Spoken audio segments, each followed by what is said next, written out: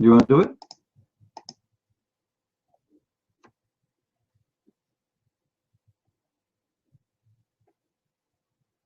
You know, actually, as an example, Allah in the Quran, He said, supposedly Allah is talking, the only one who knows what is in the womb of the women is Allah. And this is obviously Allah. He does not know the future. Right now, they can tell you what you have in your what your mother she have. Right? Chapter 3, verse number 6, it says, هو الذي يصوركم في الأرحام كيف يشاء. Right? And then in different verse it says, let us see which verse. Here we go. Chapter 13, verse number 8. Allah He knows what every female have in her womb.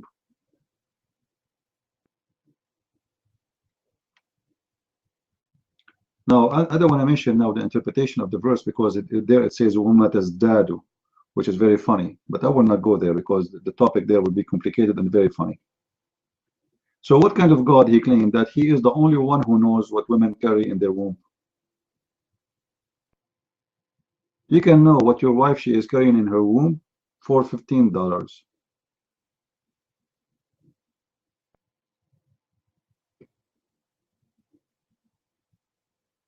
Is Allah speaking about the future? Do Allah knows that time will come and people will know what the woman she have in her womb?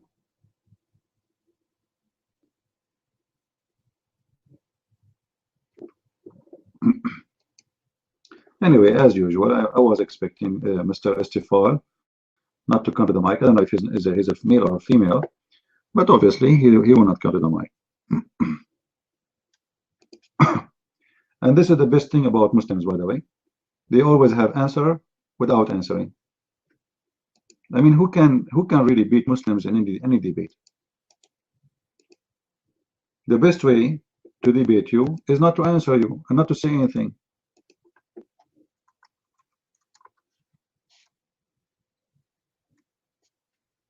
Right?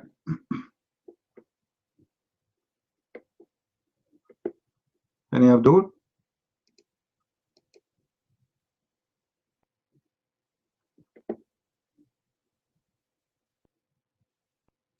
Do we have any Abdul here?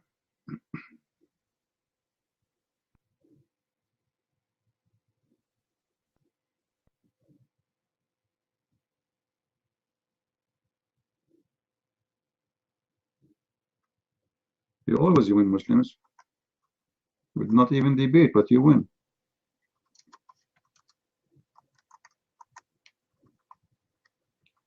Like Shabir Ali, right?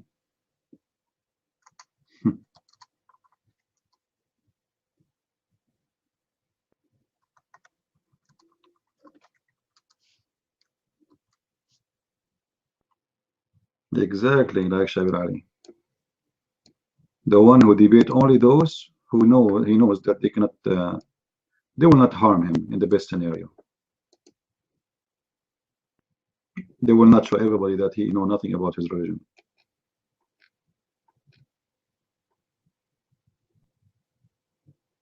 All right?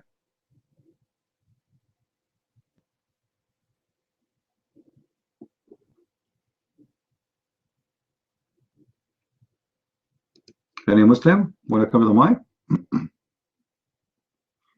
What is the Abdus who they said to me in YouTube they want to come and debate me?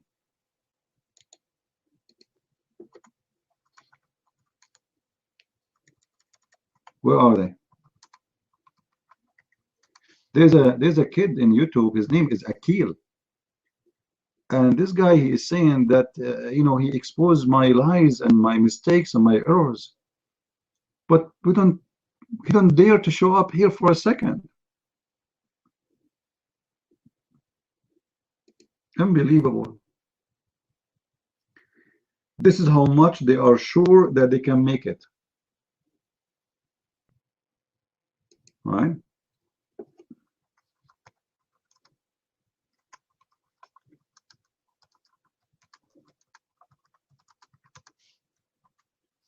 This is how sure.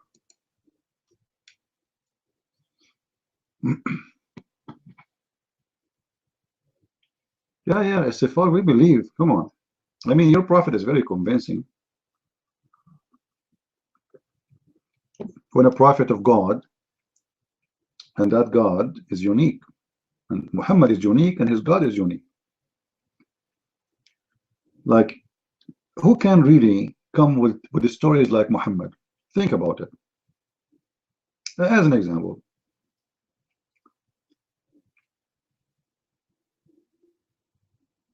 Muhammad is the only one who saw an angel in his bedroom, and then in order to discover if this is an angel or not, his wife, she had to do for him striptease. I mean, this is alone is very encouraging for a lot of men. What about we make a movie about it? The wife, she do striptease to prove to her husband that the guy who is sitting in the corner is an angel. And then the wife, she asked the husband to sit in the top of her right leg. She asked him, do you see him? I see him. The left leg, do you see him? I see him. Then she asked him to sit in the top of her in the position of sex, and she took off her clothes. And then she asked him, do you see him? He said, no. She said, the glory to Allah, this is an angel. Isn't it amazing? Like, think about it. This is alone, the story alone is enough proof, which means the only proof Muhammad. And by the way, just wait. I forgot to mention to you that the Muslims, they put this story under a chapter. It's called the examination of the inspiration. Examination what? Examination of the inspiration, which means the Muslims, they believe that this is how Muhammad was examining if this is an angel or not. How? By his wife doing striptease and having sex in the front of the angel.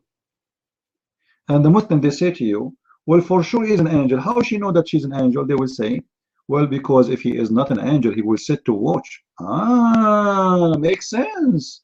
He left. When they start having sex, he left.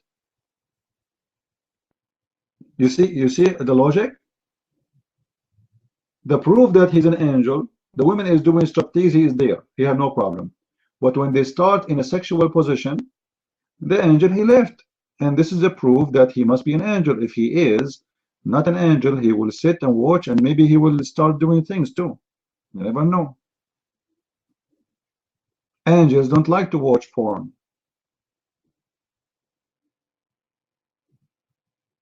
No, your prophet, he did not commit any sex crime. He commit all the crimes except sex crimes, right?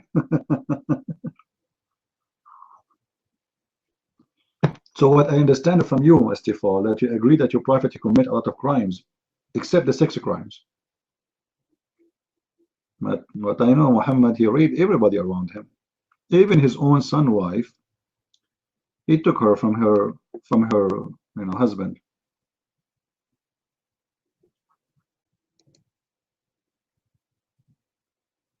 Do we have any Abdul here? Want to come to the mic?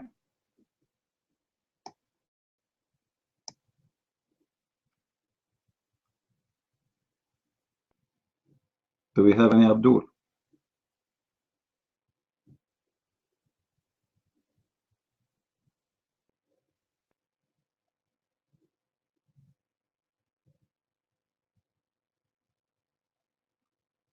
Who is Abdul when I come to the mic?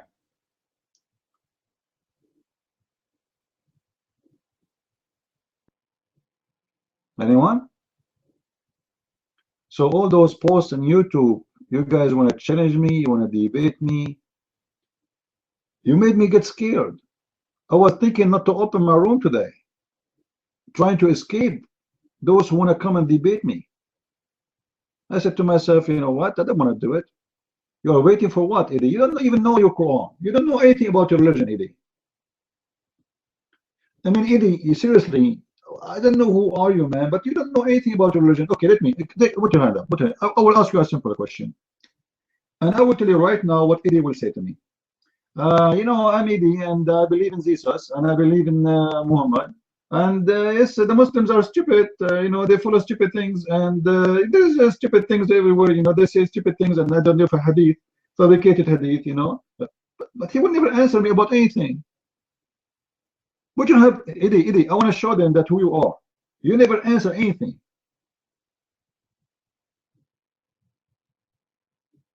Eddie, are you there? Put your hand up. You said you are here. What happened to you? What do you mean decent question? Should I ask you dirty question? There's dirty question and decent question. What's the decent question? What do you mean decent question? Okay, you know what? I will ask you an easy question. What do you think about the Prophet of Islam having a fight with his wives? And Allah himself involved in this fight.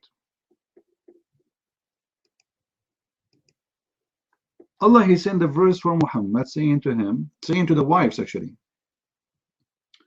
if you don't repent, all right, and stop fighting the Prophet, Allah and Jibreel and the believers and the angels will support the Prophet against you. I mean, can you believe how much drama we have here? Guys, imagine I have a fight with my wife. Then God, he sent the verse saying, okay, Christian prince, those women's, you have a lot of wives, I have a lot of wives. So those women who they are fighting with your wives, don't worry about them. Allah is in your side. And the angels breathe. And the believers, 1.4 billion Muslims, they are on the side of the Prophet against his two wives. And all the angels. Eddie, explain to me how this happened. Are you there, Eddie? Don't tell me this is not a decent question. Huh? Don't tell me this is not a decent question. Chapter 66, verse number 4.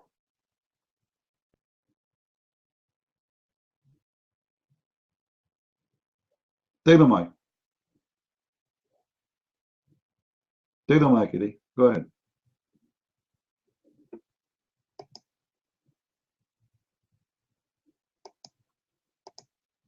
Ta-dum, ta-dum, ta-dum, ta-dum, ta-dum, ta-dum, ta-dum, ta-dum, ta-dum, ta-dum. He's asking for time. What I can do? We have to play Pink Panther. He's investigating now. He's trying to find an answer. I mean, isn't it obvious that this guy is a scumbag? A man, he's fighting with his wives because he's a scumbag, obviously. He have a lot of wives. And by the way, it's not two wives only. They have two parties. But two wives, each one of them became like Republican and Democrat. 7, 8 wives with the first one, 7, 8 wives with the second one. And they are making two parties and they are fighting, both of them against Muhammad. Both. Not fighting together, no, they are fighting against Muhammad. And Muhammad, he is weak, he do not know what to do. So he have to scare the heck of them. So he sent them a verse from Allah. Somebody guys post the verse. Somebody can post the verse for us, chapter 66, verse number 4, so we can laugh.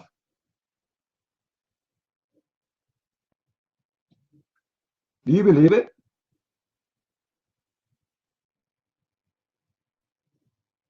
Allah is a protector, and Jibreel, and the believers, and the angels. All of this to protect the man from two women? Takbir, Allahu Akbar, brother call Al-Qaeda, a brother call ISIS, a brother call Hamas, a brother call Hizb al-Tahrir, a brother call every Muslim in the world, brother, the Prophet is under attack. And what? All of this to sponsor the Prophet against two women? And you guys, you asking me why I'm still single? I mean, seriously, don't you see how dangerous it is to get married? Can't you see it? Obviously, it's very risky. It's extremely dangerous. Women are really, they stay away from the man.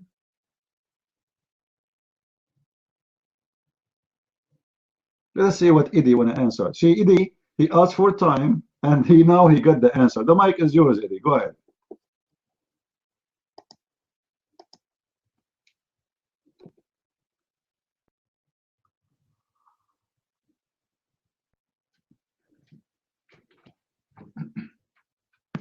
secret to another one that you might not trust? Can you answer me this first?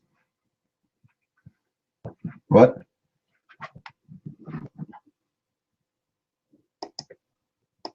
Eddie, I did not hear you. My speakers was off. Say again what he said. He's asking me the question. I thought you would answer me. I thought you're excited to answer me, and now you're asking me a question. I did not hear the question, by the way. But what's wrong with you? Give me time, and I am here, and blah, blah, blah, blah. And now you take the mic, you ask me a question. I gave you a question. Answer my question and ask me any question you want. Your mic. What I want to ask you first before I answer you is, what do you think about secrets? Will Hillary Clinton be sharing her secrets with Donald Trump? You answer this first.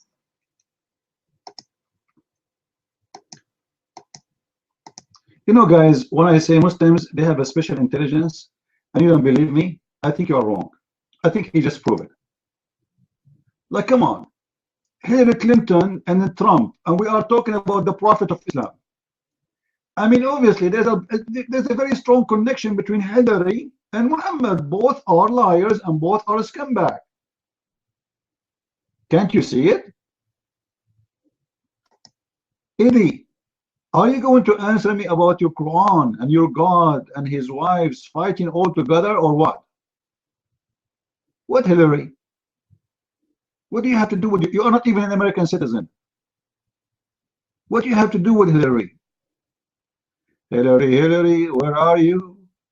Muslims are questioning all over you. They forgot now about Allah, and right now they worship you. Hillary, how are you? Every Muslim looking at you. Mr. Eddie from Malaysia, he is questioning about you. Obviously, he is really in love because you're a blonde, and they love a blonde though. Hillary, what's wrong with you? What Hillary have to do with my topic?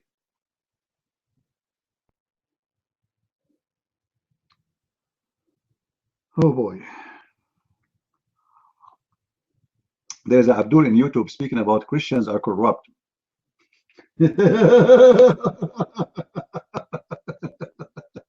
This is why you Muslims, you throw yourself in the ocean to come to our country. Because Muslims, they will not even give you a piece of a bread when you are hungry. Who is the corrupt, Abdul?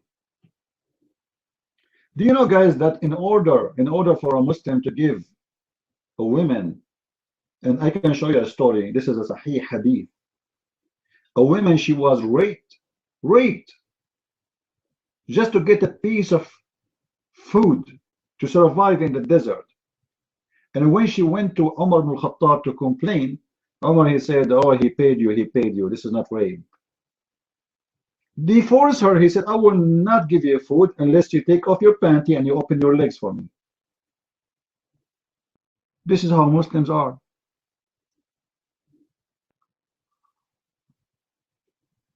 Now, do we have any brave Abdul when I come to the mic? The first one, his name is Eddie, and he have a flat tire already. Who is the second one? Now we have father, and she is an ex-Muslim. I don't know what you want to say to you, Abdul, but you better listen carefully. You're my father. Speak louder, please, when you speak. Go ahead.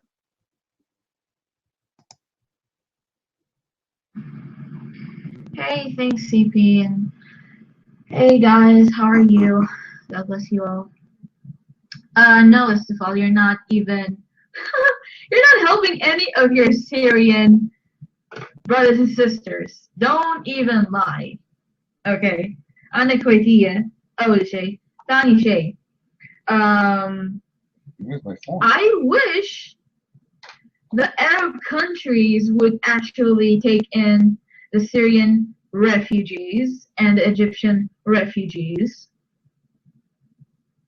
But they're not. They're sending them to the UK. They're sending them to the US because, oh, it's their responsibility because they made the war.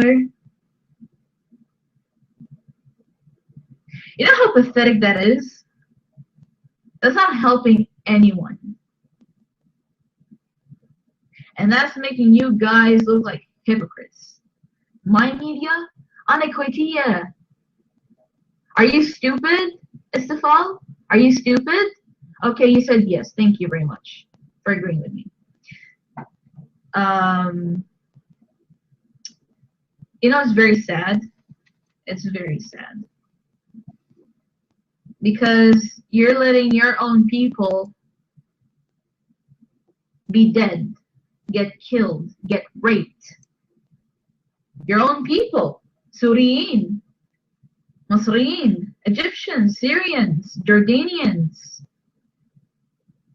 Oh, so the Arab people, the Muslim people are not your people. Only if they're Irani, then they're your people. Okay, I get it. See, that's what makes you a hypocrite. Because you're a Muslim, if you're not the same race, you're Persian. If you have to side with Arabs, that's like out of your comfort zone. That's out of your comfort zone. I don't see that, Estefal. I don't see Iranis helping anyone. Oh, in Syria, Yemen, and Iraq. I see.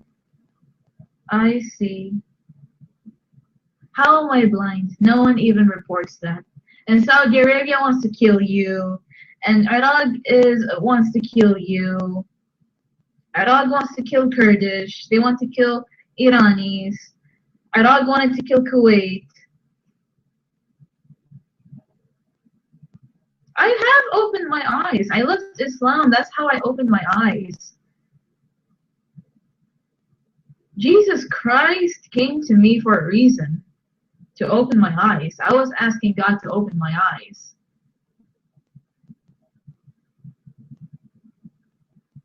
Thank you. Thank you very much. What is logistic? Is that even a word? God bless you. Proof my Jesus Christ? There's a lot of proof, Ed, even outside the Bible. You can go to Jerusalem if you have the balls to do it.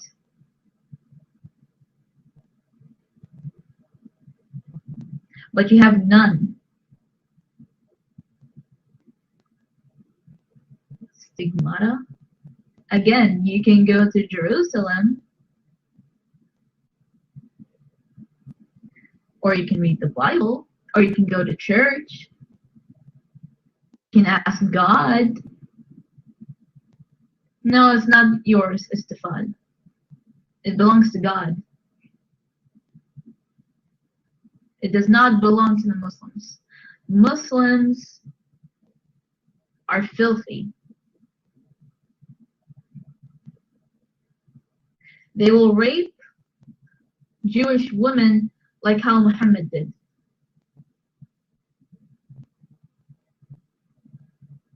Yes. Muhammad, he killed Safiya's tribe as a whole, and then forced her to marry him, and that's not called rape according to Estefan. Yes, Ed, my Jesus Christ is different from yours. Yours is not called Jesus Christ. It's called Isa. Isa is Esau, not Yeshua. Yeah, sure, Ed. Okay. Okay, sure. He was a Shia Muslim. Oh my gosh. Oh my gosh. Really? Okay, did Jesus Christ say that Aisha and Zainab are whores? Really? Wow. I applaud to you. I applaud to you, Estefan. I applaud to you. I applaud to your sect, which I was in. I was Sharia. So, okay. Jesus was a Shia Muslim. He said, that Aisha, the mother of all Muslims, the wife of Muhammad, was a whore. I see. I see. Oh, he told us to John. Ooh. Ooh. Oh my gosh. This is a great discovery, guys. And John told us to Peter. Oh my gosh. And Peter spread the word. Ooh. Oh my gosh. Oh my gosh. Oh my gosh. Oh my gosh. Guys, you better take notes. You better take notes and spread this like wildfire. Tell the Muslims that Jesus told John, and John told Peter, and Peter spread the word that Aisha is a whore.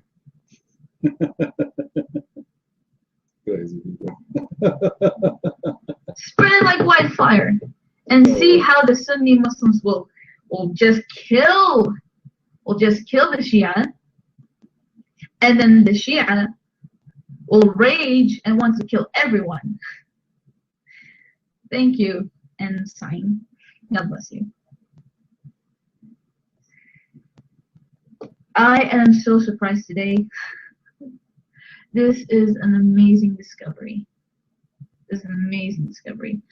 Estefan, you're being contradicting. You're contradicting yourself. You're contradicting even your religion. Expand my horizon. Only God can expand the horizon. And I already have expanded my brain because I left Islam.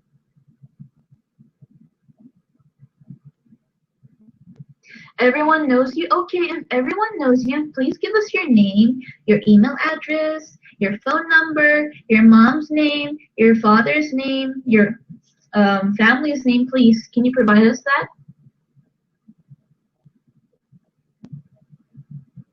I'm Estefan, the king of Delta, me. Oh my God. Guys, this guy has a problem. This guy has a problem. I'm so done. I'm so done. Mic free, CP. Please take the mic.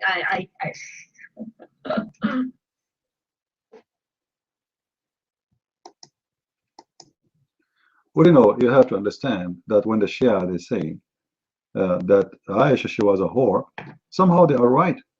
In the Muslim Sunni books, they have a hadith where it says that Aisha, she used to dress girls, slave girls, and put makeup on them and perfume, and she sent them in the streets to hunt for young ones, for young men.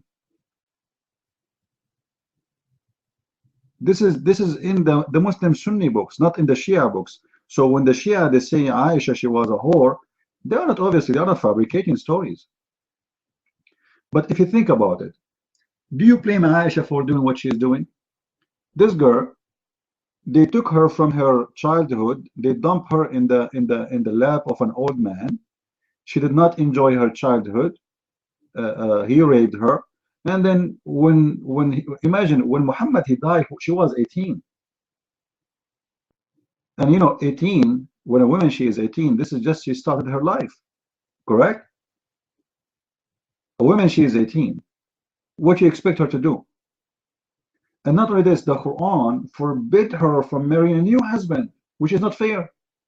Muhammad, because he's selfish, he come with rules that any woman he marry her, she cannot remarry again after he died.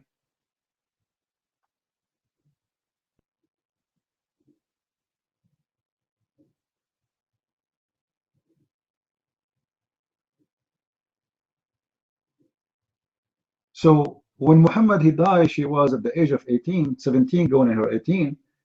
This is the perfect age for her to meet a new guys and to date, to be loved, to love somebody. And this is why actually during the life of Muhammad, Aisha, she was accused that she was sleeping with the guy, his name is Safwan. And I challenge any Muslim to say this is not true. This is why the Quran had a verse about Aisha being accused of having sex. with Safwan.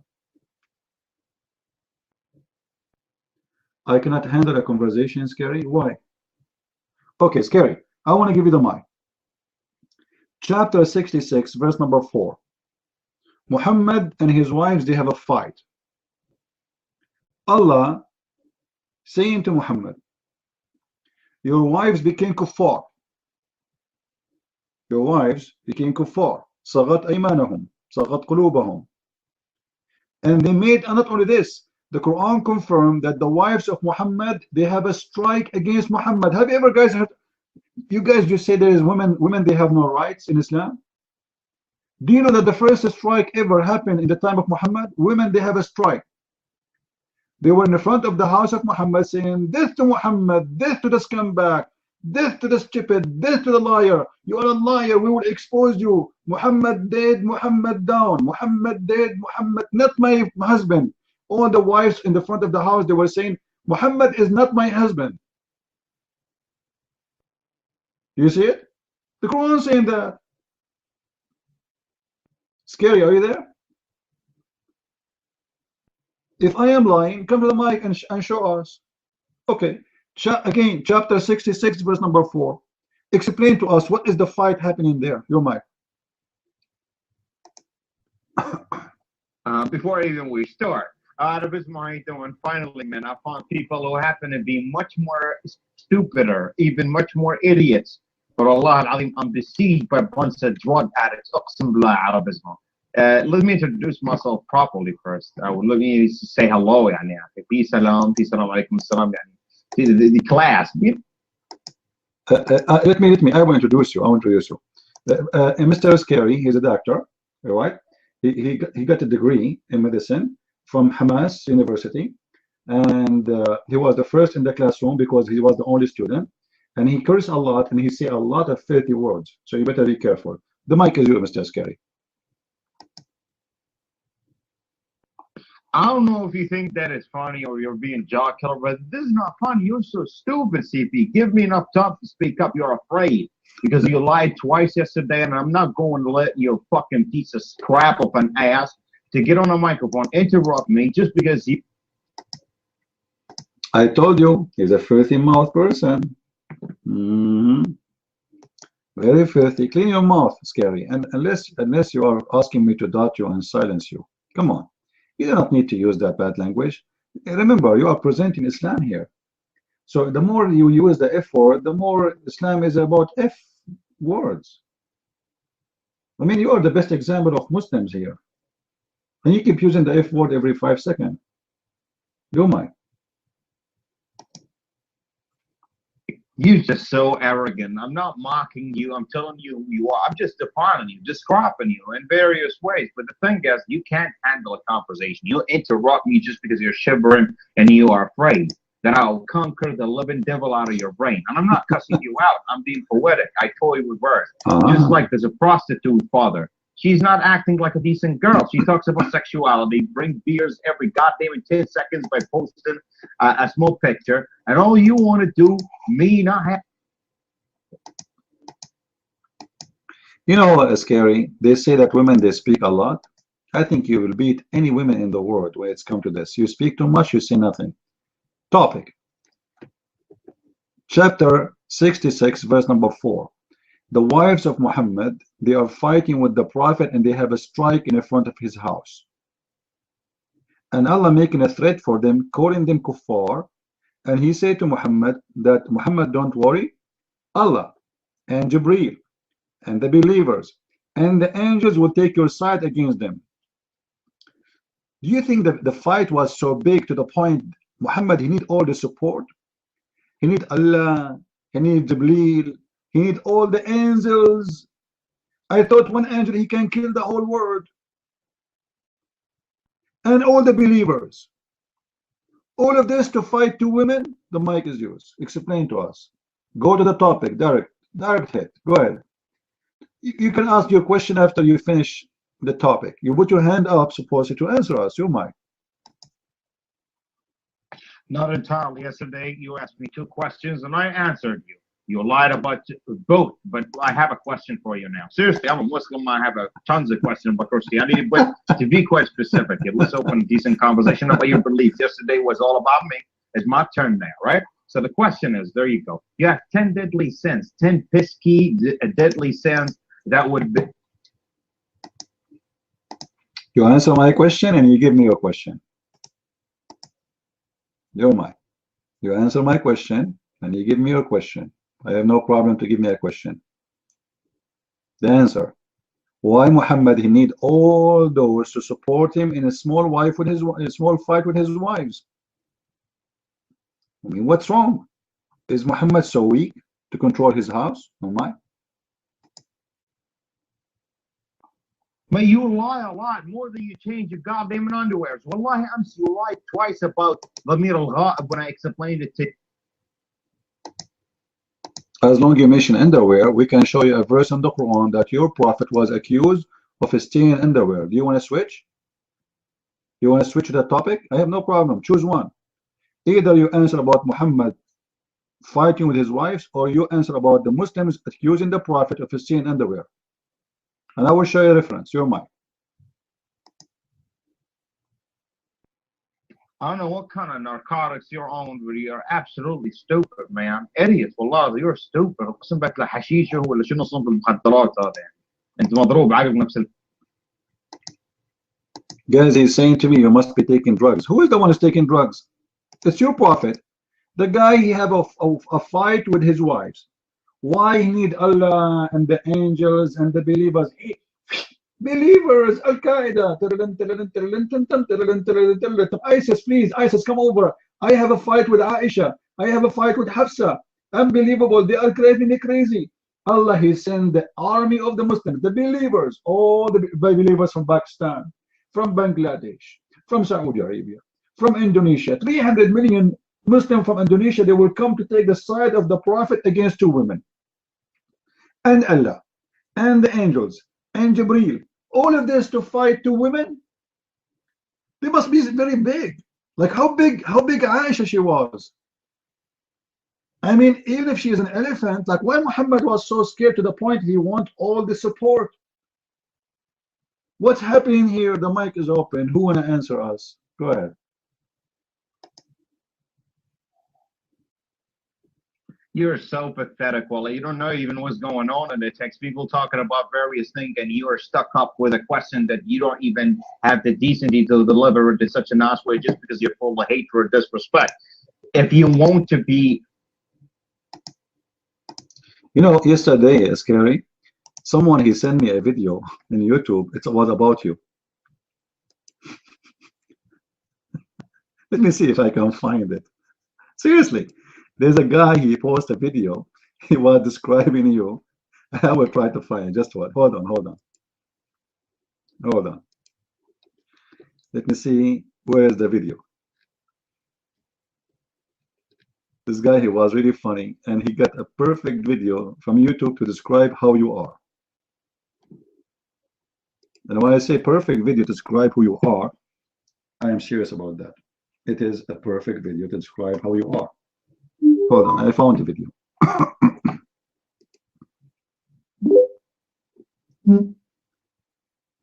I will switch the speakers because my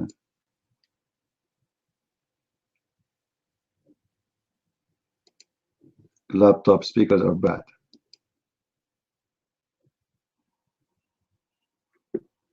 Hey, Teach, get the molasses out of your ass and bring me that juice, will ya? You 1 mile an hour walking, no running ass feet, dragging turtle son of a bitch.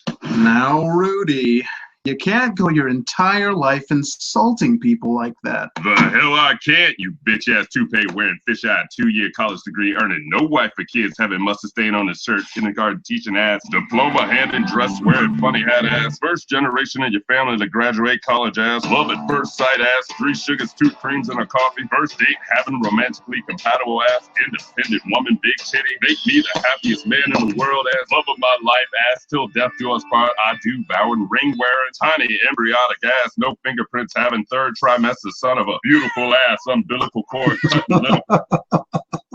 That's exactly who you are, man. What's wrong with you?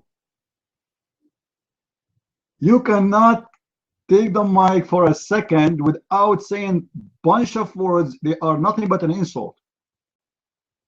Seriously, you are possessed, man. You are possessed by the devil. Do you listen to yourself when you talk?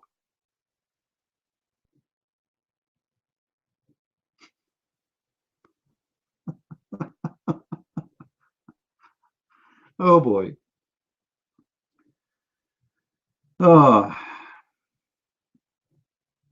This video is called Rudy is a BS Life. It's seen by 6,890,000. We should make a video about you, Scary. Collect all the words you say to us and make them one video. Each time you take the mic, you are like a gun machines with the insult. I'm not going to give you the mic. You're a kid. You are not even an adult. Sit, behave. Shame on you. You are not an adult. You know what? I will give you a chance for the last time. If you insult one more time again, I will silence you. No insult, no name calling. Stop using bad language. Now take the mic. One last chance. The chapter I gave you in the Quran, Muhammad fighting with his wives. Allah threatening him that those wives who they are striking against you, Allah is in your side, and Jibreel and the believers and the angels. What happened? The mic is yours. So you talk for 10 minutes and you expect me to stick with the topic. Let me respond to your comments first, and then I will switch back to the question that you raised. I'm up to that, and we can analyze it. We can put the verse, we can together all come with a conclusion by criticizing. Let's say that you're going to criticize and I'll respond, just like yesterday. Yesterday we had something going. Yeah, but before that, let me respond to 3 minutes of personal attacks. Let me explain something, bro, and then we will go back to the topic. The thing is, all the way from Halmika, I don't know how to pronounce your nickname, but this is actually a name for a hooker, all the way to... I was saying there's no way this guy here will not insult. It's no way.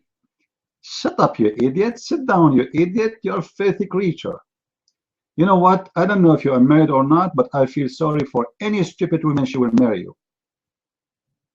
You are nothing but a scumbag who don't respect yourself. You cannot keep your mouth clean for 2 seconds. And the only reason, Scary, I give you the mic is just to laugh. Seriously. You are the joker here. Do you think we are giving you the mic to answer? You will never answer. We know that. But we need a joker from time to time. And you jump in the room like a monkey. You take the mic, and even how fast he speaks.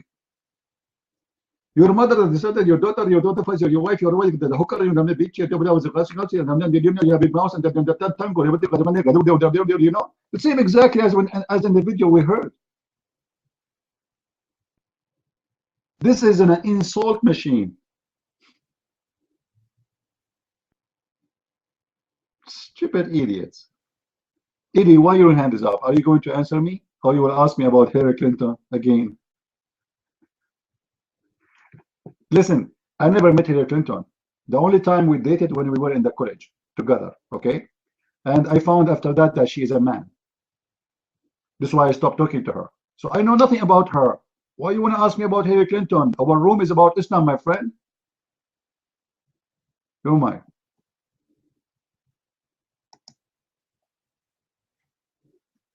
Okay, first of all, you are wrong. I know you will block me after this.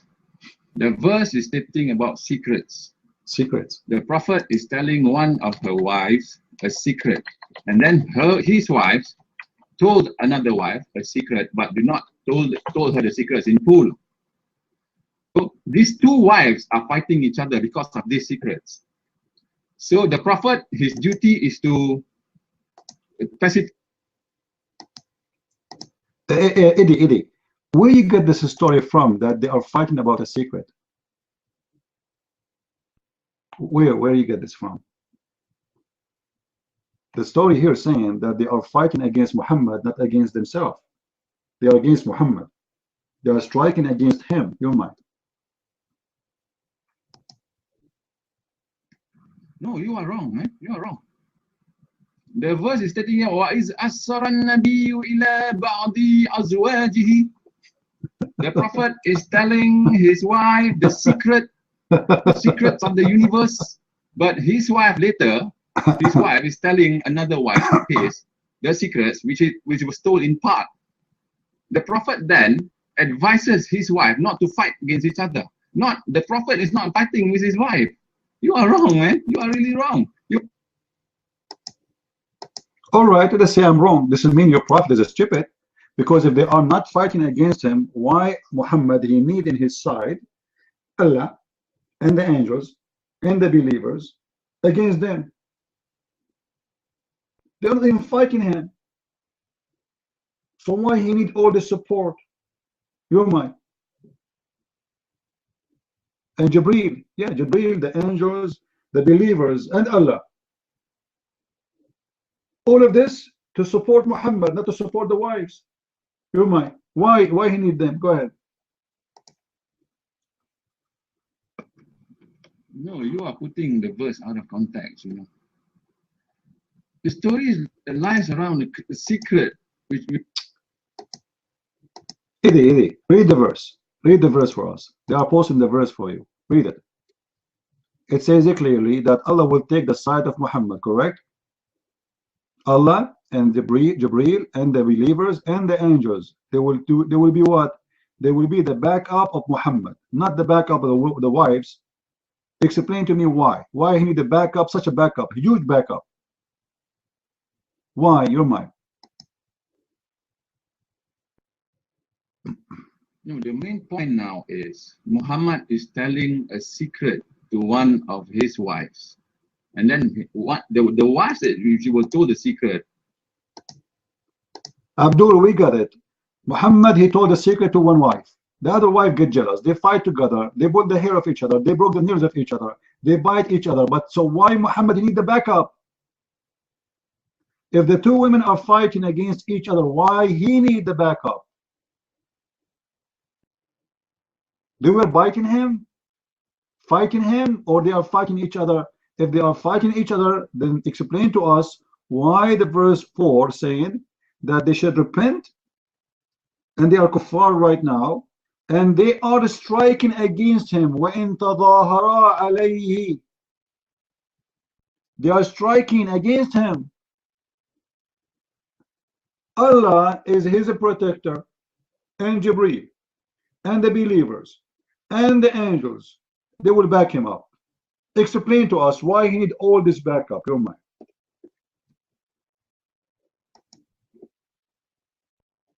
Okay, please do not block me this time. Okay, please.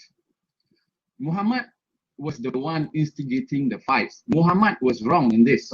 So Allah is telling the wife that Muhammad was wrong.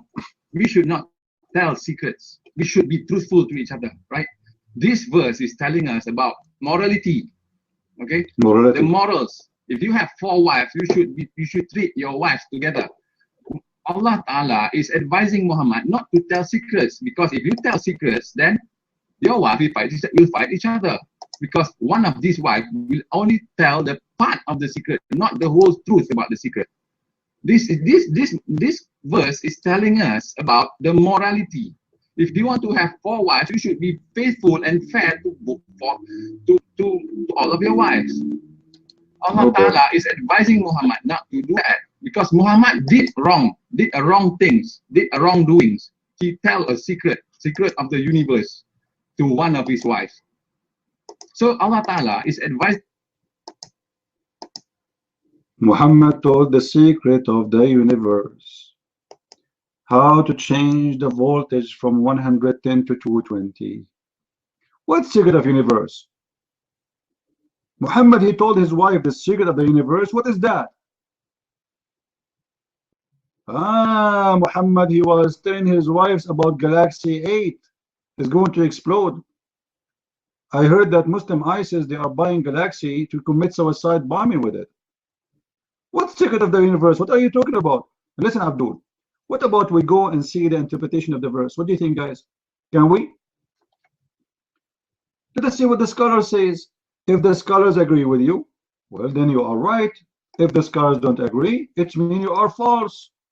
So what do you say? Let us see what the scholar says. All right.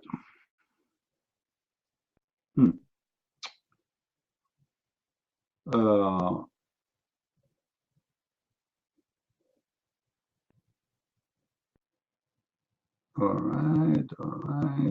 right. Interpretation, Jalalain, and this is in English.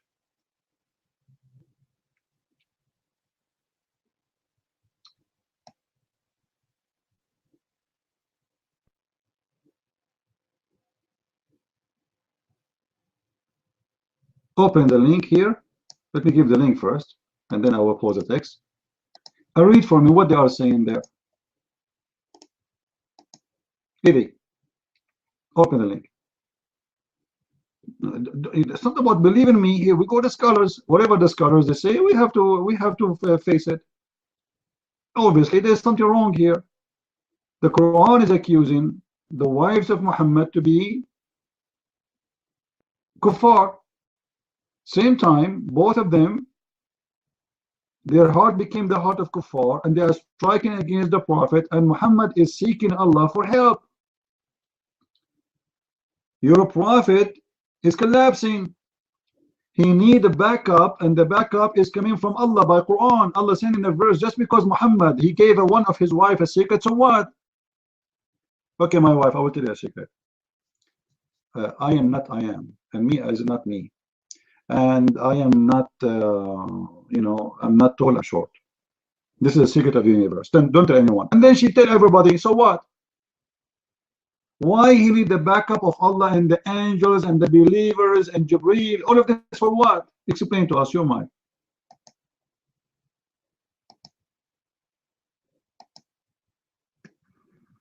Christian Prince, you have to read the whole verse. The wife not only told the secret, but she told it in part, not the whole thing. That is why the wife, the second wife, who was told the secret. Abdul, this is not the question. The question is why he need the support of Allah and Jibreel and the believers. Obviously, it's an inside indoor problem. This guy, he have many wives, and let's just say he told them a secret. Guys, a secret. It's a secret, top secret. Hillary Clinton, she is sharing her email. Here we go. Again, women, they are doing it. You believe it? Hillary Clinton, she is sharing her email, and now the wives of Muhammad, they are sharing the email of the Prophet without security clearance. Take a note. And then the Russian, they hack the secret. And then WikiLeaks, they spread the secret, and now we have a problem. This is not my topic. The topic is why Muhammad need the backup of Allah and the angels and the believers for something stupid like this. What Allah did to Muhammad and what Allah did, what the angel Jibreel he would do. What exactly the threat is from those two women. Two women are fighting. Why Muhammad he need Allah, the angels, Jibreel and the believers to back him up. Read the verse carefully. Guys, again, somebody pause the verse again. Pause the verse for him. Read it for us. No, the verse, not the explanation. Let him read the verse. Read it for us. It's so clear. The believers, the righteousness, the angels, Allah, they will back up Muhammad. Against what? Against his wife. Why? Your mind.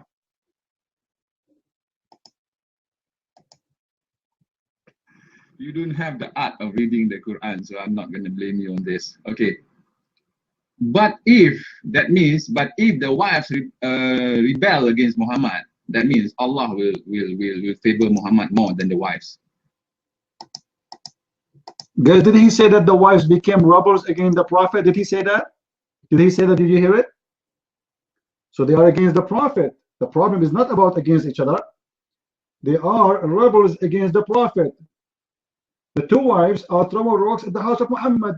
I will hit you. I will get you. And Muhammad is hiding like, stop, Allah, please. Allah, two wives is coming to me, and they are bringing all wives, and they're throwing rocks and onion and teach kebab at my house and my windows. Obviously, so what you are saying is not against Muhammad. You just said they are rebelling against their husband. So Muhammad is the one is suffering from this. They are rebelling against him, and Muhammad is asking Allah for support. What Allah did exactly to sponsor Muhammad in this fight with his wives? Your mind.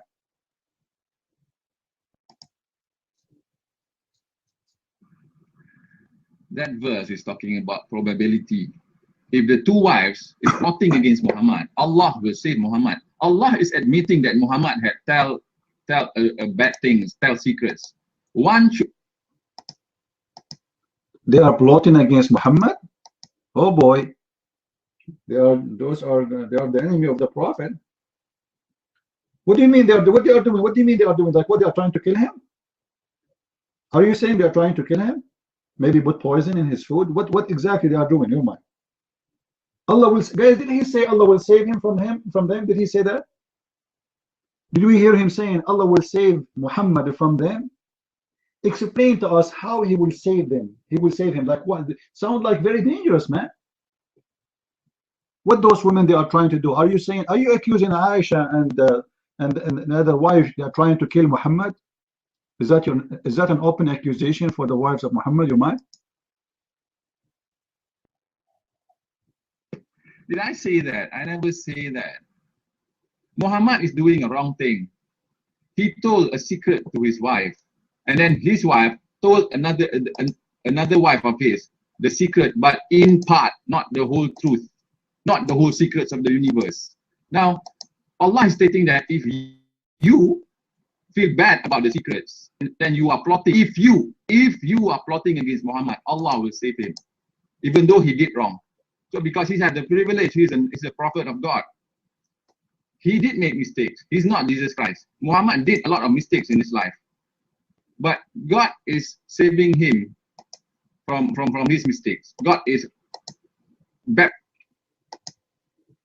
Okay. If God he saved him, why he need the righteousness, the angels, Jibreel, all this army? Why he need them all? Allah, guys, did he say Allah will save him? That's it. But obviously Allah he cannot do it alone. So he need the believers, he need Jibreel. Jibreel. Who is this? I am Allah. What happened to your voice? I was in a Christian praise room. I lost my voice. Oh yeah. I need your help. Come on, bring the believer with you and put them in the trucks, okay? And bring all the angels, because the prophet he is suffering with his wives and they are trying to do harm for him. I thought Allah is God. If Allah will protect Muhammad, why he need the angels and the believers and Jibreel? Jibreel alone is a big ass. Do you know what Jibreel can do? Jibreel alone, according to Muhammad, he killed 10,000 people by one fart. 10,000 people, they are dead. So why he need all of this?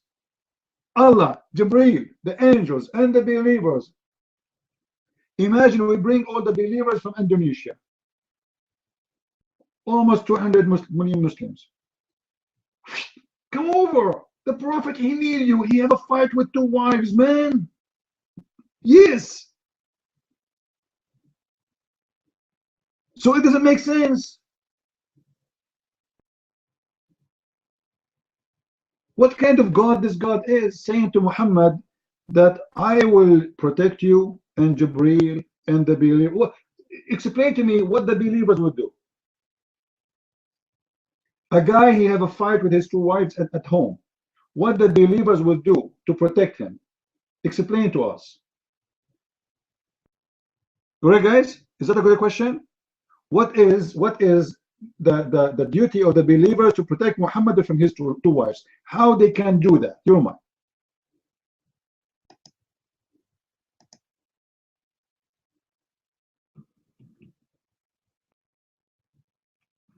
I have told you, Christian Prince, because of his position as a prophet, God will protect him. Everyone will protect him, even if he makes mistake, a simple, small mistakes. I don't know what you are talking about. I'm asking you how they will protect him, how the believers will protect Muhammad from his 2 wives. Explain to us. You right now have a fight with your wives. I am a believer. How I can protect you? What exactly I will do? I will stay between you and your wife? How the believers can protect Muhammad from his wives? Your mind.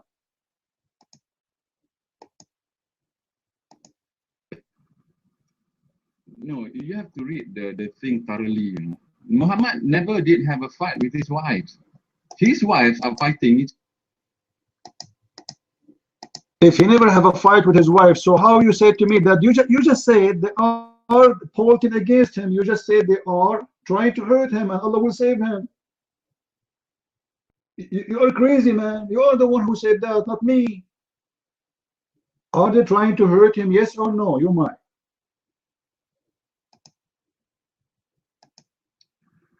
It is even described in the English translation. But if your wife is plotting against you, God will save you from harm.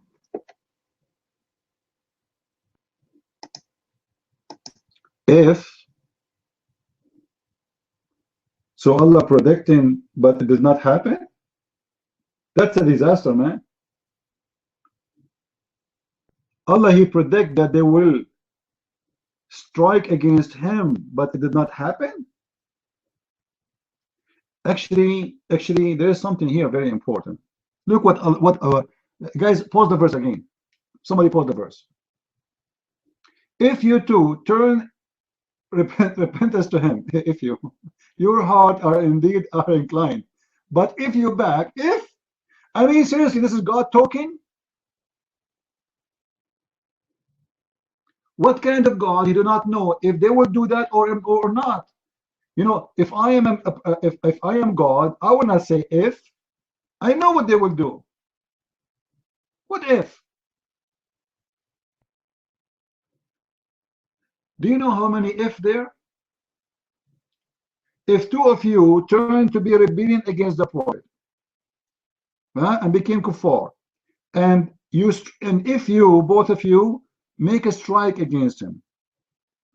In this case, Allah is his supporter, and Jibreel, and the believers, and the angels. Question: are you saying they never did that, but Allah is saying to them that if you strike against him, we will do that? Are you agreeing with this, your mind?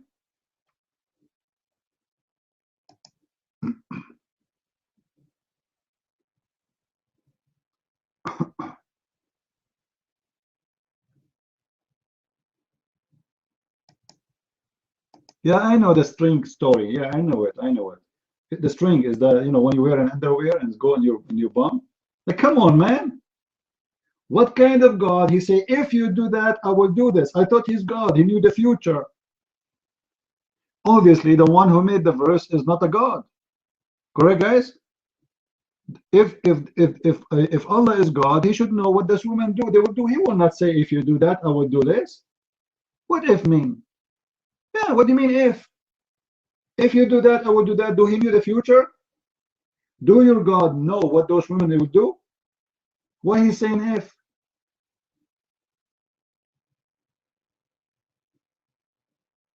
How is going to be if you strike against him, if he is not sure that they will do it or not? Your mic. Since you know a lot about string theory, can you explain to me what string theory is all about?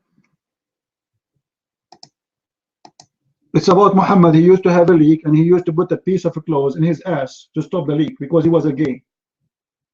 We can talk about it after we finish this if you want. But this is not our topic. But we can change it if you want. Why Allah saying to them, if you do that, I will do that? Allah predicting, but he is not prophesying. Is it true they will do or they will not? If Allah he knew that they will not do it anyway, it means the whole story is a fabrication because Allah do not need to support Muhammad anyway. Correct, guys? If they will not do it, if Allah is God and he knew they will not do it anyway, then why you are saying I'm going to support him if you do it? They did not do it anyway. And if they do it, It's a problem too, because why you are saying to them if you know they will do it? Obviously, the one who is making the verse, you do not know what will happen next. Your mic, Eddie.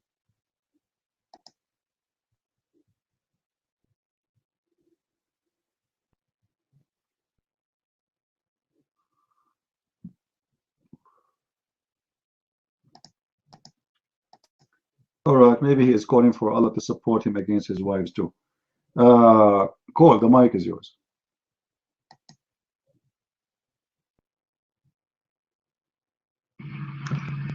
Can I be heard? Can I be heard? CP, man, I don't know how you do it. I don't know how you do it. So many hours for so long. I was in a debate with some Muslims not too long ago, and it's just bad. They say the same thing, and they use double standards. yes, Jim. They use double standards. And it's the same old tired arguments, which are weak. I mean, they're weak to start with. He says, well, you got more than one Bible, and I'm like, well, no, it's just those just different translations. When you have different translations, I don't say you got each one a different Quran. She says, well, no, you got some verses omitted referring to textual variants. So somebody says, well, you got this Quran, it's missing a verse, and then suddenly he's bounced from the room. And I say, well, we've got all this eyewitness testimony, and John wrote this, Peter wrote that. Oh, that was you, okay? And then I said, well, these eyewitnesses, and she said, well, prove that the disciples actually knew Jesus. Prove that John actually wrote his gospel, that he actually knew Jesus. And so, and I said, well, prove that Muhammad actually got the Quran from Jibril. Prove it. And then I get the I forget the verse. It's the one where if you have doubts, bring a surah like this, which is ridiculous and subjective as can be, and I just think, man, CP does this like 3 or 4 times a week for 4 or 5 hours. Sometimes he'll go for 9, 10 hours. For how many years, man? I don't know how you do it. It's terrible. I've been looking at this stuff for about 6 months now, and it's like they've already run out of arguments. I'm hearing the same thing over and over and over again. 5 or 6 months in, and you do this crap all the time for years. I'm amazed. I don't know how you do. Like this guy Ed. Clearly Muhammad is making the verse up. Clearly he's making it up as he goes along. He got into it with his wives because he was messing around with a slave girl. Wives don't like that. Whether the scripture affords their husbands that luxury or not, they don't like it. They probably got on his butt. And then when they were on his butt, he had to bail himself out. And lo and behold, here comes a verse written specifically for him. Supposedly back in eternity past, since the Quran is eternal, Muhammad made a verse just for when Muhammad got to arguing with his wives, of which he already had more than he was supposed to get according to the Quran. I wish God would do that for me. But clearly Muhammad's making it up. And rather than just say, man, he got to argue with his wives and, God loves him that much, they just, he tries to dance around. It's so straightforward and it's so obvious. But you just can't get them to state the obvious. You have to trick them and dance around and push them in the corners and things like that. It is frankly impressive the degree of mental gymnastics they'll go to. actually it's not even mental gymnastics. It's actually worse than it's denial. That's the thing. It's denial. You know, you mentioned the reference to the Bible. You know, and you have to prove. You know that you have to prove. They want you to prove that James actually knew Jesus. Now that's his brother. They want you to prove that his brother actually knew him. You know, but Muhammad just out of the clear blue says, "I got this verses from this angel." You know that they didn't see, and they just take it. You know, moreover, if all these convenient verses in the Quran specifically, no, obviously specifically intended for details in his individual life, and it's just straight denial. Straight denial. You know, I am. It is. I'm gobsmacked.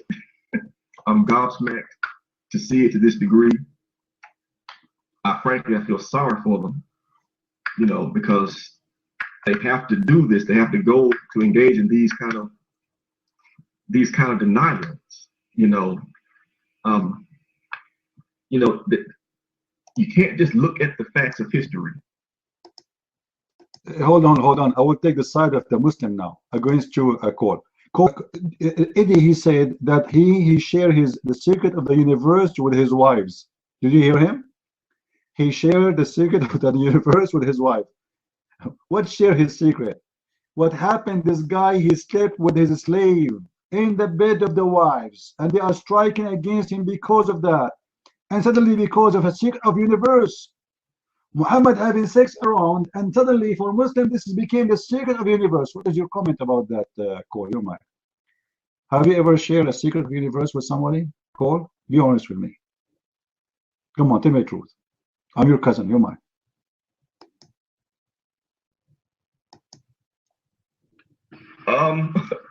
Unfortunately, no. No. Although I did try to tell a Muslim once that Muhammad was a prophet. Not Muhammad, that John was actually a prophet, not just an apostle. And they didn't want to accept that either. Yeah. No, I never told them a secret of the universe. Anybody a secret of the universe. And so I guess that's no, wait a minute. That's why Allah's not taking my side. Oh, I get it. I have to tell somebody a secret of the universe. Then I can get the help of the angels and the believers. Yeah, that's what I got to do. Wait a minute. I forgot Jibreel. Yeah, the angels and the believers and Jibreel and Allah. Yeah, that's it. It's frankly impressive though to not be able to look at the history and the facts, you know, to look at them through such a tainted lens when the facts go against you, and then to deny them, you know, to just deny your most sacred text, to, you know, all of a sudden Sahih Bukhari is not acceptable, you know, when they literally cut people's head off for not accepting that. You know, it's sad. It's to see it happening in slow motion. Now they're cutting Sahih Bukhari. You know, now I learned that there's at least one Quran that actually cut a verse out of it. They just to the end and cut the whole thing, you know, and accept the gospel. That's really where you are. You know, it requires a degree of patience that's frankly impressive to put up with people in this kind of denial and to keep showing them the error in such flawed arguments that they use to, well, instead of defend the religion, that they try to defend it, but it's not really defendable. But to go on offense, I guess, against the Bible, that's really like the last leg. You know, even when I look at like Shabir Ali in his debates, which he's better at it than most of them are, because he's at least smart enough to know what questions to avoid and such. Even him, he's at his best when he tries to go on offense, when he takes the liberal Christian scholarship and tries to present it as though it's mainstream. You know, I mean, it doesn't hold water either. It doesn't hold water either, but you know, at least that's when he's at his best. So I don't know how it's going to play out. I feel like you need a medal for putting up with this for so long. I do learn a lot from coming in your room, so I would like to thank you for that. And I guess I would say thank you because, you know, I'm armed for a lot of stuff that they say. Although, to be honest, I know I've heard you say that, you know, you don't, all this time, you haven't really shown anything yet, you know. All the years you've been doing this for all the hours, you still haven't really shown us anything. You've barely scratched the surface. But against average lay people, I mean, the stuff that I guess you arm us with in just these 5 or 6 months, I don't even get to pull that out. You know, I mean, it's like, it's no point in even bringing this up because the discussion that the things they're aiming at me are so simple. They're down so low. You know, I mean, they are literally at the point of saying that because the Bible is translated into a different language, that's a whole different Bible. I mean, think about that. If you translate it in your language, well, that's a different Bible. You know, it's kind of pathetic, really. I mean, I don't mean that in a bad way, but it's really sad, you know, to have somebody put a little block in your head, you know, to where, you know, the crucifixion is one of the most well-established facts in history. I mean, you got multiple sources from Christians and non-Christians, you know, to have that block placed there by somebody who obviously didn't know what he was talking about, demonstrably false, and had no witnesses, you know, to have that put in your head to where you can't accept that is really, really a sad state to be in, you know, really a sad state to be in. I'm sorry that turned into a bit of a rant. But really, I mean, I've been at it today for, I guess, 2.5 hours. And I mean, I got nothing. Over the last several days, they presented me with nothing new and nothing reasonable. So I'll pass up the mic and I guess I'll enjoy it. As I enjoy the rest of the day. Mic is free. Mike, can I take the mic? That's all right. God bless you all. Edward, you really amaze me with your wisdom. We post a verse here, and instead of you reading, can you hear me now? Is it too low now? Instead of reading the actual verse, what the verse says, you keep on giving your own interpretation. I mean, from what you're saying is that one of them said that he shared the secret with his wife, and let me put the volume up.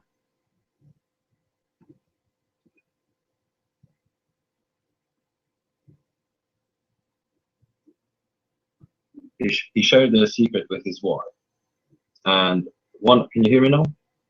Yeah, all right. He shared the secret with his wife, and then the other wife went on Facebook and she posted the secret.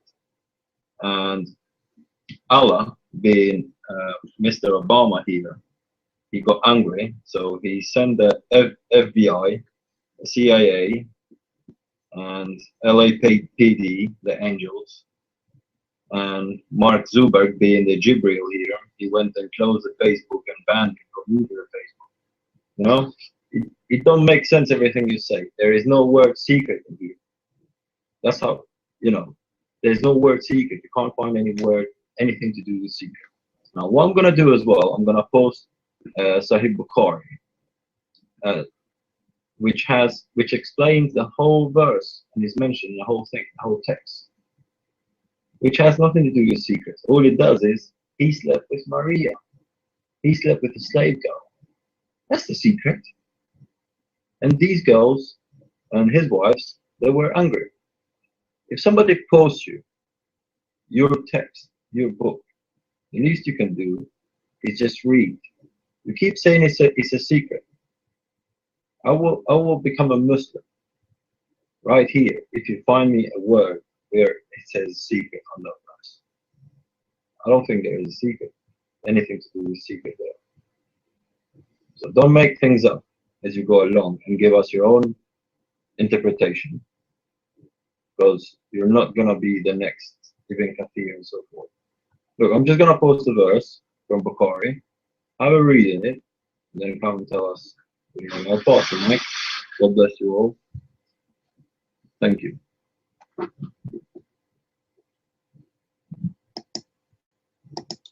All right, Carter, please no camera here. Close your camera, please. You know, always there's a question we need to ask when anything is coming from a book. It's claimed to be holy. What we learn from this story? Anyone can tell me? What we learn? Nothing. What the point of this story? A man is fighting with his two wives, and Allah asked him to repent, otherwise he will take the side of the husband.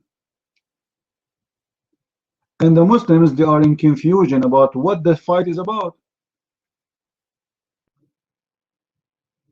So what's the point? There's no point. Stupid story.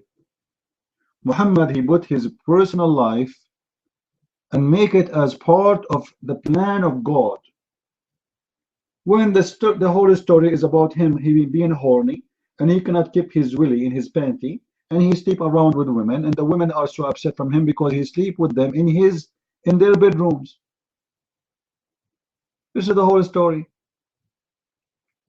But you need to remember something. When you debate Muslims, this is my advice for Christians. You need to give them a hope that they can beat you. You see, when I debate Muslims, I debate everyone depending on his size. When he's so tiny, I go small, you know? Because you have to give him a hope that he can make it. Otherwise, he will not take the mic to talk to you.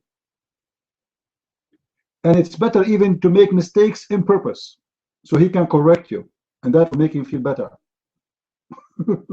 I'm just sharing my secret with you. You know, he feel better. He feel, oh boy, this guy is making a mistake. Let me correct him. He get excited, and then you got him busted.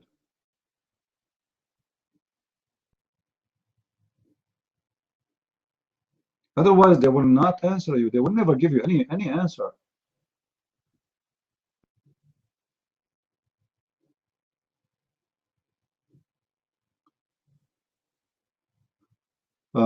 Do we have any Muslim when I come to the mic? Let us hear what the rest they are waiting for here. We have Hope, Habs, and we have Zaduk, and then call again. Go ahead, Habs, your mic.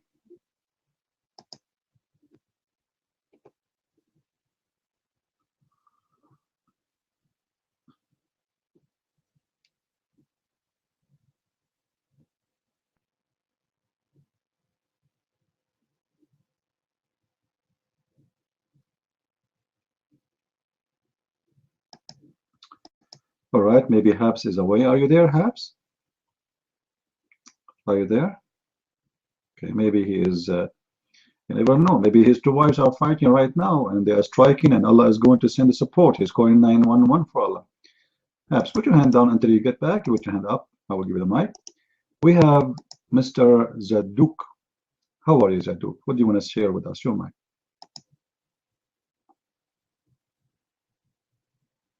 Yeah, thank you very much. So the problem we can have when it comes to the Quran is that we have one man walking out of a cave and saying, believe me. Now Christ, who's considered a prophet by the Muslims at least, whom I believe is God the Eternal Son, but anyway, he said, in the mouth of 2 or 3 witnesses is everything testified to that is truth.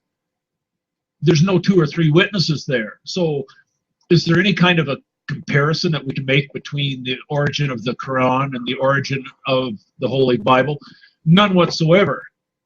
because 40 or so writers over 1,500 years continued to testify to the person of Jesus Christ. They continued to testify that blood redemption was needed for salvation. They continued to testify that when the Messiah came, he had to go to a cross and he had to die for the sins of the world. The Quran won't teach that because, you see, all of the Quran doesn't love everybody. The God of the Bible loves everybody. The Bible says, for God so loved the world that he gave his only begotten son. In the Quran, you have to love Allah first before he loves you. So now we see we have a God of grace. We have a God that is reaching down to man. We have a God that distinctly looks to do.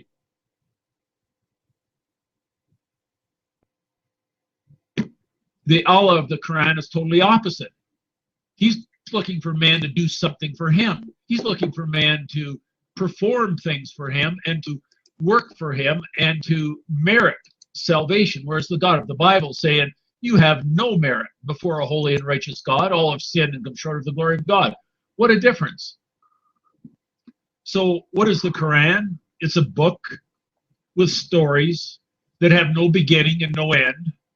It's a book that has been over and over and over again proven to be plagiarized from many previous writings by Arabic poets, even from the Buddhist books, the Buddhist writings, even from the Christian Bible, even from pseudo-canonical gospels, in other words, heretical gospels that were not accepted by the Christians. All of these being the sources for the Quran. What's the source for the Bible? The Bible says, holy men of God spoke as they were moved by the Spirit of God. And that's why they all testify the same truth. And that all Scripture is given by inspiration of God, is profitable for doctrine, for reproof and correction. What a difference. What a contrast. No mention in the Bible of Muhammad coming after. No mention of any other. But the Bible says, in the last days, God spoke to us by his Son. Why not believe the Bible? Why not believe a multitude of writers and eyewitnesses rather than one man who can only testify to what he said, he thought, he heard? Your mic.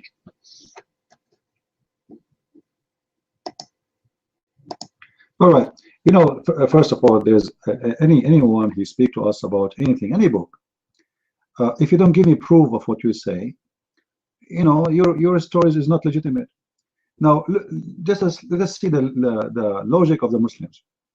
The Muslim, they believe Muhammad over Paul, correct? Is that correct, guys? They believe Muhammad over Paul. They believe Muhammad over John. They believe Muhammad over Luke, etc. But their funny argument is the earliest Bible written 60 years after Jesus. Just to show the hypocrisy of the Muslims, they rejected what a book they say is written 60 years after Jesus, and they accept a book written 600 years after Jesus, speaking about Jesus. You believe it? You see the hypocrisy? 60 years after Jesus is a problem. 600 years after Jesus is okay. By someone he never saw Jesus, he never met Jesus, he never heard Jesus. To the point even he cannot quote his name correctly. Like, I mean, what is the name Isa mean? Any Muslim can tell me who's Isa? Any Muslim can tell me who's Isa? Forget about Isa. Who is his mother? His mother in the Quran, her name is Maryam, the daughter of Umran. Who is Umran? Abdul, seriously, who is Umran? Anyone who is Umran? Anyone knows? Anyone knows? Who is Umran? I will tell you who is Umran. He is the father of Aaron. It's not Umran, actually it's Umran. The stupid Muhammad, he could not even quote it correctly. The stupid Muhammad, he think that Mary is the sister of Aaron and she is the daughter of Umran.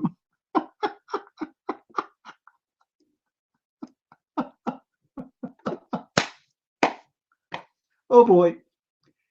And then a Jewish guy who became a Muslim, Muhammad, he forced him to convert to Islam. He came to Aisha. He said, Aisha, Mary is not the sister of Aaron. She said to him, you are a liar. And the Prophet told the truth. The guy, he got terrified. Oh boy.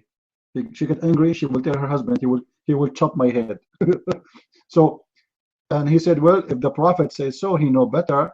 However, as I know, there's a couple of hundred of years between Mary and Amram and Aaron. But let me tell you why Muhammad, the stupid, he got the name wrong. Aaron, he have a sister. Her name is Maryam, correct? Is that correct? He have already a sister. Her name is Maryam. And this is how Muhammad got confused. He thought that Maryam, the sister of Aaron, is the same Maryam, the mother of Jesus. That alone is a proof that there is no Allah and there is no prophet, and the whole thing is a scumbag. I mean, what kind of a stupid God, he do not know that Mary, the sister of Aaron, have nothing to do with Mary, the mother of Jesus. Very stupid. Anyway, if you want, guys, if you want to get reference in your hand, handy reference, don't forget to read my books.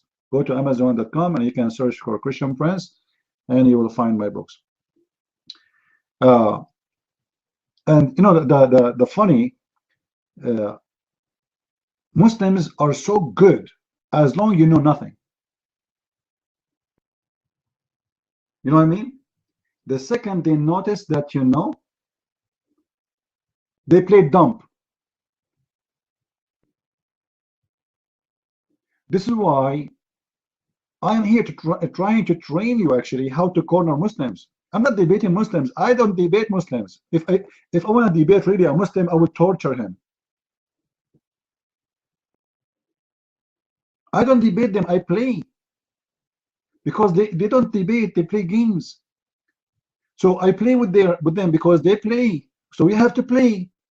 And you have, you know, a Muslim is like you have, I don't want to compare them to a cockroach, because people, they might say I'm saying Muslims are cockroach. But imagine there's a cockroach in your house, and it's very hard to catch him. I mean, seriously, he's a cockroach. So you have to understand how the cockroach, where he hide, where he go, what he would do if you try to chase him. Debating a Muslim is not a debate. It's a chase.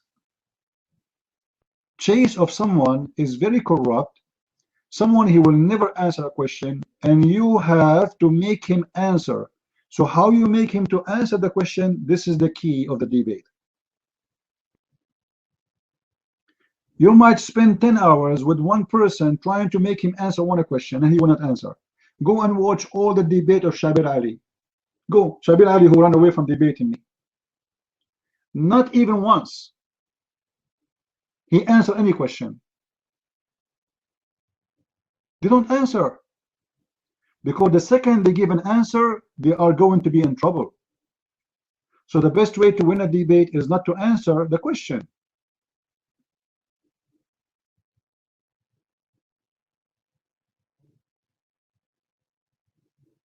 Don't answer. You know, the Muslim, they made an article about how to debate Christian Prince. It was one of the most funny articles I read about myself. If you go to Christian Prince and he asks you a question, don't say yes, don't say no, even if it sounds so good. Even if he said the Prophet was a good man, don't say yes, he was. He would trick you, and there's a trap behind it. Look what? If you want to debate Christian Prince, never say yes, never say no. So what we would do now? Never say yes, never say no. Because if you say yes, you're in trouble. If you say no, you are in trouble. So you better don't say yes or no.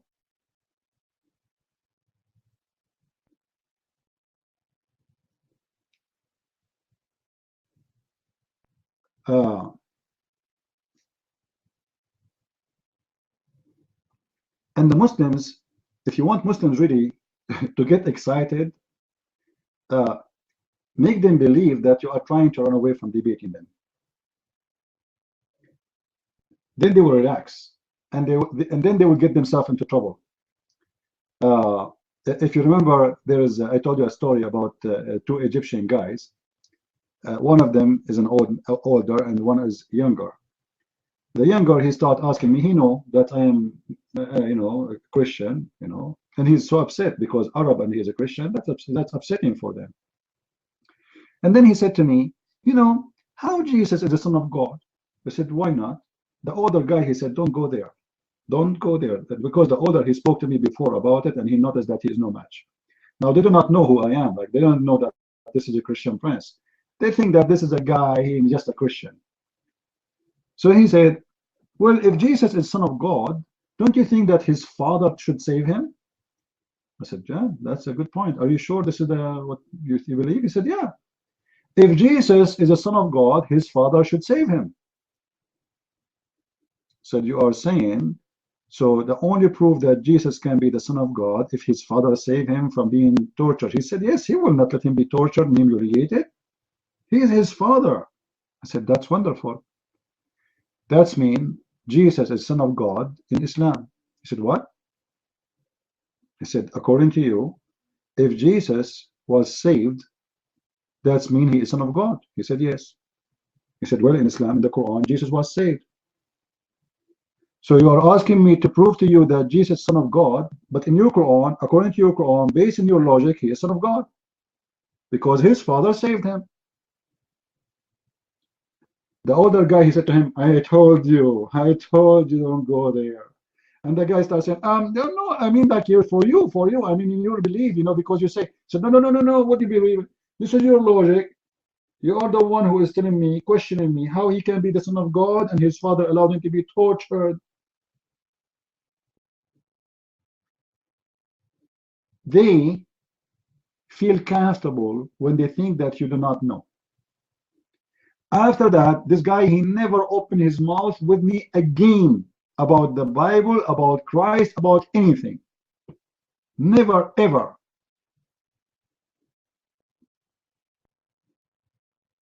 Muslims, they have a copy-paste questions. They never read the question. They never think about it. They are copy-paste of each other.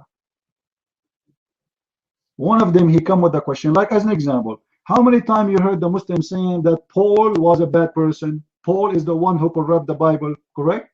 We heard them, right?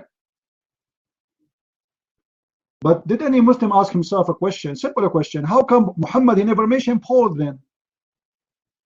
A Muslim Abdul who lived in the year 2016, he know about Paul, and his prophet do not know Paul? Why his prophet never mentioned Paul? The fact the Quran confirmed that Jesus, he have 3 messengers, and those 3 messengers, they are messengers of the Messiah. And then if you go and read the interpretation of Ibn Kathir, you will see that one of them is Paul, which means according to Islamic high scholars, Paul is a great messenger of God in their books. In their own books.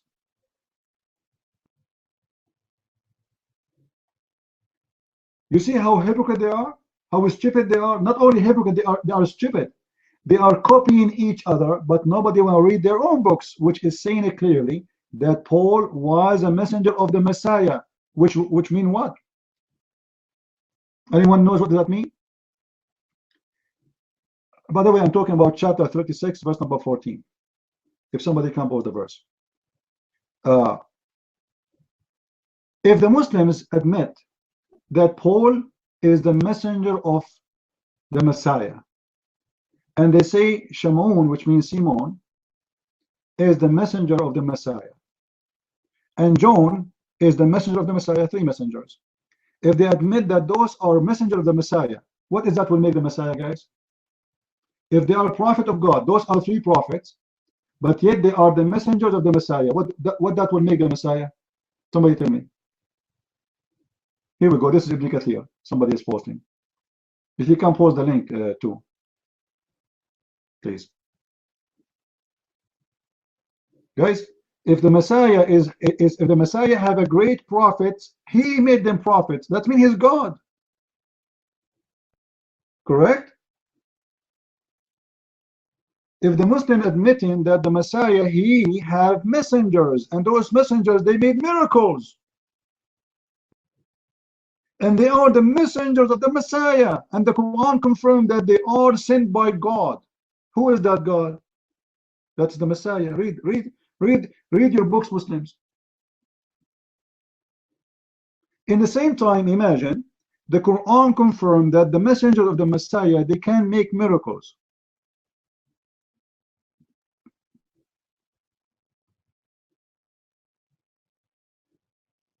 How come Muhammad cannot make miracles?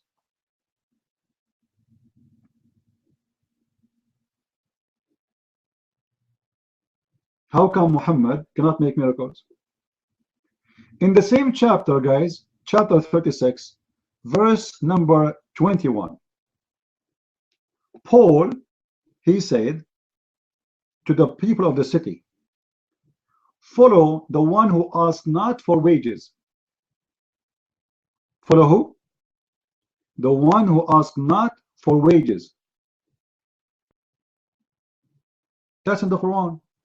So what the Quran is confirming to us, if somebody can quote the verse for us, please. Again, chapter 36, verse number 21. Follow those who ask not for wages. This is mean Muhammad is a scumbag again, because Muhammad, he asked for wages. Muhammad, he don't do things for free. You have to pay Muhammad. As the Quran said, you have to pray for, if you want Muhammad to pray for you, you have to pay him so he can pray in your behalf and purify you, as we read in chapter 9, verse number 103. Take from their alms, from their wealth, charity, so you purify them and pray in their behalf.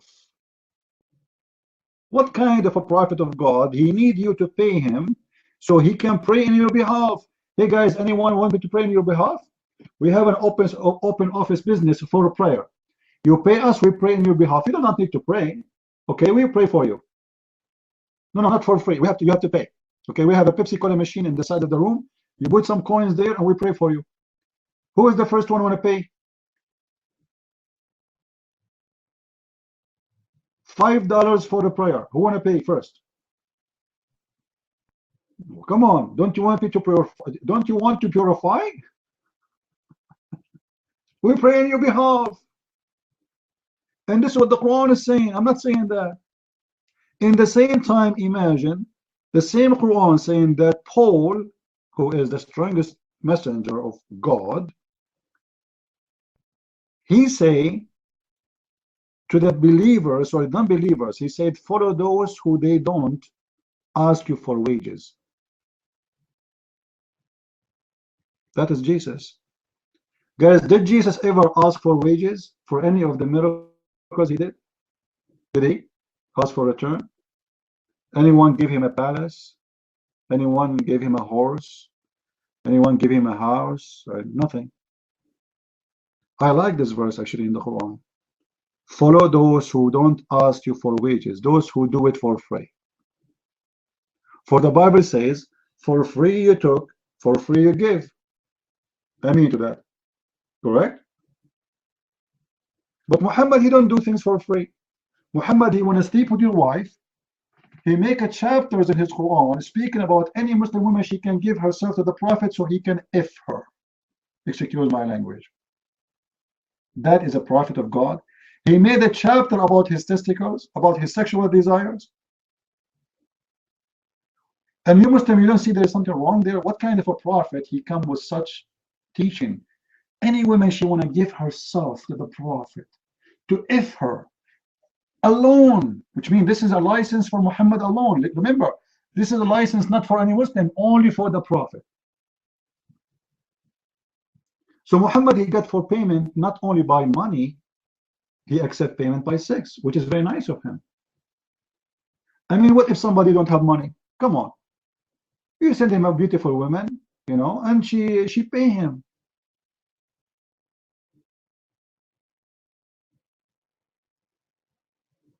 Hey, Robbie, don't use bad language and don't talk about fags. Your prophet, he never received Quran unless he wear his wife clothes. And he put eyeliner 3 times a day and he color his hair blondie. He want to be blondie. So who is the fag here? Seriously. Have you ever heard about a prophet? He sucked the tongues of others, the tongues of boys, the tongues of men. Huh? So don't talk about fags. Yeah, we will see. You know what, Cole, just hold on. Because we have Robbie is a Muslim. And you know in our room, Muslims come first. Robbie, take the mic. And don't use bad language, please. What do you want to say, Mr. Robbie?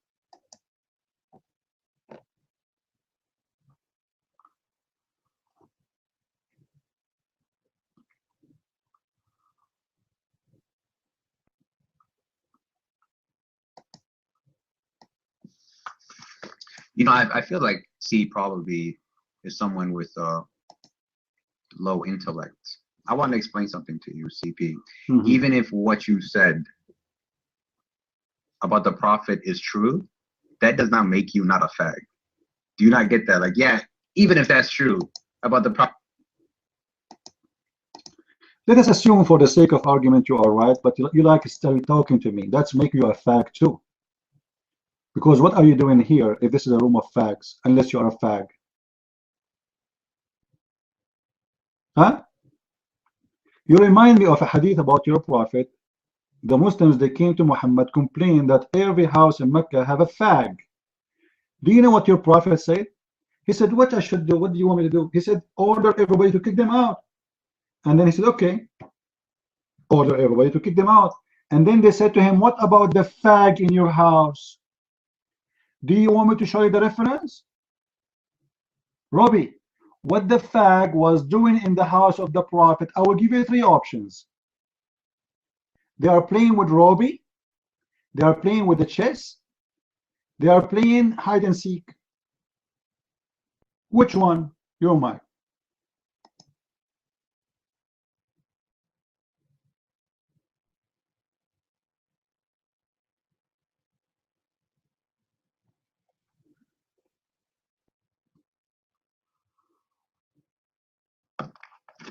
I mean, let me tell you something, CP. First of all, don't get all sensitive, okay? If you want to have a conversation, put your sensitivity and feelings to the side.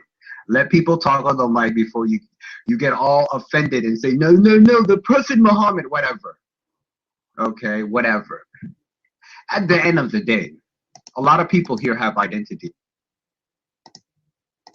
This is not my topic. I want you to answer the question. You are the one who opened the topic about facts. I want an answer. Why and what the fag was doing in the house of your prophet? Guys, do you want to hear the answer? You are the one who, here we go, he's out, the coward. Nobody speak about dignity. You are a fag. Your prophet is a fag. Look, this is a man who never pisses standing. He pisses sitting. This is a man, he wear red underwear, and it was a stoning. This is a man who kissed men between their legs.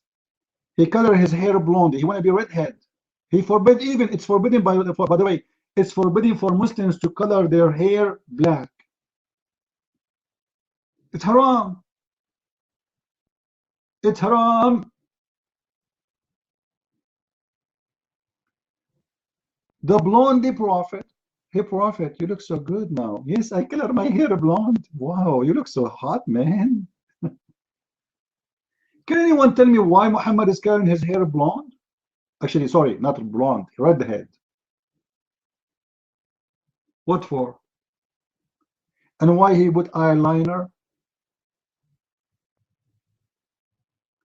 Do you remember the video we played before about the description of the prophet? Do you remember? The Muslims, they are speaking about how white is under his arm. How white is what? Under his arm. Oh boy. Those obsessed people with white color, they are racist. They are so proud that the prophet under his arm is so white. And I can imagine that Muhammad, he used to put his arm up, and the Muslim, they come and wow. mean, look at this. Look how white it is under his arm, brother. I cannot hold myself from looking. This is so beautiful. And you can imagine Muhammad have a lot of hair under his arm. Still it's white, and the Muslims are going so crazy to the point they describe it. They describe how white is his foot, his white, his shin, his white is his leg, his thigh, his waist, his chest, his back. They have almost the size of a book speaking about the belly button of the Prophet. The belly button of the Prophet. Have you ever heard of somebody speaking how beautiful the belly button of a man? I mean, what is unique about the belly button of the Prophet? Brother, it's like a rose. It was so white. It looked different. It's amazing. It's delicious. What is that? They are obsessed. And they talk about the fag. Who is the fag here? I never heard any Christian ever speaking about how Jesus was handsome. Have you ever heard any Christian saying that? We don't. Who care how he looked like? We don't follow Jesus because he looked good or he looked. Who care for this? This is stupid. Imagine we make a speech about the white Jesus. The Muslim, they come to you, they come to the black African American, they say to them, you see, you are following the white God, you know? What? You are the one who followed the white man, not us. We don't care if Jesus was a black, he was Asian, he was Middle Eastern. That is not our problem. Who care for that? You Muslims is the one who speak about colors.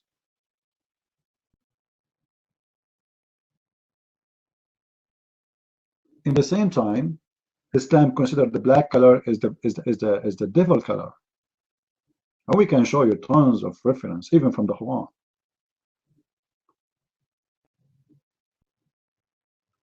Your mic call.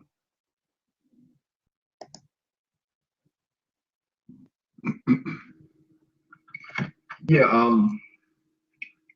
a couple of points here. While we were discussing. Forgive me, I have to take notes, so I have to write them down, else I'll forget them. I do get your point when you say that when you debate a Muslim, that it's not really a debate, it's a chase. I guess I'll put that in the front of my mind the next time. Because, you know, I already do things, you know, how do I say it? I already don't go for the juggler, so to speak. You know, because it feels like, how do you say it? It kind of feels like hitting women, so to speak. You know they can't defend it, you know, and if it's something bad about Muhammad, whether it's true or not, you know it'll offend them and you know it'll turn them off. So you kind of let a lot of it just pass, you know. I just let a lot of it pass to kind of keep them on the hook, so to speak.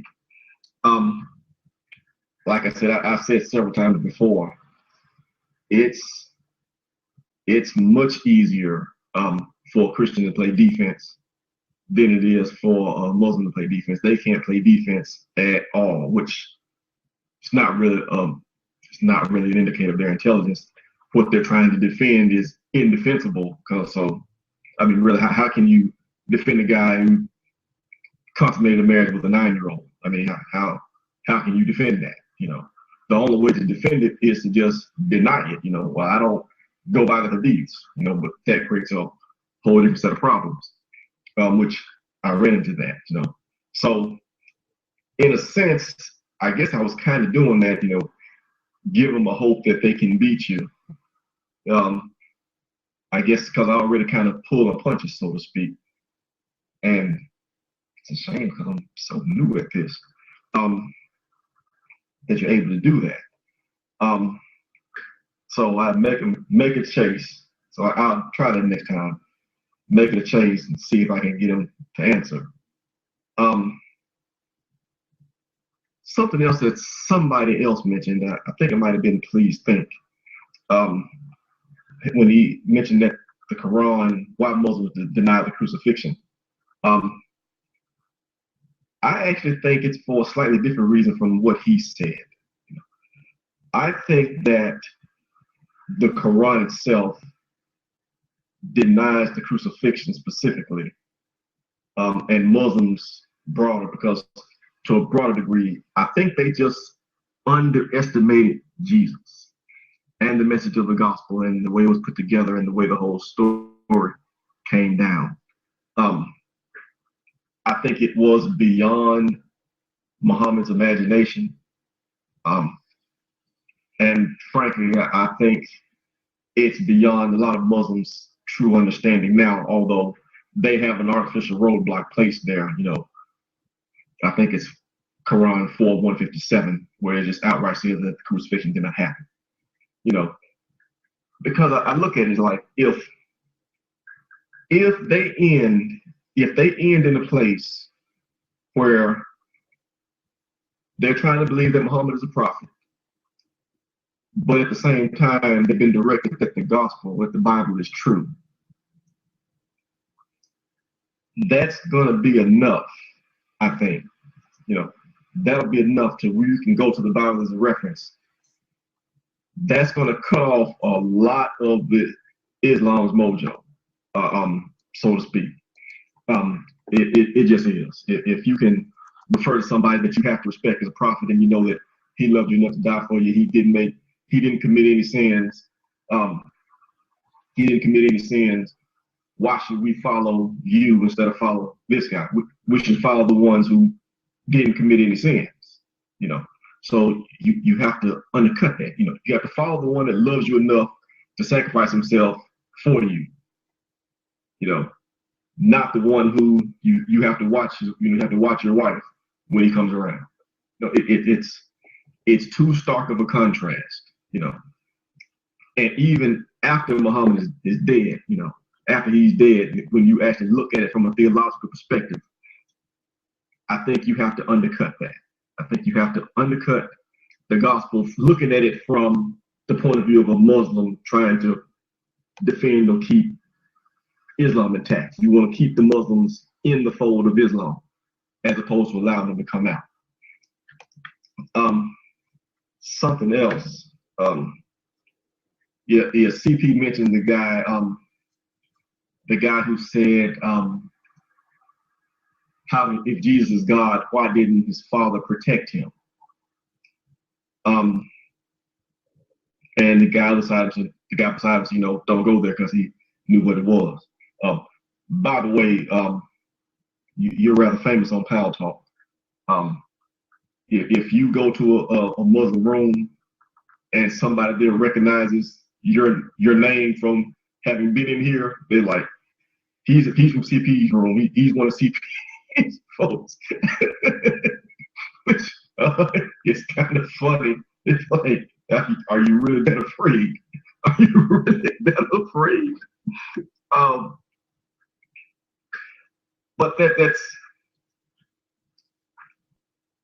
But that raises the question, what does it say about his faith? Really, I mean, what does it say when you come across somebody and you know that they know your scriptures, so you can't debate them in earnest, you dodge them? What does it say? Don't you have more confidence in that? I mean, I've been a Christian for years, although I've just recently approached it from an apologetic point of view to deliberately defend it, to literally defend it against an attack. And it makes me look at it in a whole different light. But even before then, I made a decision, years ago. I believe Jesus is Lord. I believe in resurrection. I believe God is real. Therefore, I'm not afraid to look at any philosophy or any fact or anything. Jesus will win out in the end. And that was it. So I said, I'm not going to be afraid to look at anything or to accept any truth. You know, I understand that we don't have all the answers and nobody has all the answers, but still, you know, we do the best we can, and in the end, Jesus will win out. So therefore, I'm going to be on his side, period. That's it. You know, but if you get somebody, you get Muslims in a debate, and it's like, well, they're not anything, well, I don't really go by the hadiths, but really, you don't go by the hadiths, well, I'm a Qur'an only, well, what about this verse where it said that crucifixion didn't happen? How you feel about that? No answer. Well, what about this verse where it tells us to go along with the gospel? Yeah, well, the gospel is corrupted. Putting that aside, even if the gospel was corrupted, which I do not concede, but for the sake of argument, I can go along with it. We know when Allah confirmed it. We know when Muhammad lived. We know when he was born. We know when he died. We got whole Bibles from the day that Allah, quote unquote, Jibreel gave this verse to Muhammad. We got whole Bibles from that time. So we know what it says when he confirmed it. Whether it was corrupted or not, if it was corrupted on that day, then Allah confirmed the corrupted gospel because we know what it looked like on that day. But then crickets, and then if you ask them anything, they like I said, people ask me, who is John? Oh yeah, I'll come back in a second. You said, who is John? How do we know he knew Jesus? Who is Peter? How do we know he knew Jesus? They want to look at that with a fine-tooth comb. But when you ask them about his own belief, they're afraid to get off to stand by their own scriptures. They become ashamed. I mean, that's just really no other way to say it. I mean, they become ashamed. You don't go by the deeds. Well, there's actually a verse in the Quran that says you should use Muhammad's life as an example. How can you not stand by a hadith with that line in the Quran? Yeah, well, it's not convenient. So, it's not convenient. So I'm ashamed of that. Yeah, but I've clandestine. I've come across that before in that room. I mean, it was another example. It's the most recent example, so to speak. But I've seen it before. One other thing. I was talking to a guy in a Muslim debate earlier this week. Well, actually, the two things, it happened twice, so I actually want to bring it up here. I actually made a note to bring it up the next time I was talking to CP when it happened. I was talking to Muslim in a debate room, and I kept mentioning John, and he kept responding, he couldn't quite grasp who it was. And then after a while, it became clear that he thought I was talking about John the Baptist when I was talking about the Apostle John, and and then when he realized that, he promptly got off the, he got off the mic, and I said, well, okay, fine. I figured you get a guy, he's just ignorant, he doesn't know. So I get later on in another room, another day, talking to some guys, and a guy says, he asked the question, do we have a better understanding of God than Moses had?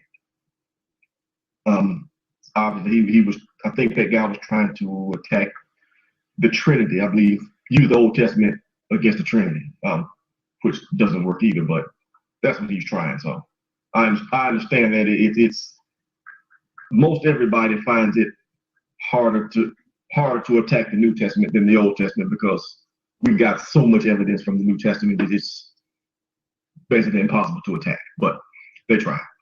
So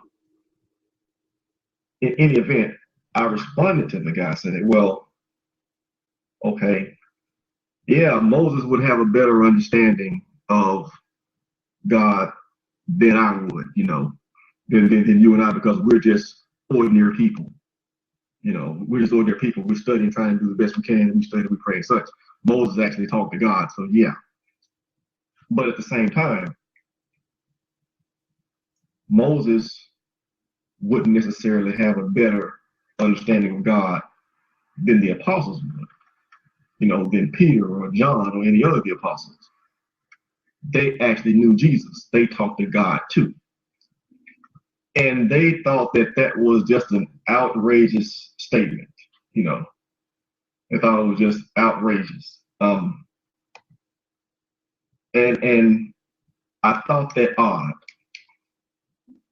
And what I wanted to ask is, well, if you can answer it, does anybody have an idea of what type of understanding Muslims actually have concerning the apostles? You know, do they have a concept of who they were? You know, was that ever discussed in Islamic circles before they came into contact with the West in the Google age and everybody had all the Islamic sources at their fingertips? That's the question. I hope it's clear enough. Let's see. I believe that's all I've got. The chase, now the crucifixion. You have to make them chase. Yeah, and what's up with their beliefs? Are they ashamed? That's all I've got for right now. Again, I'm seem to be long-winded today. I apologize, but mic is free. No, it's okay. Guys, don't complain about someone speaking in the mic. Show respect. Those who speak better than those who don't. And I appreciate them because they give me a break too. So don't complain about them. They are helping me. I open my room for 9 hours, 10 hours, and they are a help for me. I can go do something, come back. You know, it's not easy to stay behind the computer for 10 hours. So I appreciate them. They are better than those who don't or never talk. Now, what he said, this is true. The Muslim, they say to you, who is John? Who is Luke? What about, you know, Cole? What about you ask them the same questions? Like those three messengers who they are, the Quran is speaking about, who are they in chapter 36, verse number 14? If we cannot accept anyone unless we know their last name and the father and the grandfather and the grandfather, then tell us who are they, those three messengers. Those are three messengers, not just three guys. They are three messengers. And Allah reporting a story about two messengers, and he said the third, and he sent the third, which is the strong one. Well, shouldn't we know who they are? We do not find that in the Quran. We find Ibn Kathir that this is Paul and John and Simon. In Arabic, we say Sham'un. Who is the Prophet Salih? Who is Salih? Actually, who is Abraham? Any Muslim can tell me who is Abraham?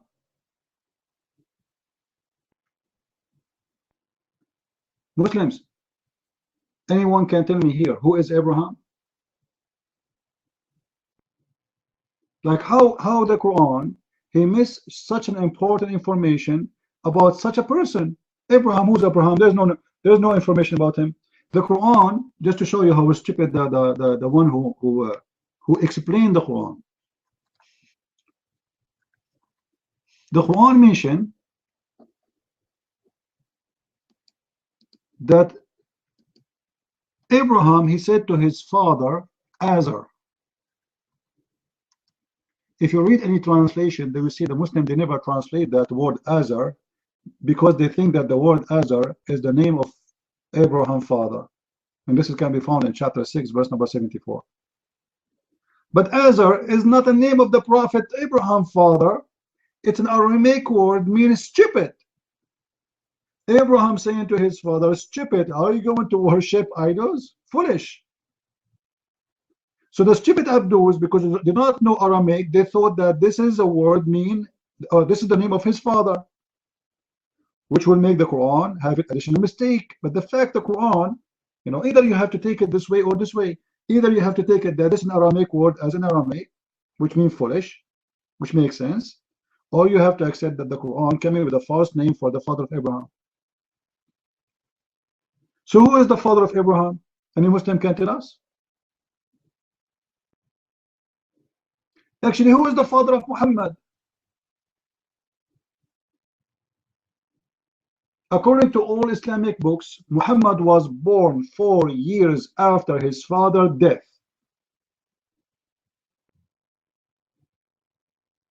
Imagine you have a wife, you divorce her. After 4 years, she called you. Ta-da-dun, ta-da-dun, ta-da-dun, ta-da-dun. Hello? Hi, honey. Who is this? I'm your ex. What's up? What do you want? I divorced you 4 years ago. I told you, I don't call me again. Stupid idiot, I'm not calling you to talk to you. Come over and pay for the bill for the hospital. For what? I just delivered your baby. What baby? I left you 4 years ago. The woman, she got pregnant 4 years after her husband, he passed away.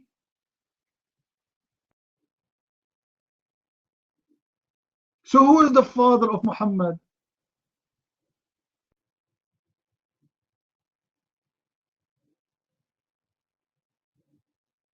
Crazy religion. This is why the Muslims, right now you can go and search in Google, the period of pregnancy in Islam. A woman, she can be pregnant up between 4 to 10 years. There's tons of videos on YouTube about it. The Muslim scholars, they have to agree that a woman, she can be pregnant for many years just to defend the honor of their prophet. The story how it happened with Muhammad as the following. Imagine I am the father of Muhammad's father, and he is my son with me, and we went and we married 2 women in the same day. 2 women what? In the same day. Then Muhammad's father, he passed away after a few months.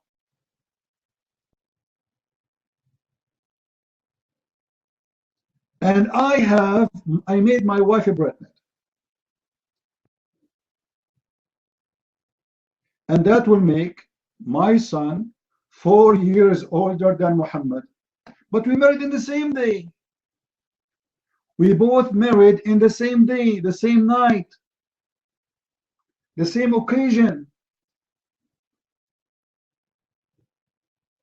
And then Muhammad, he was born 4 years after my son is born. But we married the 2 women in the same day. And the wife of Muhammad's mother, or the husband of Muhammad's mother, he died a few months after, so it's impossible. So who is the father of Muhammad? This is why you see Muslim scholars, they say that a Muslim woman, she can be pregnant for up to 4 years or even 10, which will make it even elephants, they don't have that, man. 10 years. Actually, there's a hadith about Muhammad speaking about a guy, his name Ibn Ajlan. Let me find the hadith, but in Arabic. Ibn Ajlan, prophet, and he complained that his wife, she is pregnant for 4 years. Guys, 4 years, the wife, she is having a balloon. 4 years. And then he came to the prophet, complained to him to find a solution. And Allah, he made a miracle. Before the guy, he left the house of the prophet, a guy, he come to the house of the prophet, telling the guy that your wife, she did just deliver a boy, and the boy was running, and he came to the father, and he have a long hair and long teeth. Is it amazing? The woman, she gave birth to a boy, he is 4 years old. I mean, this is amazing. Yeah, okay. Hold on. You claim that you learn Arabic, right, Mr. Eddie? I will make you laugh at your prophets. Big deal.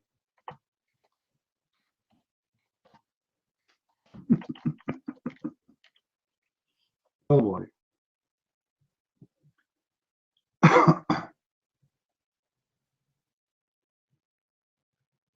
Oh boy, oh boy. Actually, there's a video. There's a video. Let me pause the video here first. This is your scholar is speaking about the women. She can be pregnant up to 4 years. All right. Here we go. Here's the link. Who want to watch the link? Even though it's in Arabic, but if you speak Arabic, you can watch it. Here we go. They speak about it in TV. They are not even ashamed of it. This is Al-Qaradawi. Al-Qaradawi, the highest scholar. Salih, you know, they are Muslim. They are Muslim. They're fighting about. Like, come on, this is stupid. How you can believe in this? But let me show you more reference. في الأرحام يذهب بعض العلماء إلى أنه يمكن أن تحمل المرأة الجنين 4 سنين، ونقل هذا عن مالك رحمة الله تعالى عليه. Those who speak Arabic, did you hear it? You know what's scary is here. I hope it's scary. I will give you the mic, but promise me you will not use a bad language. Don't force me to doubt you and bounce you. Scary. Did you hear the scholar saying that the Muslim women, they can be pregnant up to 4 years? What is your, especially you are a doctor. Scary, he fit perfectly for this topic.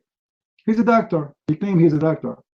So what do you think of your scholars agreeing that a person, a woman, she can be pregnant up to 4 years? What do you think? Your mind.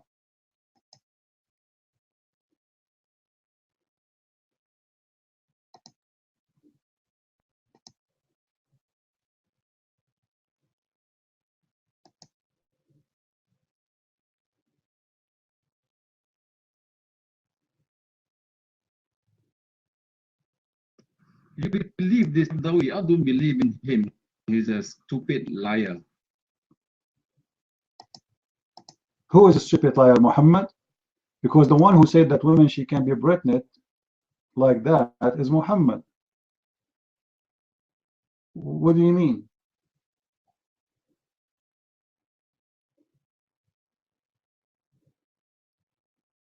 Who is the stupid you are naming, Muhammad or who?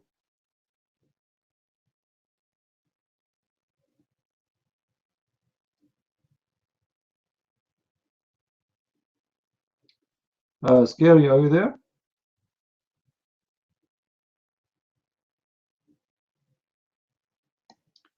In Al-Qurtubi, I don't know where is Nightmare. You don't see him no more. Nightmare, he like Al-Qurtubi a lot. According to Al-Qurtubi, the Muslim women, she can be pregnant for 10 years. By the way, this is proven by science. Okay. Actually, me myself here, and you know, I was really like almost 5 foot tall already. Unbelievable story, true story. 10 years,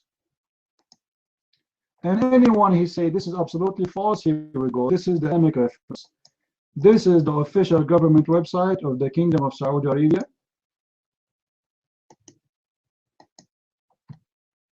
Open it, Edie. Edie, open it. You claim you know Arabic a little bit, right? Okay. Open and read. Huh?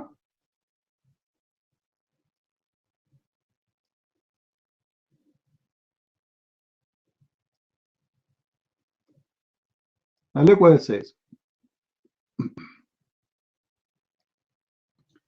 Regarding the maximum period of women being pregnant, from Aisha, from so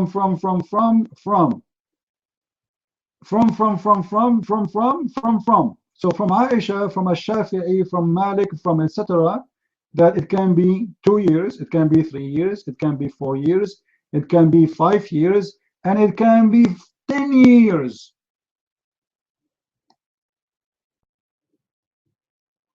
And according to Az-Zuhri, 6 or 7 years.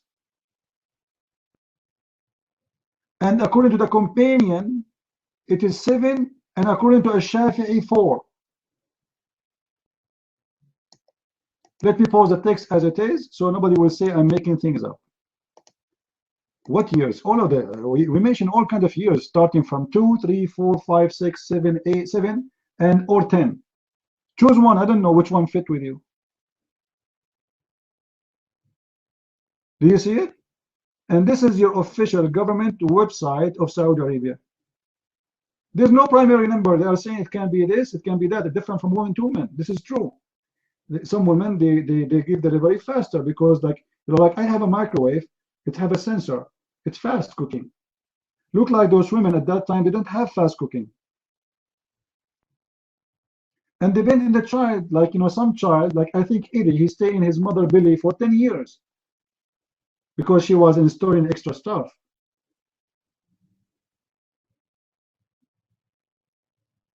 Maybe in 11, you never know. Depend on the person. Why you are asking me, Eddie? I'm giving you the reference. Did I give the reference, guys? Did I give the reference? Yeah, this is explanation for the verse, Abdul. What's wrong with you?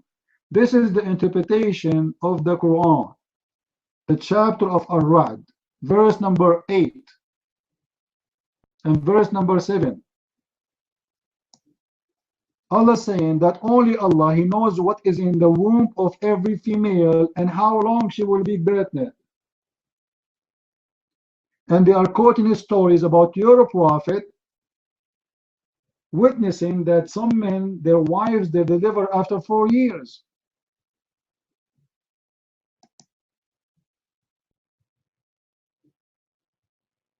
I'm posting for you the Quranic verse. What's wrong with you? I just told you chapter 13, verse number 8 and 7 and 8. What do you mean post for me the verse? And this is the link. And actually this verse alone is enough to prove that Muhammad is a false prophet. Allah is the only one who knows what is in the womb of the women. This is false. And He knew how long it can be, even if it's extended. Extended. وَمَا تُزَادْ أو تزداد. What does that? What is that?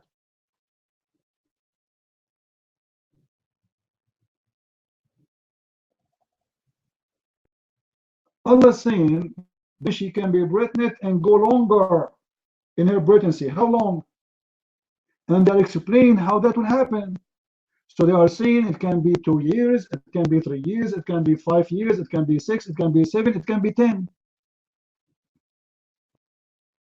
Guys, take the text I'm posting for you.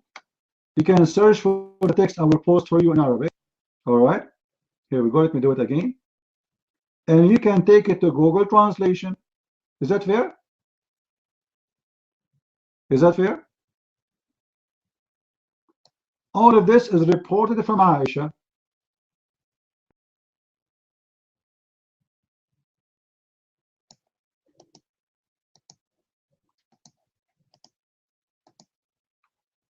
Take it right now to Google Translation.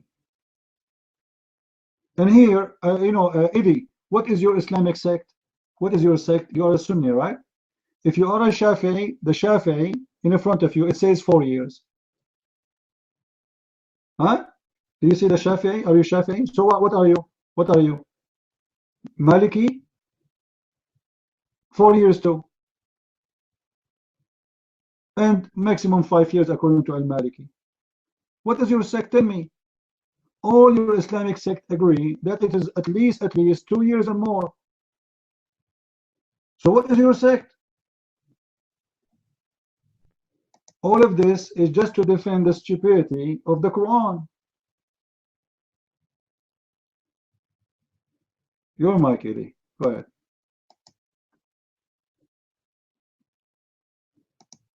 First of all, I never follow all this Sunni or Shia or anything. I was never in a sect. And then, can you prove to me that there are women who can get pregnant for more than 3 years?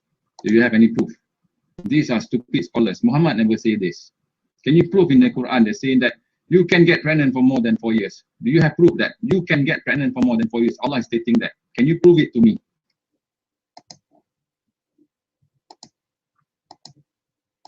You know, Eddie, I don't know who is stupid here. You are asking me to prove it. I don't believe in it to prove it. Are you stupid? And now, you know what? Forget about the scars. Explain to me, Allah saying that Allah, He knows what the woman she bear in her womb or more. What more? Explain to us. Guys, here we go. This is the Quran. Allah knows what every female bears, of male or female. One or more. What more? What one or more? What one or more?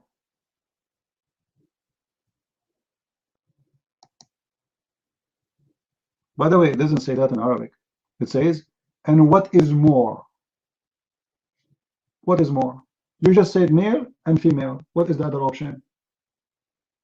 Correct, guys? If he mentioned it is going to be either male or female, what is the more? Is it a third gender? Fourth gender?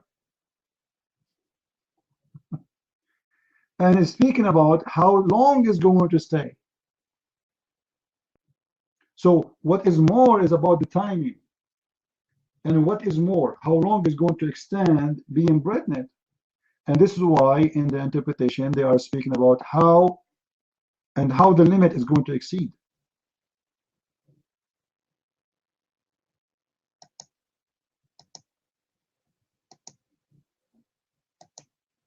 This is why the scholars, they come with such a conclusion to solve the problem. Because Muhammad himself, he was born 4 years after his father's death. You're mine.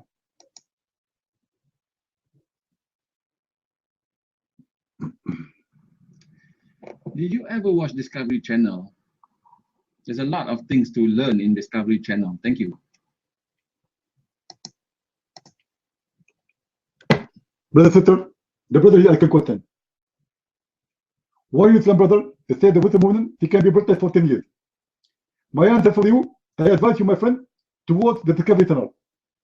If you open the Discovery Channel, and I remember if you are watching from Bangladesh or from India, however, I'm watching from my basement. If you watch him from your basement, you go to channel 11. If you are watching from the second floor, watch channel number 13. Go to the Discovery Channel, and you will see that some women in some places, especially if they are really big, like my mother, so she will give you birth in 10 years, brother. Thank you very much. Like, come on, what Sahih Discovery Channel? What does this have to do with this? I'm showing you Muslims, what you teach your children, just to cover the shame. Your prophet, he was born 4 years after his father's death.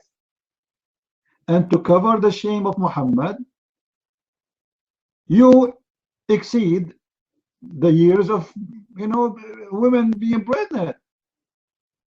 I'm not the one who believe in this. I'm showing you what your scholars and what your religion is teaching. Those are the highest scholars of Islam. It's not my problem.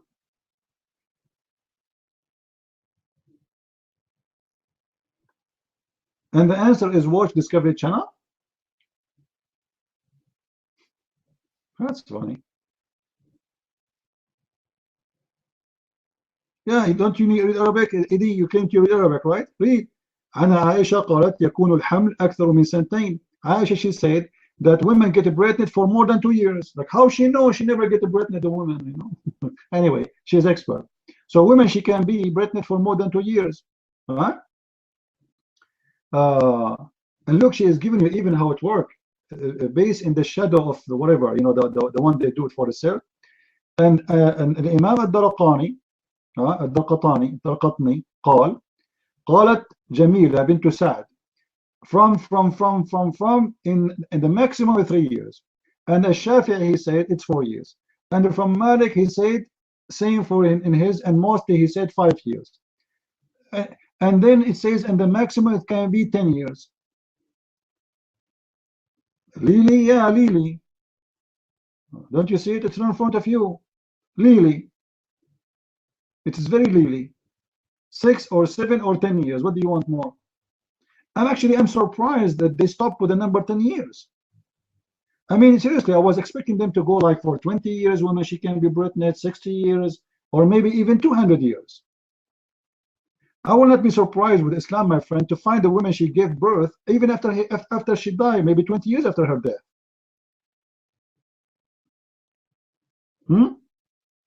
Absolutely, Eddie. Let me tell you why the logic. Because I have reference for everything I say, Eddie. There is a woman in I think it was in Nigeria, in the Muslim territory. She was accused of adultery. Why? Because she is a pregnant and her husband is dead. She is a widow. When they took her to the Sharia court law, the lawyer was smart. He found something stupid in the Islamic books. So he told them, her husband, he died less than 2 years ago, and according to the most accurate scholars, a woman, she can be pregnant between 4 to 10 years after even her husband's death. So she got away with it. He was able to save her because the Sharia court, they could not confirm that she is doing adultery or not, because he would go according to Islamic scholars, Muslim women, she can be pregnant for many years after her husband's death. Yeah, he says, "Woman is dead. Woman is dead." You know what is dead? Exceeding the limit. The limit is exceed. What limit exceed? Exceed. He's talking about the timing. Same time, to understand what your Quran is saying, you have to understand what your prophet is saying, correct? So we can show you your prophet saying that this is a scenario. The scenario is that Muhammad telling story about a woman, she was a pregnant for 4 years, and Muhammad, he witnessed for that.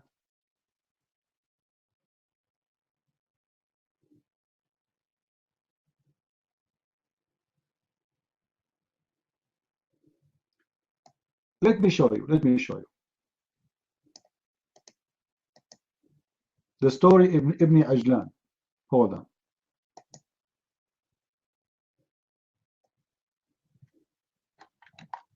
Let's see if I can find the hadith in English, so we can love together better.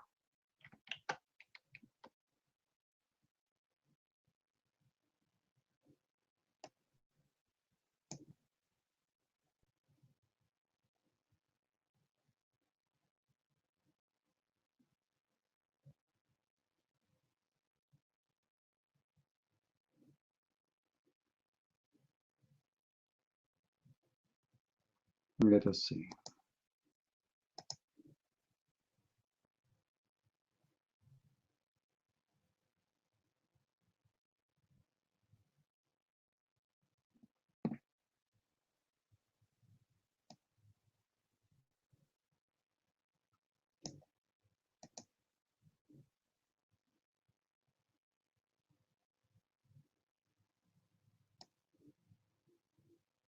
I'm trying to find the hadith in English. I have it in front of me in Arabic, but I'm trying to find it in English, so you guys, you can read and laugh with me.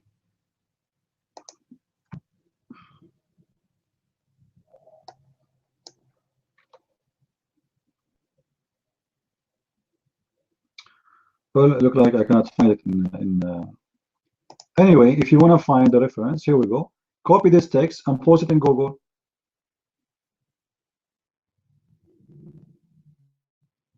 Anyone want to do it? Just copy this text and you will find the official Islamic website of the Kingdom of Saudi Arabia. Copy the text as it is and post it in Google. And the one is talking there is Aisha.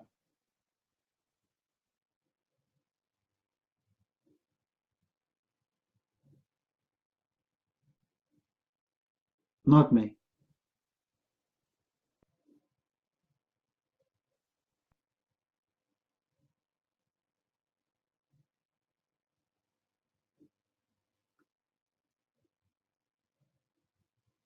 So, you know, actually, the reason I opened this topic, because Muslims, they ask, who is Paul, who is John, who is etc., who is Muhammad? Nobody knows who is Muhammad. Even his name is not Muhammad.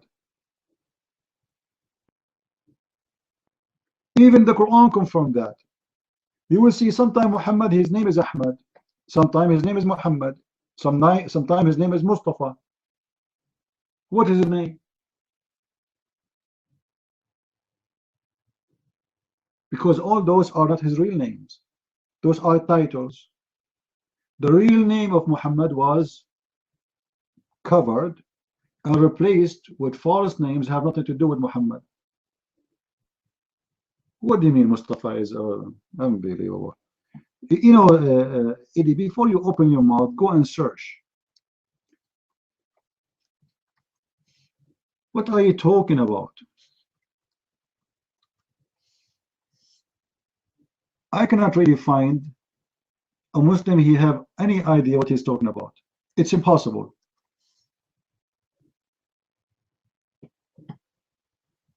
Did you read the Quran?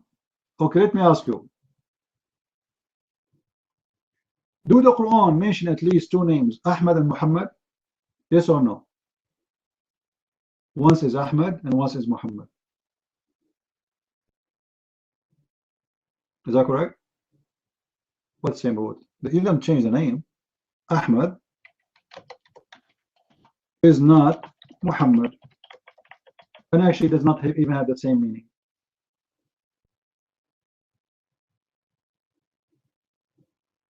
What is Ahmad mean? What Ahmad mean?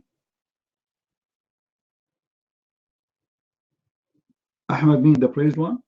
No, Muhammad mean the praised one. What Ahmad mean? Ahmad does not mean the praised one.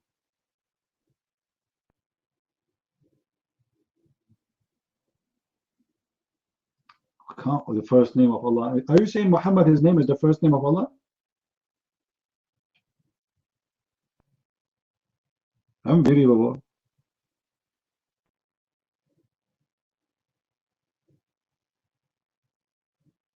I'm asking you, what does Ahmad mean? Go right now and search in the dictionary, and you will find a surprise. And you will see Muhammad have two different names. You want to tell me they have the same roots? I don't care for the roots. I care for what the name mean. So how Muhammad have a name and his name change?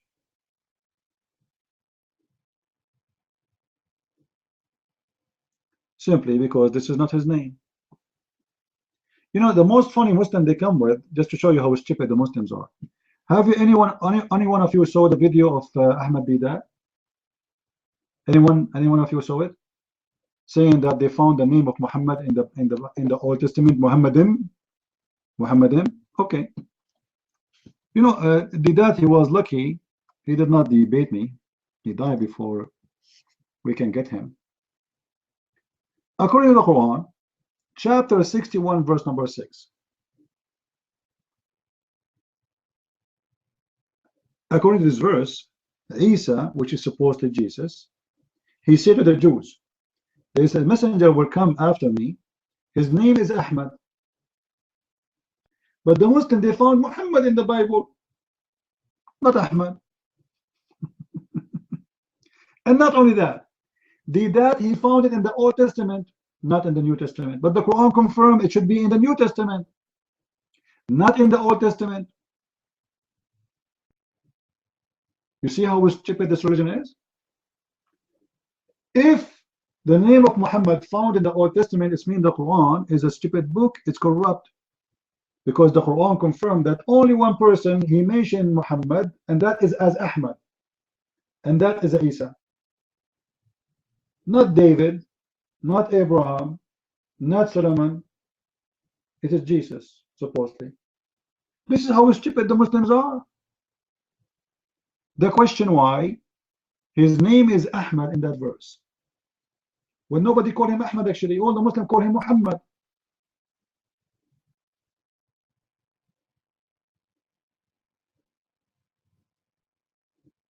You see, Eddie, we are laughing at your prophet. We don't love him. He's a scumbag. Like, after all what I'm doing here, you think we are loving him? Mental. Yeah. A guy, he says to you, I will not pray for you unless you give me money or you play with my penis. What he's going to be? Obviously, he's a scumbag. What is more to prove that he's a scumbag? What do you mean you lied? Do Muhammad have a verse in the Quran saying any woman she can give herself to the Prophet so he can F her? Yes or no?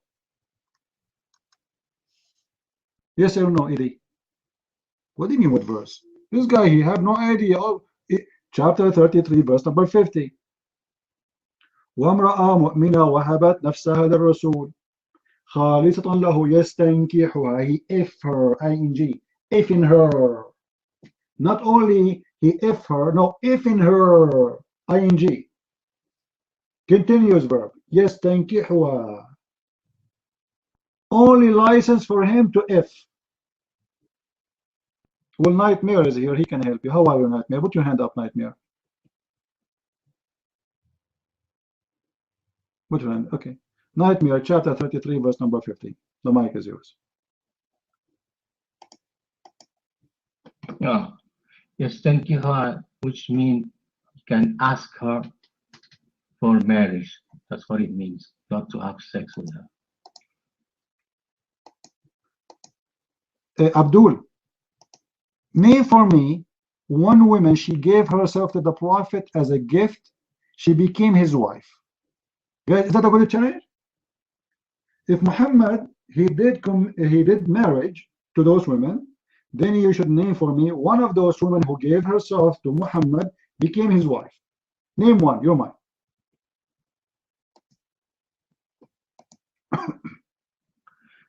Yeah, but they said it never happened, and he never got married with a woman like that. Oh, wrong, my friend. I can show you many women they gave themselves to the Prophet. Don't lie. Don't lie. He made a verse about it, and no women she gave herself. Do you want me to show you that the hadith where Aisha she get jealous because the women she gave herself to Muhammad?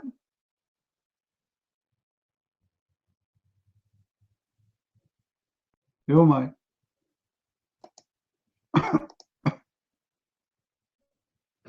Okay, go on, show me the hadith.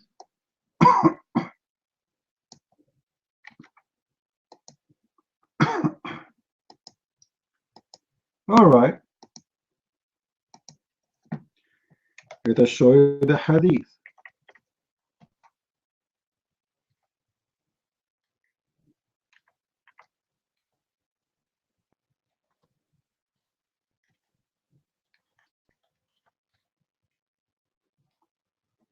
Let us show you the hadith.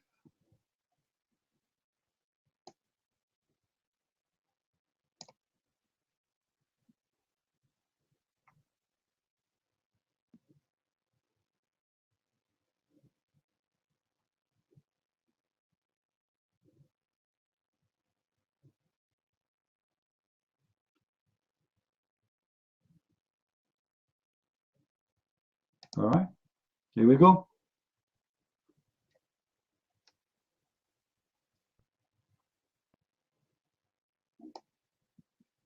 Take the mic and read for us.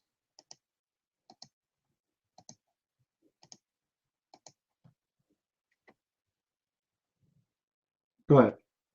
And this is the link. And by the way, I can give it to you from many reference, and this is Sahih. Guys, if you open the link, it says there what? Sahih. She felt jealous from the women, many women, they offered themselves to the Prophet to sleep with him. Name one. You might.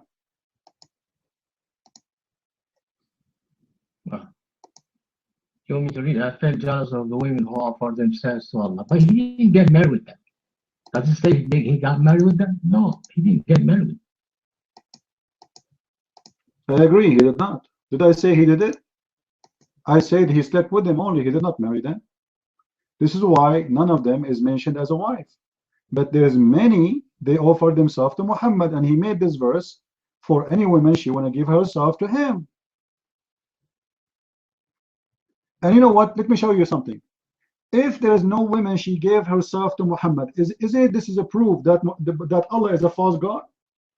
Because why Allah saying to him, any woman she gave herself to you, but don't Allah knows that there is no woman he will sleep with? Correct, guys? If this is what Nightmare is saying, Why Allah saying any woman she want to sleep with you as a gift? It's fine. It's a nice license for you only. So what the benefit of this license if Muhammad will not use it? Why Allah giving him a license? Allah do not know the future, that he will not use it anyway? That's stupid. You're mine.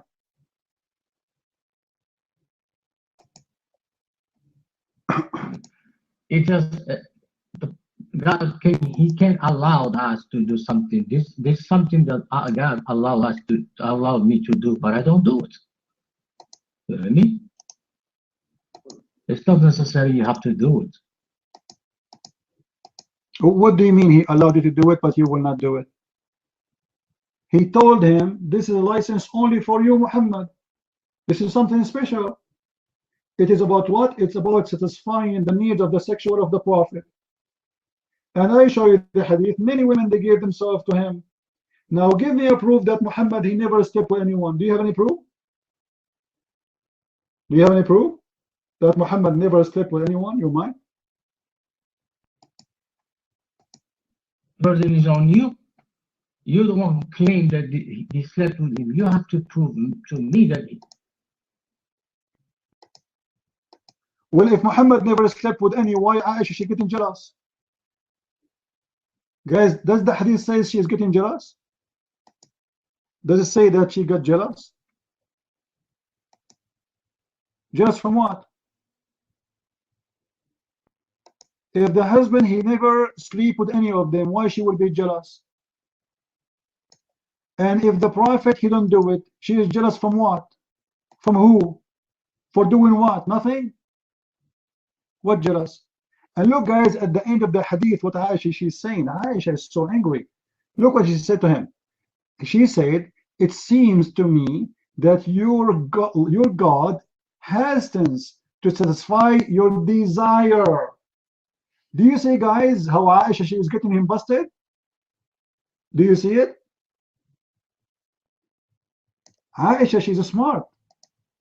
Muhammad he made the verse in the Quran just for his sexual desire.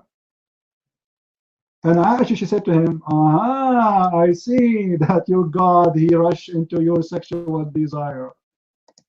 This is the desire of Muhammad. Guys, is that correct? Aisha she is confirming that this is the desire of Muhammad, not the desire of Allah. Is that correct, guys? Does it say there to satisfy your desire? Desire for Muhammad. So Muhammad is the one who desired it. So how you say Muhammad did not have sex with any if this is his desire? That's weird, you don't mind.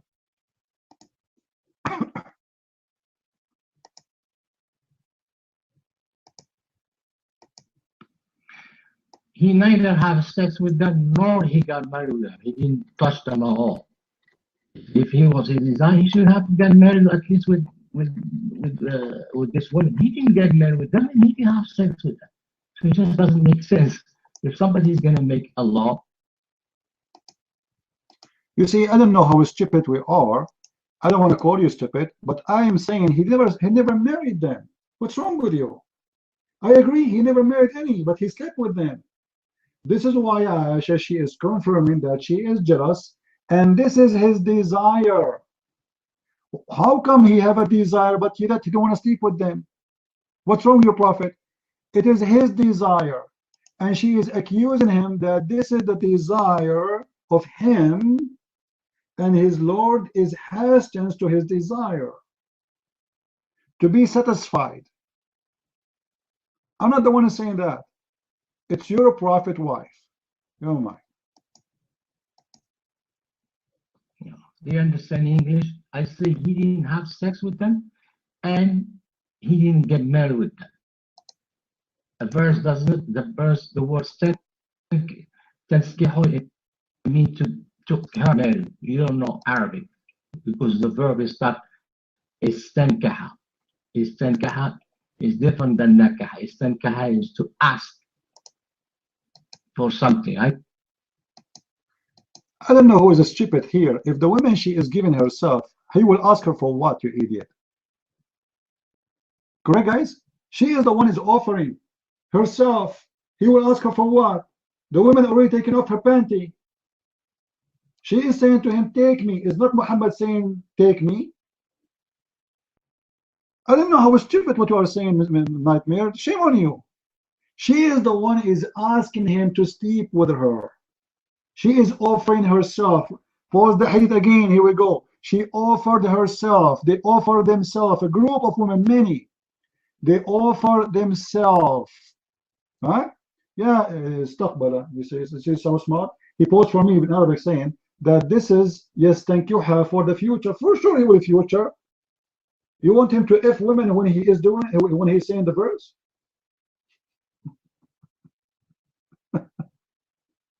So Muhammad, he never asked a woman in this case, in the case of offering himself, they are offering themselves.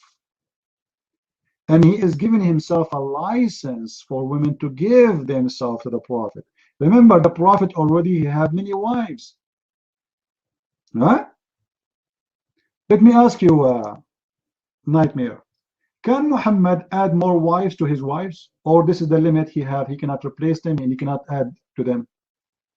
Your mic. Can he add more wives?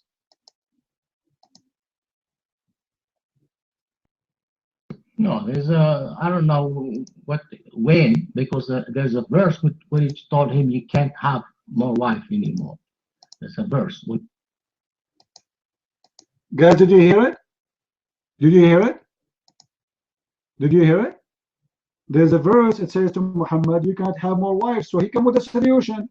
He cannot marry more wives because now he feels sorry. He made that verse to just make his wife calm down. And now he have to come with a solution so he can sleep with women who they are not slaves, he owned them. So he come with a solution. Okay, any woman she want to give herself to sleep with her. It's not going to be my wife. This is why none of them became his wives and he slept with them. Because he cannot have more wives.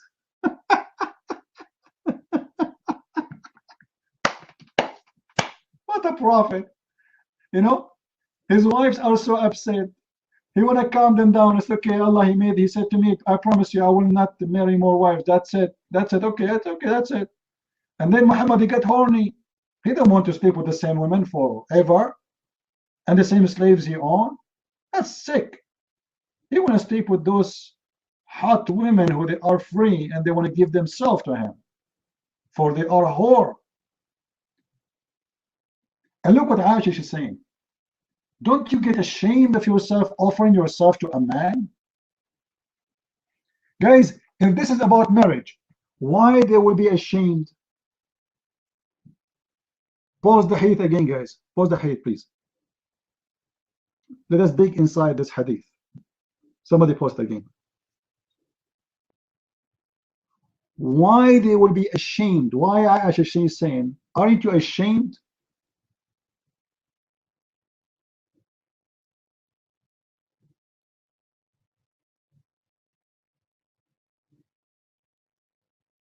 Let me show you the other hadith.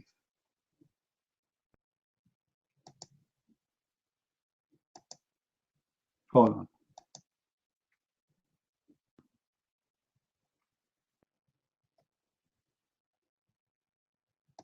Look at this one.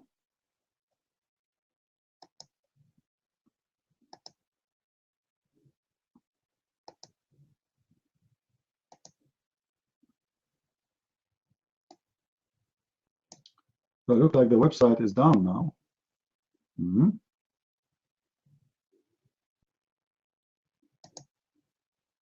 Guys, is the website down for you? Let me post the link. Is it down for you or only for me?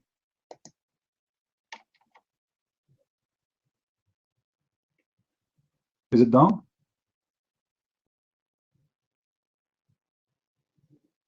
Down? Okay. Well, in the hadith it says, isn't it the woman, she is ashamed of herself to offer herself? Why they should be ashamed? Because it's a shame. Because this is not marriage. It's just a sexual entertainment for Muhammad. Aren't you ashamed?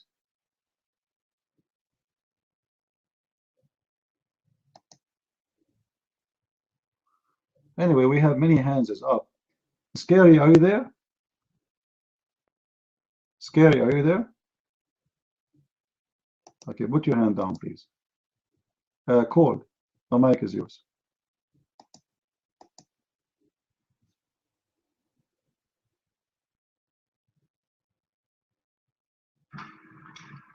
Yeah, actually, I've got a few questions on the topic that you just brought up. And I guess I can ask CP and Nightmare because he's a native Arabic speaker as well, I think.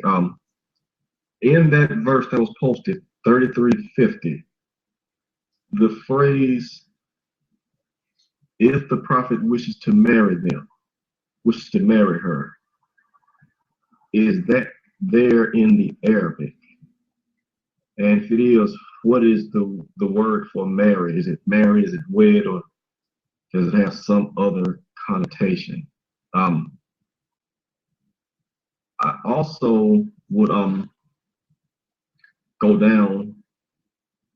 I also asked the question, in the same context, it says that he can do that and it's not a sin.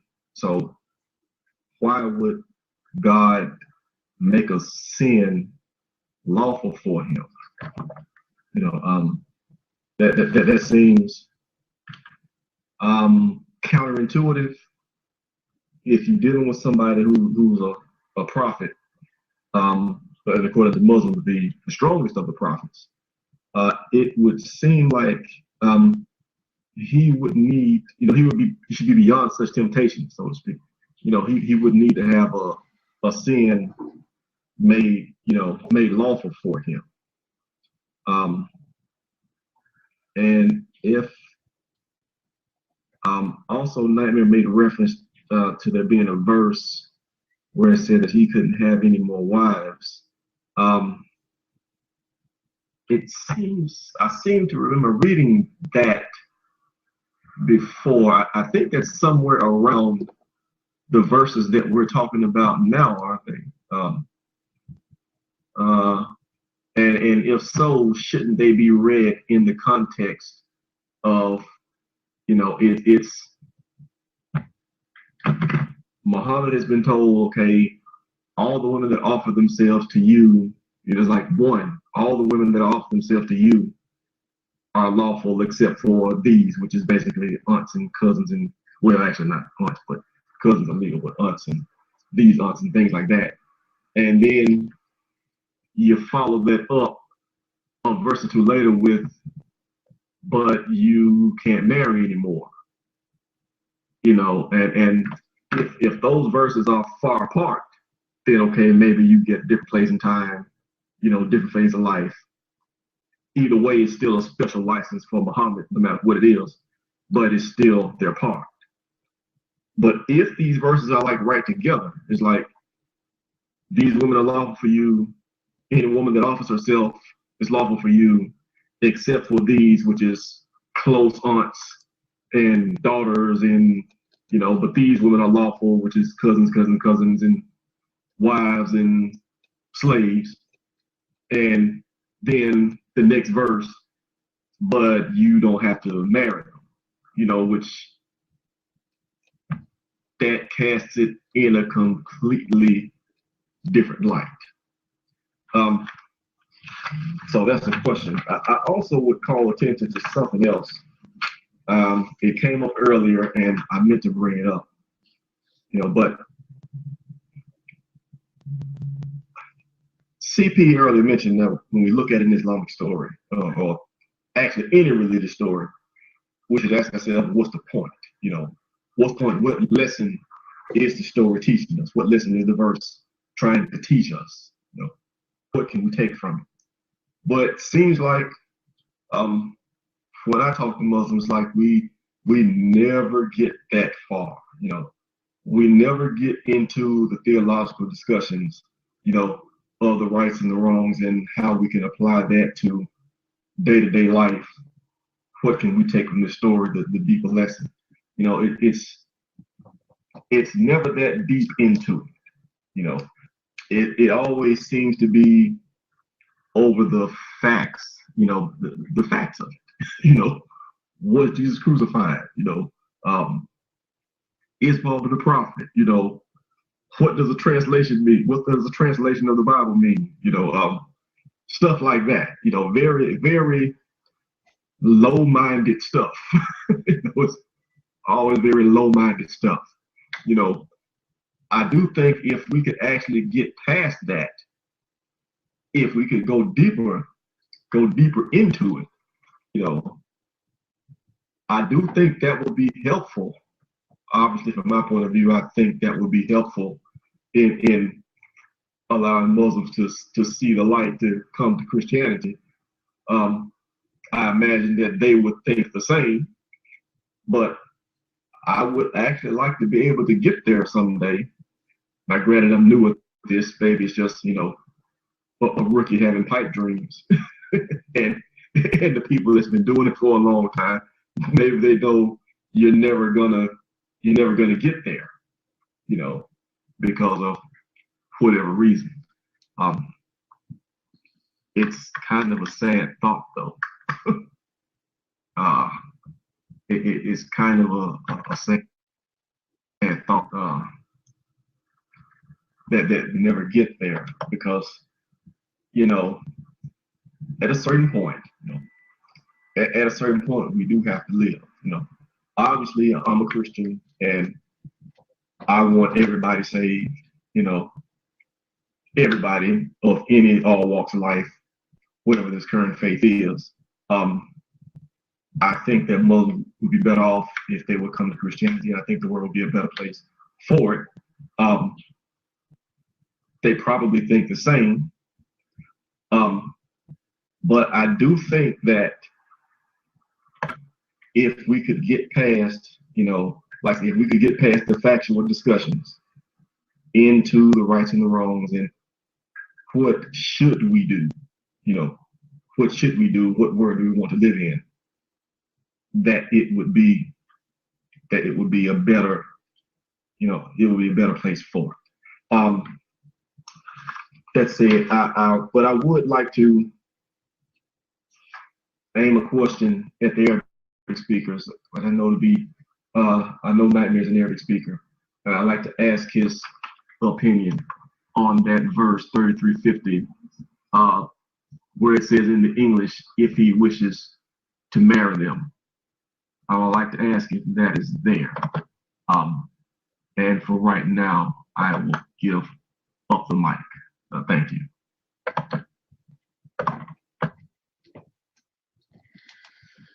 All right.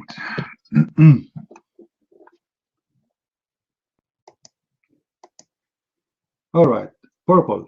As you see, we have turn, and we have to wait, right? The mic is yours. Are you a Muslim, Purple? Your mic?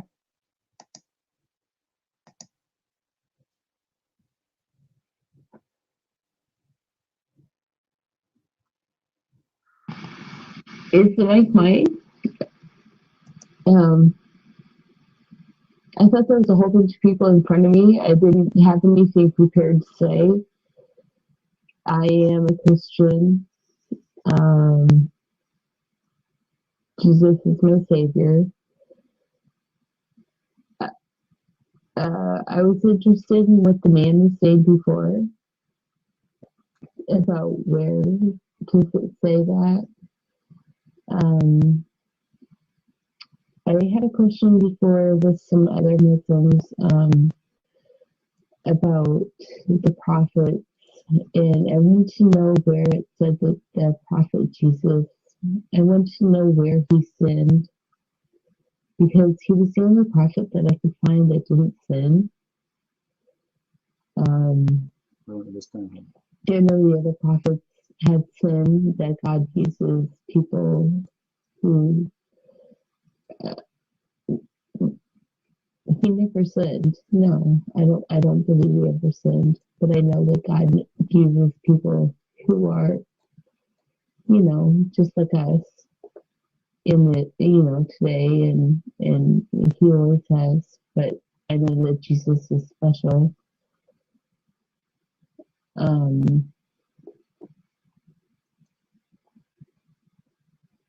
Wow.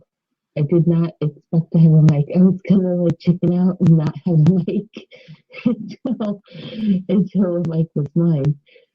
But you know, so many questions I had to say that I just never. I know this is Christian Prince's room, and I've got to say something about that. I was never a pal talker until about 6, 7.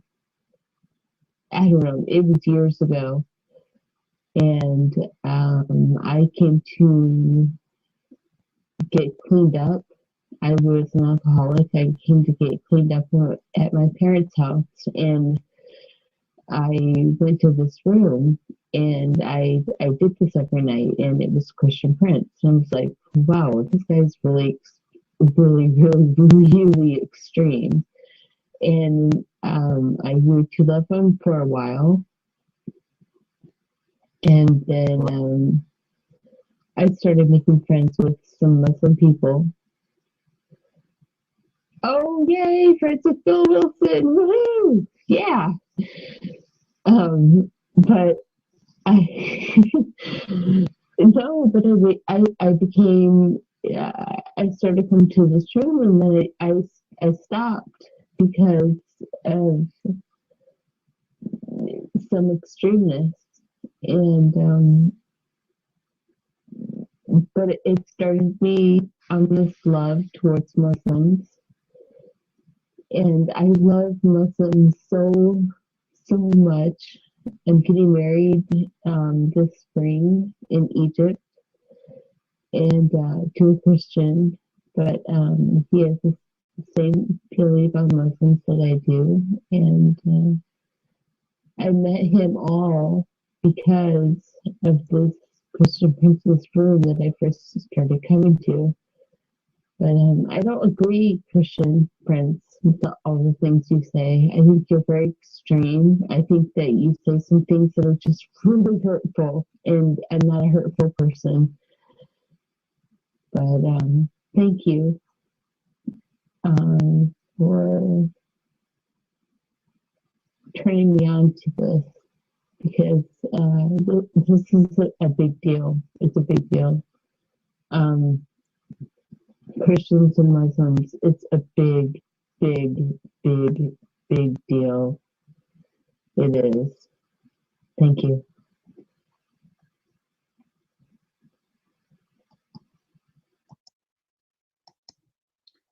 All right. Well, I don't know what extreme mean. Either you say the truth as it is, or you didn't say it. So what do you want me to do? To give a hug to the Muslims? This is not what they need. Someone is under the influence of drugs, and he believes that his God will give him endless penis. What do you want me to talk to him about? What? This is an extreme religion, extreme stupid, extreme hateful, everything about it extreme. And then you're expecting me to give them a hug? I don't know how I can do that. And even if I give a hug to a Muslim, he might have a suicide bill.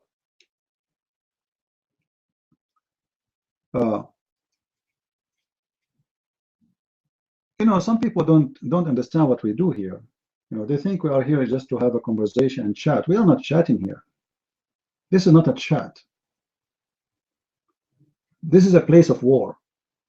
War between the truth and the false. This is bigger than me and you. This have nothing to do with the Christian Prince. Either you take the side of the truth, or you are no one. You know, the Bible is so clear, but obviously probably maybe you don't know much about it. Guys, do Jesus accept us to be gray, or either black or white? Jesus, he said, either you are hot or cold, so I can swallow you. You cannot say, you cannot be warm. Warm is disgusting. Water, if it's warm, is disgusting. Anyone drink warm water? Anyone like to drink warm water? We don't. So you have to come with something real. And in order to save those Muslims, you have to show them how ugly, how stupid their religion is. We are not fighting with those Muslims. You know, I don't know who is Nightmare. I don't hate him. We are discussing the topic, not me and him. I'm sure he hates me because he's a Muslim. His God, he taught him to hate anyone. He is not a Muslim. But from my side, we as a Christian, we have to be truthful. And if you say we love the Muslims, well, then your duty is to save them, not to let them go to hellfire. And how you do that? How you save the Muslims without saying to them that you are going to hellfire, without showing them how stupid this religion is? Let us go back to our topic. Nightmare. You said that it is in the Quran, a verse in the Quran where it says that Allah told Muhammad he cannot add more wives. Do you know where in the Quran? Nightmare. Do you have any idea where that is in the Quran located?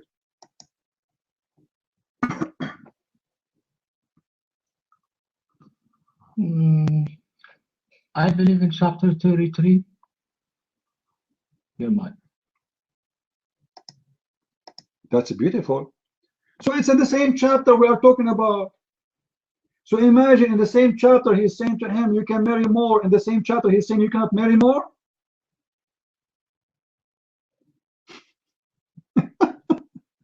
This is madness. You are saying that women give herself to the Prophet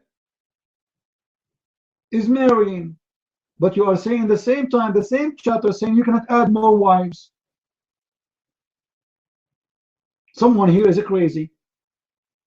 You're mine.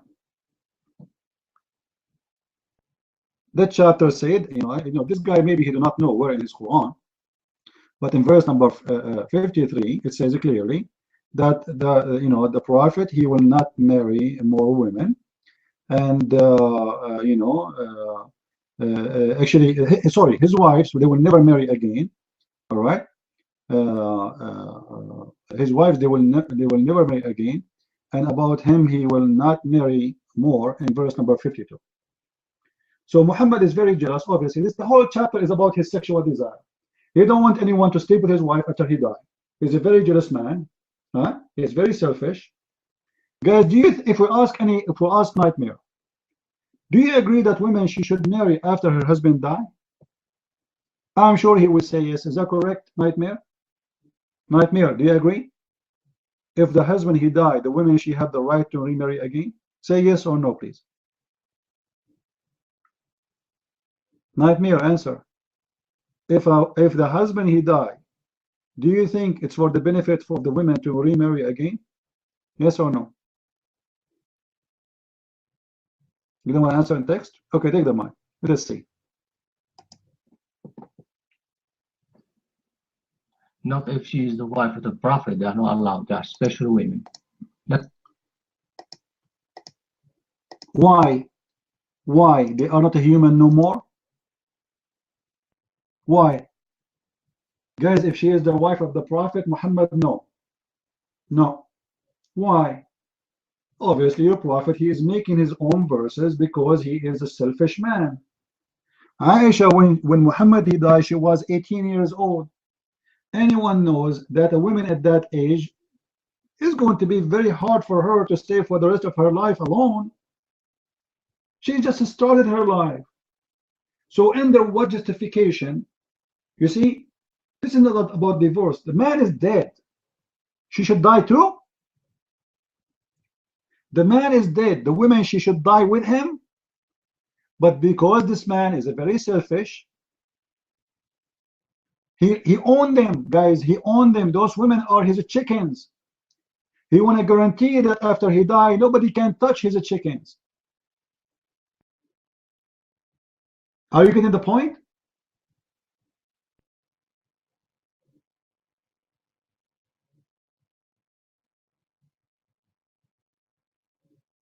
A husband, he loves his wife. You see, if I am married and I die, I will say to my wife, you know what, go and get married. Because you love her, correct, guys? Is that correct? This is an act of love. If you love your wife and you die, why you want to make her die with you? You are dead. What, you know, she is not a bad woman if she get married again. This is very normal. But because Muhammad is a very selfish man, nobody can marry his wives after him. But remember, Muhammad, he married wives who they are married before. Actually, most of his wives, they have sex before him, which means they were married to someone before him, starting from Khadija. No, this is not my opinion. Even this is the opinion of the Qur'an. The Qur'an says women, they can marry again. And if you ask any Muslim, I can go right now and search for fatwa, you will find the Muslim, they say to you, it's better for a woman to marry again so she can protect her dignity, so she will not do haram. So the Muslims agree that if women, she don't have a husband, she might commit sin. She might do adultery. So look what Muhammad is doing. Muhammad, he prefer his wife sleeping around, doing adultery, but not to get married again.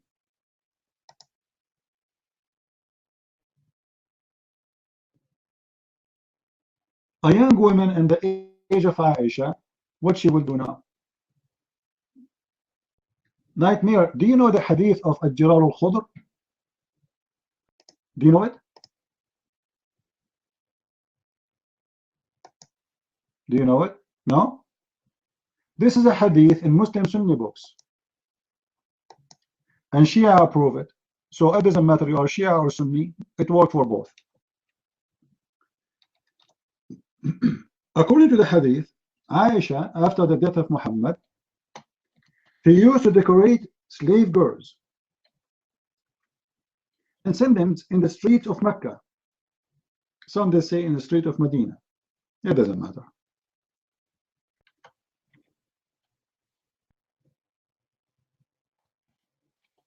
So she can hunt young men and sleep with them.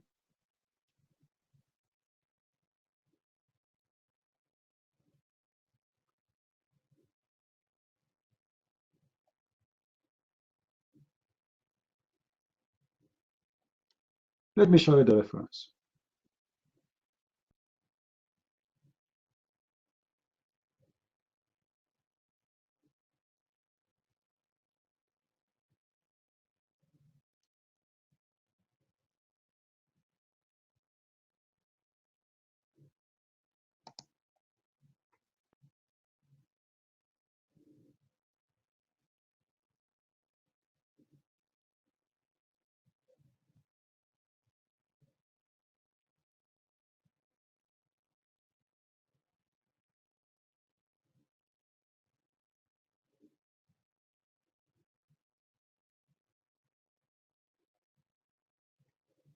Let us see.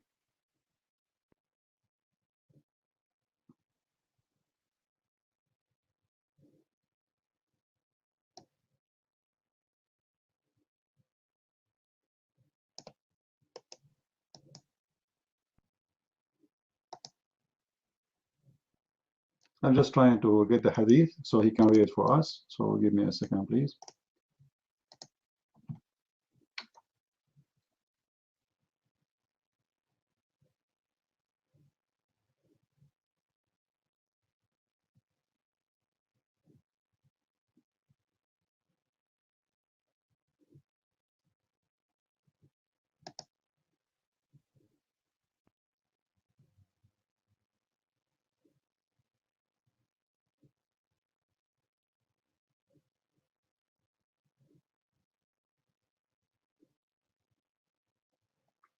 Open this link for me, please.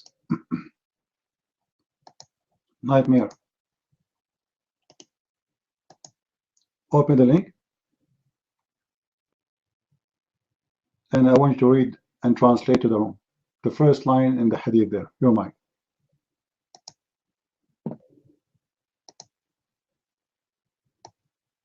Wait until I open the link. Why give me time? What time? Here we go. Read it. It's in front of you. Take the mic. And this is an official Islamic website. Your mic.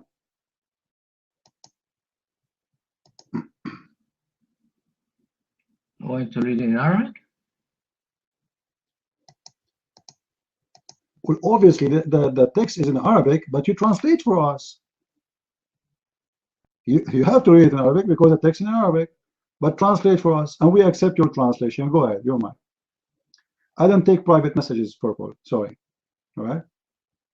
I have hundreds of people in my list. If everybody wants to send me a private message, I will. It's endless. All right. Your mic, Nightmare. Read and translate, please.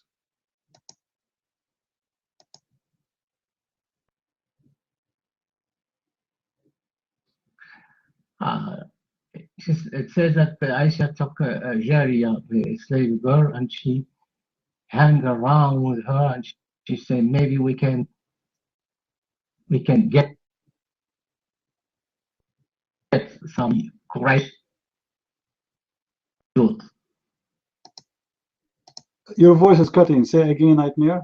Your voice is cutting. I cannot hear you guys. He was cutting for me only or for you too? He was cutting, right? Okay, try again, please.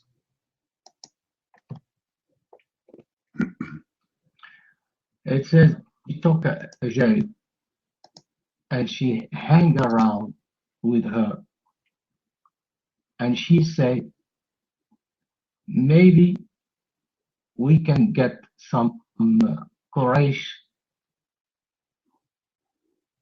youth. Let me make the translation better. Guys, did you hear what he said? Aisha, she took one of her slaves, she's beautiful, and she worked with her around. And she said, maybe we can hunt some young men from Quraysh. You believe it?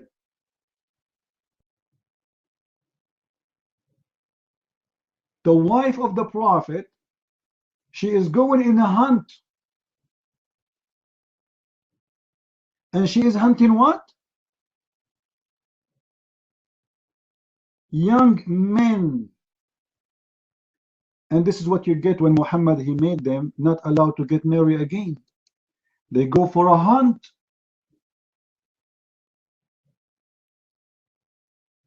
And you believe it, this is written in their Islamic Sunni books.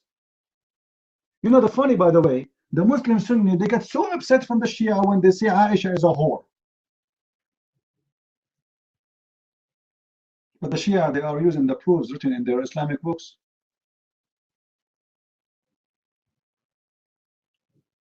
A prophet wife, she is hunting for young guys from the tribe of Quraysh. You believe it? And I'm sure after 10 hours from now, this guy, he will say, oh, but this is hadith, it's a weak. It's not weak. What weak? It's weak. Just wait, it's coming.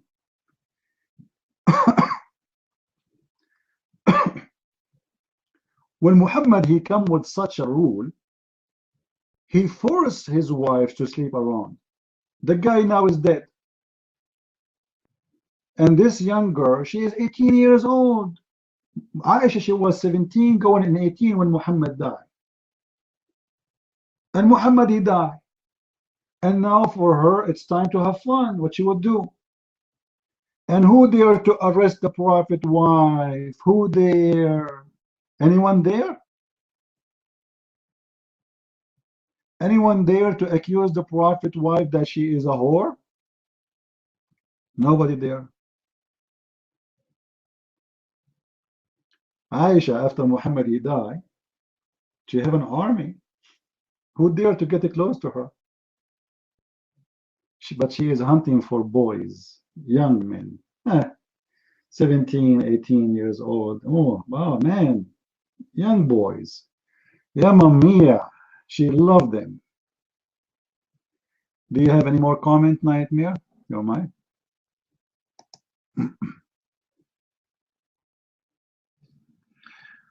Okay, but you don't give me time to speak. You know, people speak for 15 minutes, 10 minutes. I don't have even 1 minute to speak. So give me time to speak. Okay? You say that the verse is about, the Prophet has the right to have a sex with women, but the verse doesn't say that. It says to get married. We show you definition of the verb istankaha, using the. You see, Nightmare, you complain I cut you off. How he can get married again if the same chapter saying you cannot get married again? Solve this issue for us, your mind. In the same page, it says you cannot have more wives. So how you say to me the verse there for him saying you can have more wives, in the same time a verse right away says he cannot have more wives. So who is the stupid here? Your mind. Okay. Don't interrupt me, okay? You don't know how the Quran was revealed.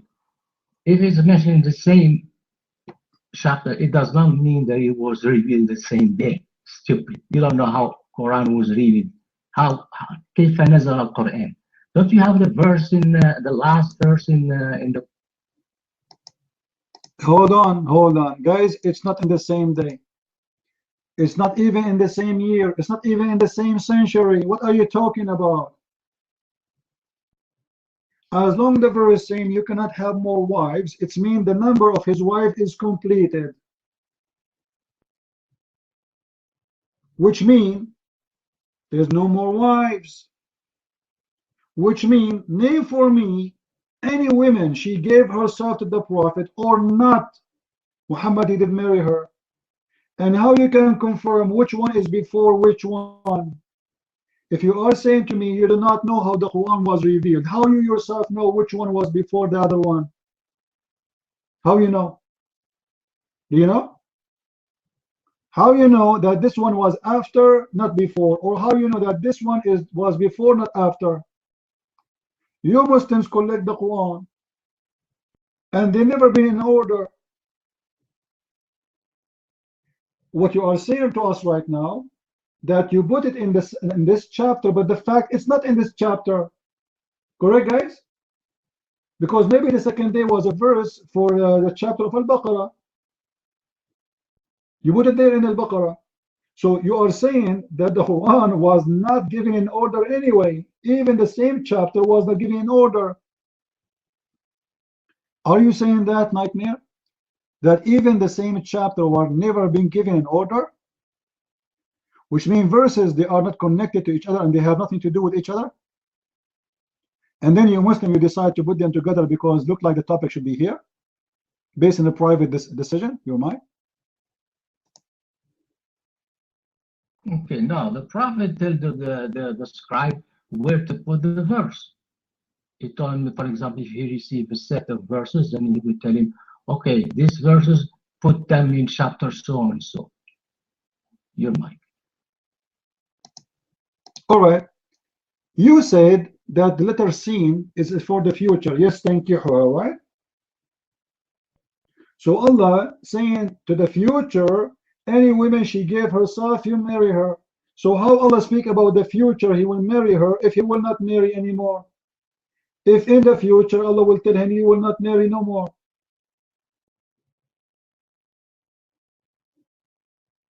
Isn't he speaking about the future?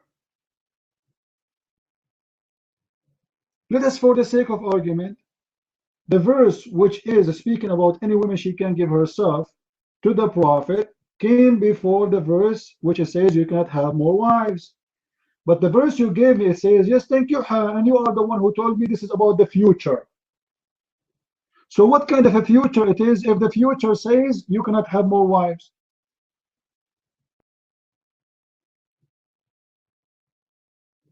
And I notice you do not want to comment about your Prophet wife. She is hunting for young men to sleep with them. Look like you wanna go get you wanna play dead with this topic, which is explained the Quran. What happened? Muhammad, he forbid them from marrying again after him, and when he died, they sleep around with young boys and they hunt them. Your mind. No, because you leave many errors and you jump to something else. I have to correct your errors before I can talk about something else.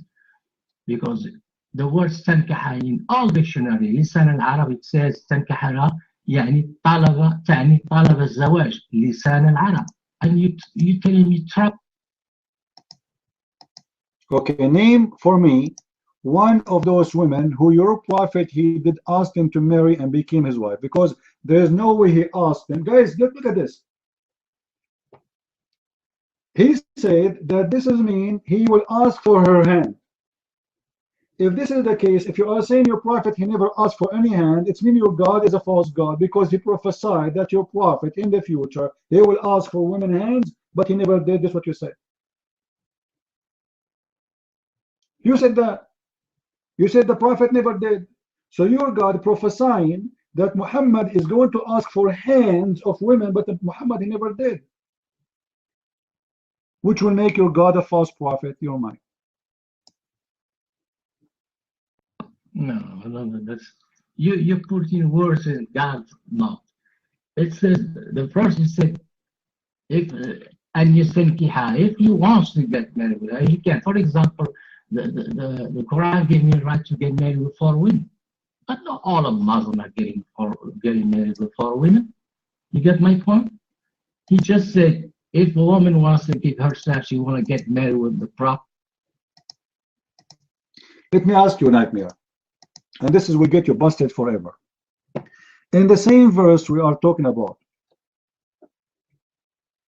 the same verse about your prophet giving a license to have a woman give herself to himself. All right? Was Muhammad already married to women? More than 4 or not? Was Muhammad married already for women more than 4 or not? Your mind. Yeah, I believe he was married more than 4, yes. Your mind. So why he need a license that he can marry more? Already he married more than 4. Correct? Correct, people? If he need a license to marry them more 4, then I would understand. But already he have more than 4. And the Quran saying to him in the same verse, it's lawful for you, your wives. So any women you marry. And already he have a license to marry as many he wants. So obviously this is not about getting married. This is about any women she gave herself to you to sleep with her. Oh my.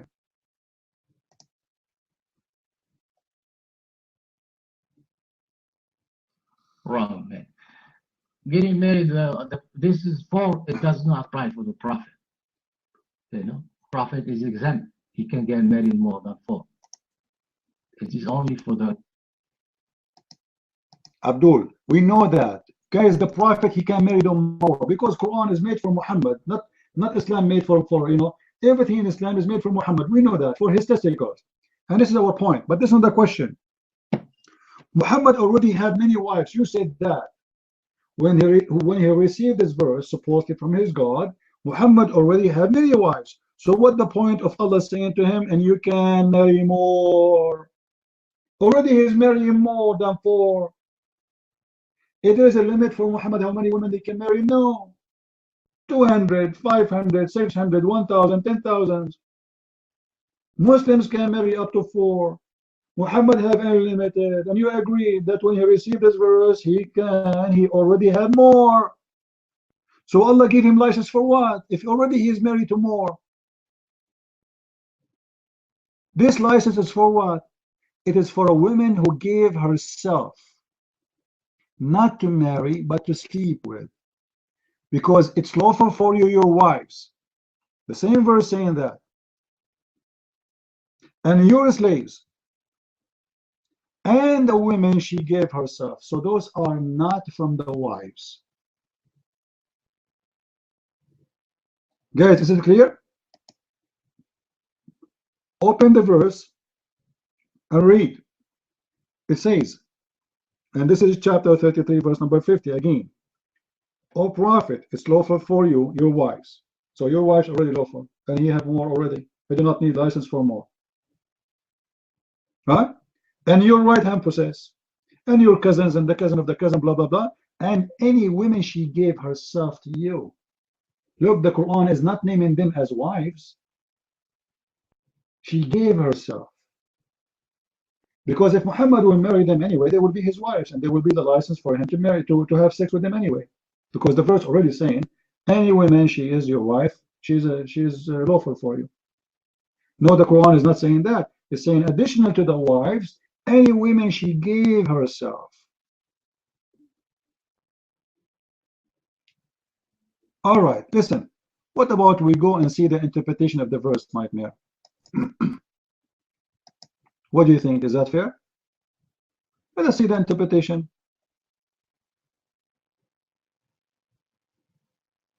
All right. Let us see the interpretation. From the interpretation, you will find out what is the problem here. Let us go. Hold on.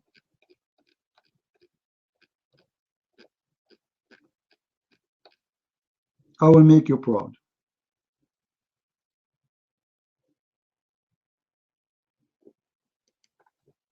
As usual. You know, by the way, always we make the Muslim proud. I mean, seriously, don't you think so? Always. No way. Like, I mean, beautiful religion, my friend. Beautiful religion.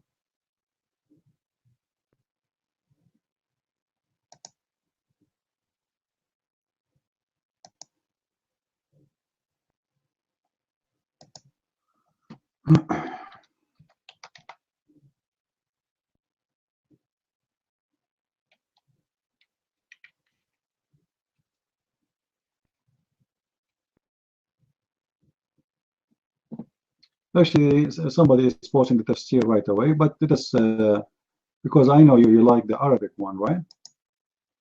So let us go with the Arabic and you will translate. No problem.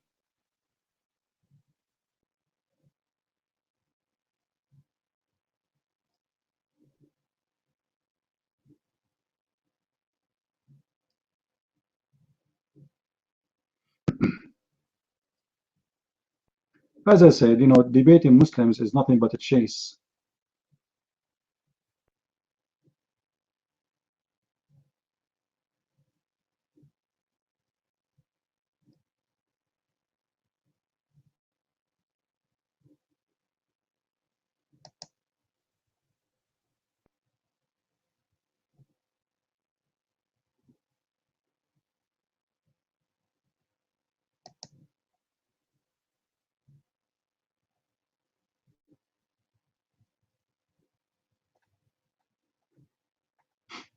You keep repeating the same thing in Arabian instinct.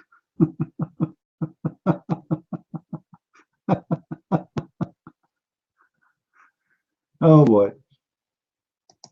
And I'm sure when I give him the what even his scholars they say about it, you know, he will say, I don't accept this, I don't accept that. And last time he brought me he brought me a Shia scholar who said that Aisha, she was a whore. Yeah, this is what he did. All right.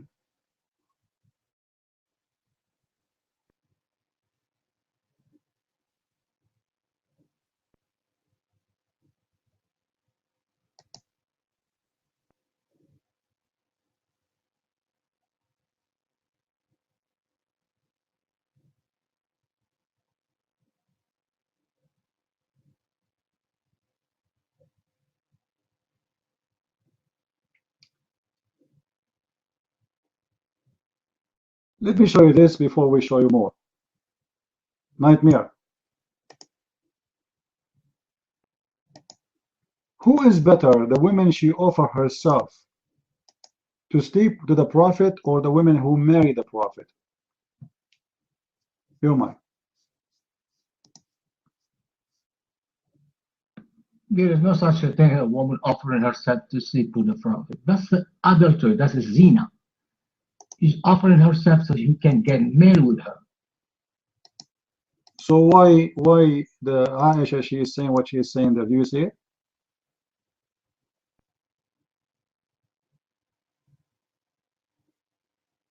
Do you see what it says there?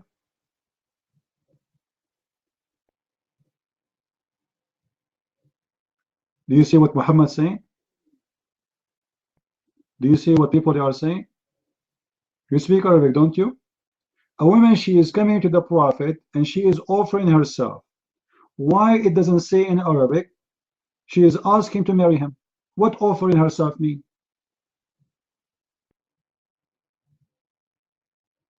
And why, oh, you know, the woman there, she said, man, how shameful she is. Why it's a shame if the woman she want to get married? Guys, do you think it's a shame that a woman she want to get married? Do you think it's a shame? If a woman want to get married, there's no shame in that. Why it's a shame?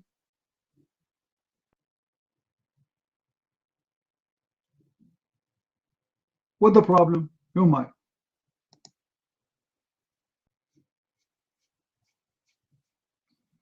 In Arabic culture, is the man who asks woman to get married. If a woman is really so a woman, if she asks for that, she is a bad woman.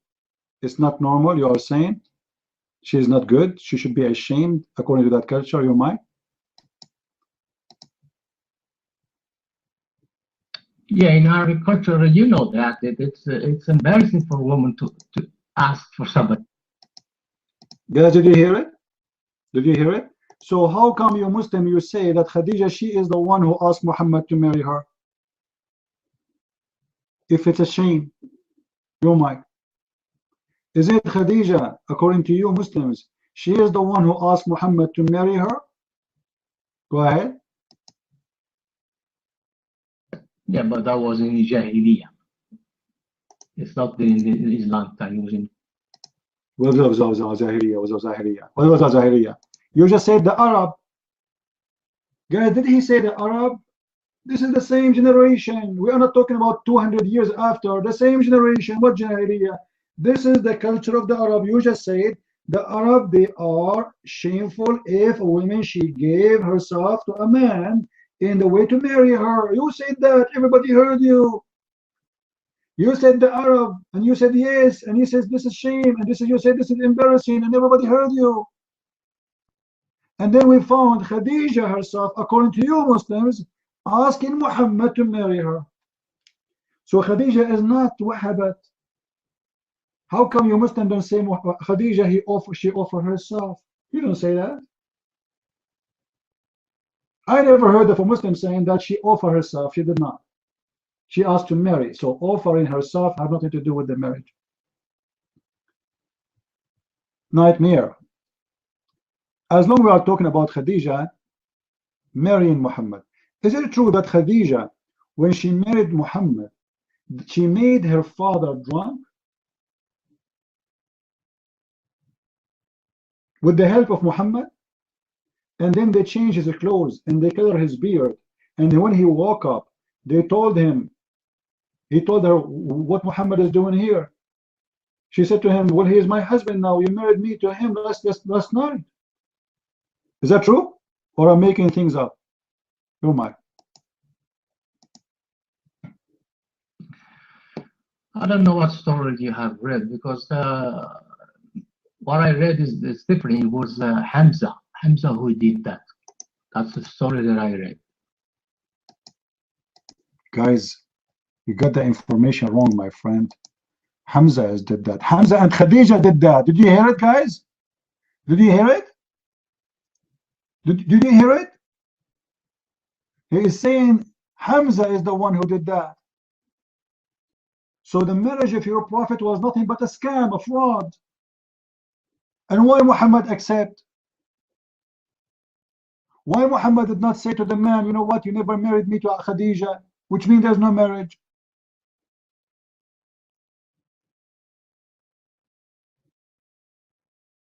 What kind of a prophet he accepts such a crime? It's a fraud. People, do you think it's right for anyone with the help of the bride to make the father get drunk, change his clothes, color his beard, and make him believe that he did marry them when he did not? Isn't this is a fraud? Isn't it this is a fraud? It's a fraud.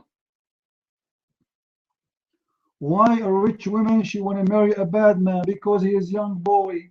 She's horny. She is rich, he is young. Why Muhammad he marry a woman, she is 25 years older than him? You tell me. Is it your prophet, Mr. I am me, the Ahmadiyya boy? Is it your prophet who encouraged Muslims to marry children? And he himself, he marry a child. So why he marry Khadija? Obviously, it's for her money.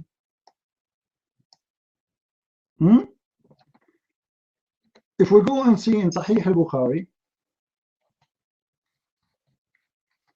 your prophet, when he was coming with some of his companions, one of them, he was in a rush.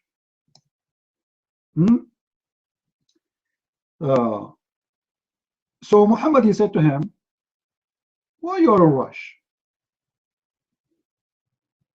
Huh? Why you're in a rush? And that story happened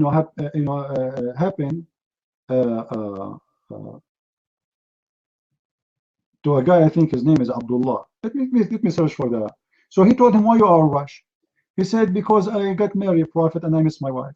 He said to him, did you marry a virgin or a divorce or widow? The guy, he said, hey, we're going here, he got the hadith. The guy, he said, no, it's a widow. Muhammad, he said, oh, why you don't marry a young child so she can play with you and you play with her? Huh? So your prophet is seducing his followers not to marry old women who they are widows or divorced. He prefer young girls. This is Sahih al-Bukhari. Let me pause the reference. I am me. Put your hand up. Let us laugh together. Do you see it? Do you see it? And this is your Muslim translation. This is Sahih al-Bukhari. Hadith number, book number 67, hadith number 18. And this is the link. Your prophet, obviously, he don't like to marry older women. He like young children. Guys, does it say there, why you don't marry a young girl? So that she might play with her and play with you? Play? A kid. The guy already is married. He is obviously happy married. And he miss his wife. And look, the devil. He is making him thinking of leaving his wife and find a child to marry. Guys, do you think it's right for anyone to say to a man he is married, why you marry a widow? Why you marry a widow, huh? Why you marry a divorced woman? Why you don't marry a young girl so she can play with? Look at the excuse, guys. Look at the excuse, how filthy it is. Do you see what do you see the reason of the excuse? Why Muhammad he want him to marry a new wife and she is young? What the purpose? What the purpose? People in the room, tell me. What the purpose? He want him to divorce that woman and marry a young girl to play with her. That's it. He is willing to destroy a family. The guy is happily married. He will destroy the life of this beautiful woman who he married to, whatever she is, beautiful or ugly. And this guy who is happy, he will destroy their marriage just because he got a better idea that we should find girls who they are young and we play with them. And look what the guy, he said to him in the answer. He said to him, well, if I marry a young girl, I have sisters who they are children's, and this will make them all children's. Unbelievable.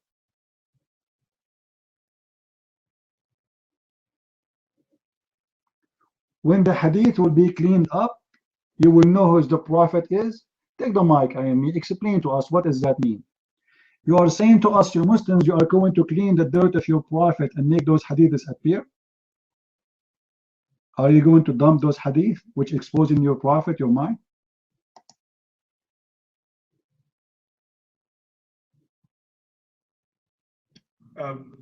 Christian Frank, you don't know that Muawiyah bin Abu Sufyan, the arch enemy of the Prophet's son, was the ruler at the beginning stages. Abdul, you are Ahmadiyya, so why your Mirza Ghulam he quote al-Bukhari? And why your Sheikh right now he quote al-Bukhari if al-Bukhari is full of garbage, your mind? And why you yourself you quote for me al-Bukhari many times? Huh? How many times yourself you quote al-Bukhari for me? If al-Bukhari is full of garbage, why you quote it for me? And how you know now this one specifically is made by that guy? That guy was not even alive at that time, you idiot. He's not there. What are you talking about?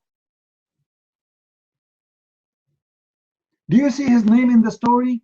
He is not the reporter. He is not one. He is not the writer. He is not the collector.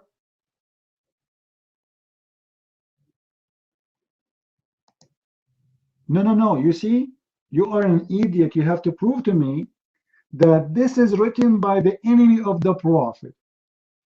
Do you have any proof that this is written by the enemy of the prophet?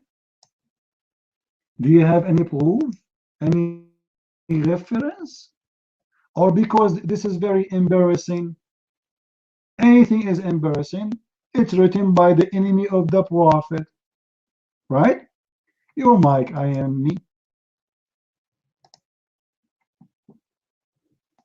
Yeah, why don't you allow me to respond to your question? You know, why do you have to show that you're a threat to everyone in the room? I know you're a Christian threat, Prince of Threats. I'm trying to. I am me. I am here to get you busted. And this is why when you call me a prick, it's a blessing for me. Because everybody knows why you are calling me names. The Lord, he said, when they call you names, it's a blessing for you. No problem. Call me as much as you want, but you cannot answer. I want to right now, right here, to prove that this is a hadith made by the enemies of the prophet. Do you have a proof? Guys, is that a fair challenge? Is that a fair challenge? You are the one, I gave the proof from your books. Give me a proof that this is written by the enemy of the prophet. It doesn't matter who the name you will quote. No problem. Give me the proof. You're mine. Otherwise, you are a scumbag and you are a liar. You're mine. I was trying to explain to you that Muawiyah bin Abu Sufyan, the arch enemy of the Prophet's son, became the. Explain to me what? I gave you a hadith. You prove it to me. You are quoting from me a name of a person. He has nothing to do with the story.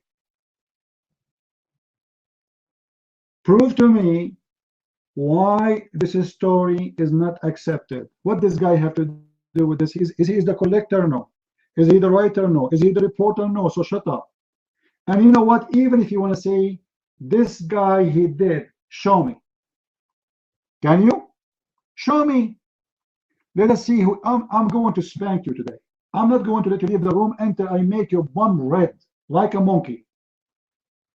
You know, your Mirza Ghulam, the one who claimed to be the false Messiah, he died because of diarrhea. I will cause you diarrhea today. You have to give me the proof about everything you say. Show me that this guy, he was the one who corrected the hadith. The mic is yours.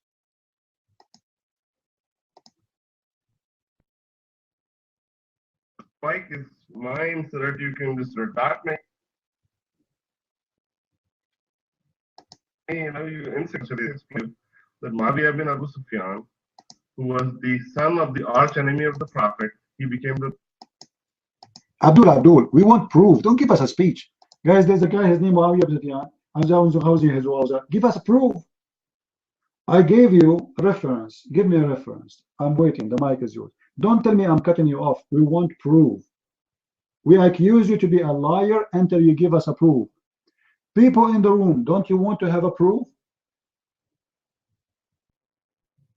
Don't you want to see the proof? We want to learn from you. Consider that you are educating us. So there's nobody, I never heard of somebody speaking about religion or history without giving a reference. Give us the reference. The mic is yours.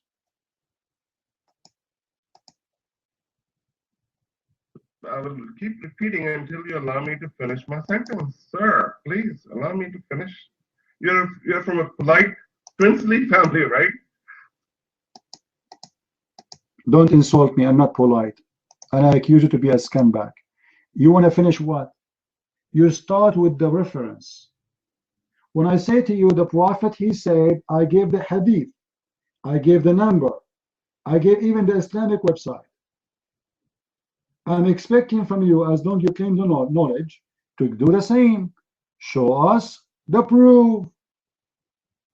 Otherwise, you are making false claim, false accusation against a man you never met, you never saw, and you have no proof of what you are saying. So do you have a proof or not? You might.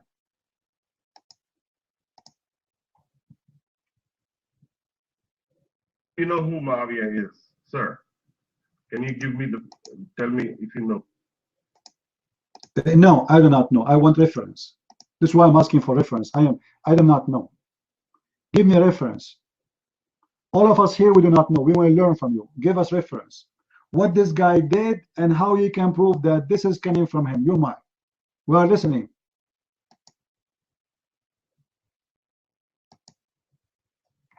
Well, can I talk for just about 2 minutes?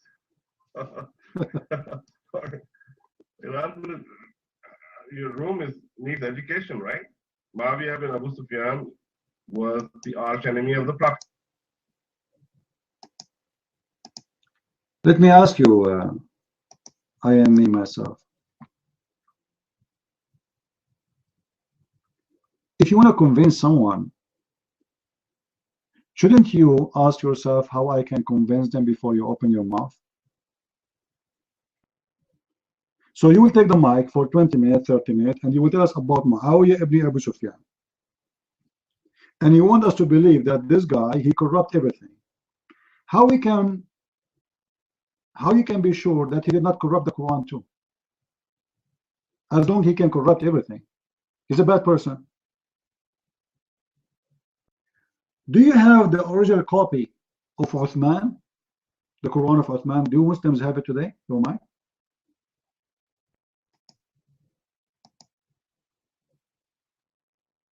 Distracting. Let me finish what I'm talking about. Let me talk about Muawiyah bin Abu Sufyan. You know the history of Islam, right? You know the Tariq al-Tabari. You will not answer. As long as you are saying you know Tariq al-Tabari, why you they give me a reference from Tariq al-Tabari saying that this man, he corrupt all the hadith and all the hadith are wrong? Do it. Why you don't do that? Here we go. You mention al-Tabari. Show me. I like al-Tabari. I will accept al-Tabari. Show me from al-Tabari. You might. Guys, did he mention the name of al-Tabari? Did he say al-Tabari? We heard him, right? Show me what al-Tabari says. No problem. You might.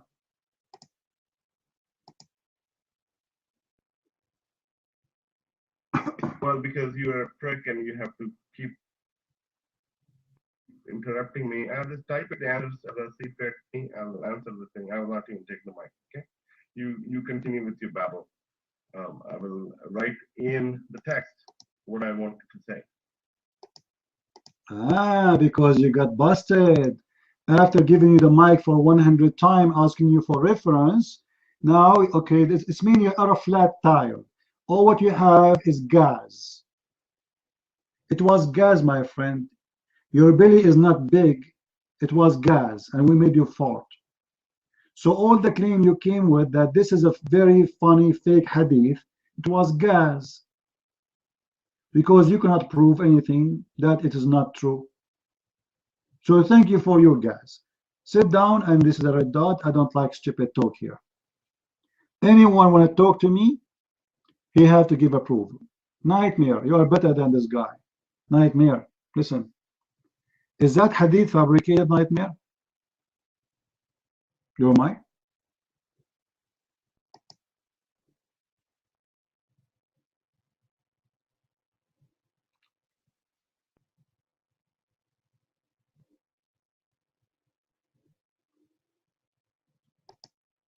Nightmare, are you there? Yeah, Mia, I know you. You are actually used to be the Pope. I know you. You are the one who the broken ant leg witnessed your conversion, right? And 12 lions used to beat your back. Yeah. Nightmare. Is that hadith about your prophet seducing a man to find a new wife, and she is young? Is that a true hadith or fabricated hadith, Mr. Nightmare? You're mine. Again, that you always do that.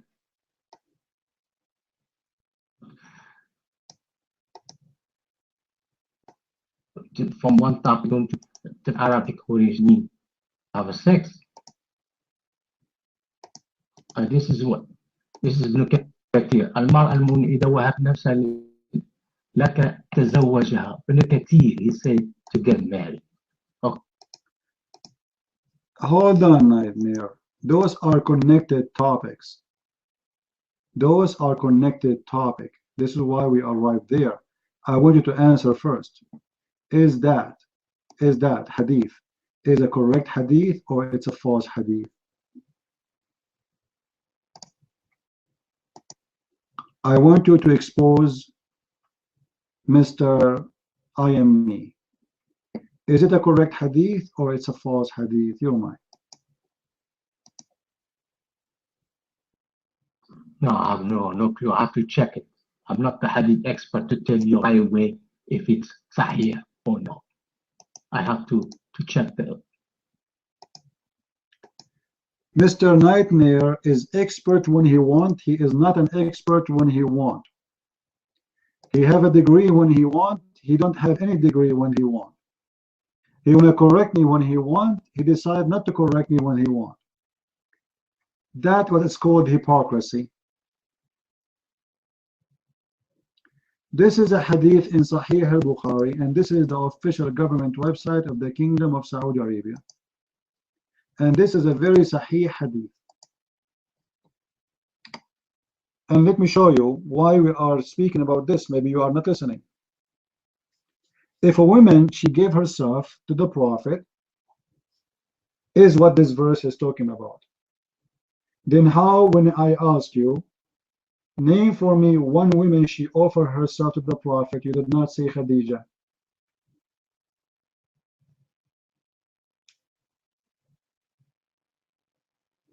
Because obviously she offered herself for marriage. Even though it was a fraud, it was a marriage. And guys, let me show you the full hadith. I want you to save this reference, please. People in the room. Open this link and save it in your reference. Very important hadith. When Muhammad asked him, did you marry a virgin or you marry a widow or a divorce? Look what the guy he said to him.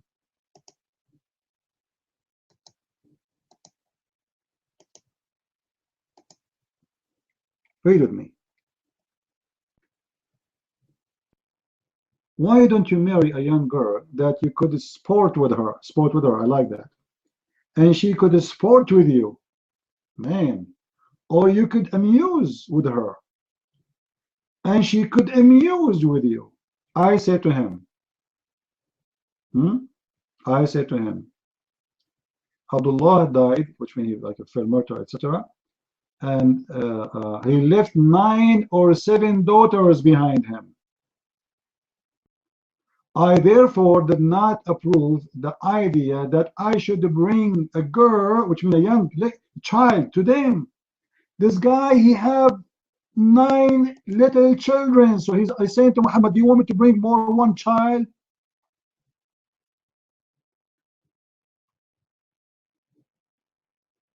So I married a woman so she can teach them manner.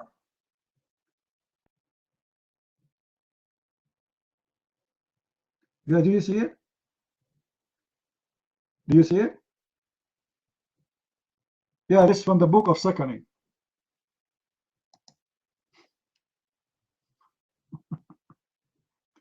This hadith is coming from the book of Second. Yeah, because there's Quran, remember. But the goat ate it, you forgot? Where the Quran teach that the woman, she gave her breast to a stranger so he can suck it. So Muhammad is encouraging the man to marry a child. And look, the man is more decent, a lot more decent than Muhammad. The man, he said to him, I did not marry a child because I have 9 children already. And their father, the woman widow, she's a widow. He died as a martyr. Imagine the guy, he died for the sake of Allah. So instead of Muhammad encouraging the man to marry the widow so he can sponsor the little children, he is asking him to go and find a young girl, and the excuse is to sport with her. I want to sport. I like to do a sport. I like to sport. I want to do a sport with young girls who they are doing sport. Allahu Akbar. Allahu Akbar. Sport.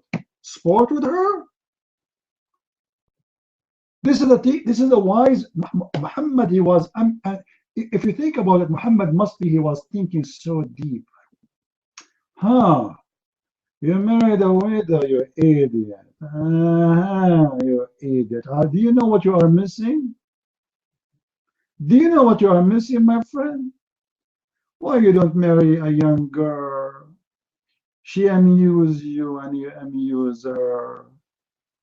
She sport you and you sport her. That is a teaching of a prophet, or this is a devil talking?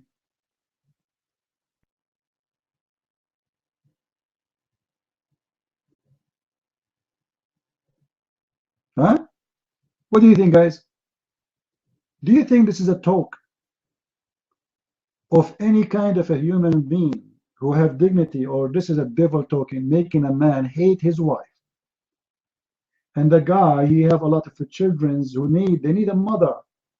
So obviously this guy, he brought a mother for his family. And Muhammad is encouraging him to leave her and find a child to marry. And the whole wisdom or purpose of this wisdom is to sport with her. I mean, seriously, this is a very strong logic. Like, guys, don't you like sport? Do you need to hear Dr. Phil? He speak about sporting. It's very important to do sport.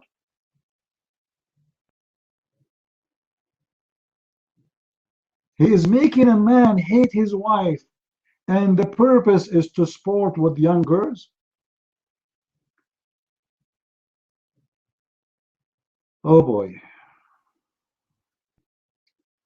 Prophet refused to get to marry from the women who offered themselves to the prophet. You know, even if this is true, it's mean your God, Allah, is stupid. That means this verse is a fabrication of your prophet, because Allah, he prophesied that Muhammad, he will accept. He's saying to him, it's lawful for you, when the fact he will never practice this lawful. So what the point? Very stupid. Very, very stupid. And as long Muhammad already accepting Khadija, who offered herself, and he married her. But she offered herself in marriage. And if this is the case about marrying a woman offering herself, Muhammad already practiced that.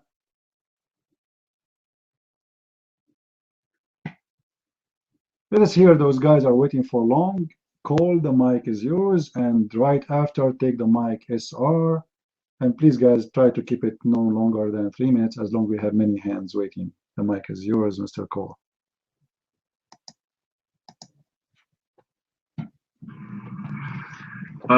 Yeah, I'll try to get through this quickly.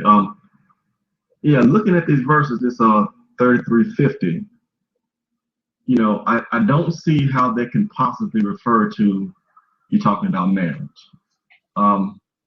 Look at Quran 3350. It says, we've made lawful to you. So it's got 4 groups here: your wives, those whom your right hand possess, your cousins, you know, cousins, and a believing woman if she offers herself to the prophet. And it says, a privilege for you only, not for the believers. So if that is talking about marriage, then so the believers can't marry, the other people can't marry a believing woman if they offer themselves. Muhammad is the only one that can marry a woman. I mean, that can't be what it means. That can't be what it means. And it goes on to say, indeed, we know what we have enjoined upon them about their wives and whom their right hands possess.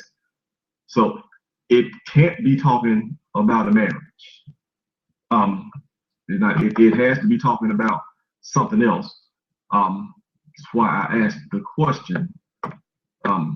What is it referring to? See, we go on to the next verse. Says he can postpone whomever he will, and he can receive whoever he wants, and whomsoever he desires, he can set aside. And whomsoever he desires of those who he has set aside. And there's no sin on him. Again, if he's talking about his wife, is it really, does it really have to tell us you can go see this wife tonight or another wife another night? Is his wife? There's no sin. There's no reason to tell him that. That it is better that they may be comforted and not grieved, and may all be pleased with what you give them. And then we get to 33:52 says, it is not lawful for you in my Qur'an, it says to marry, but that's in the bracket, so it's not there.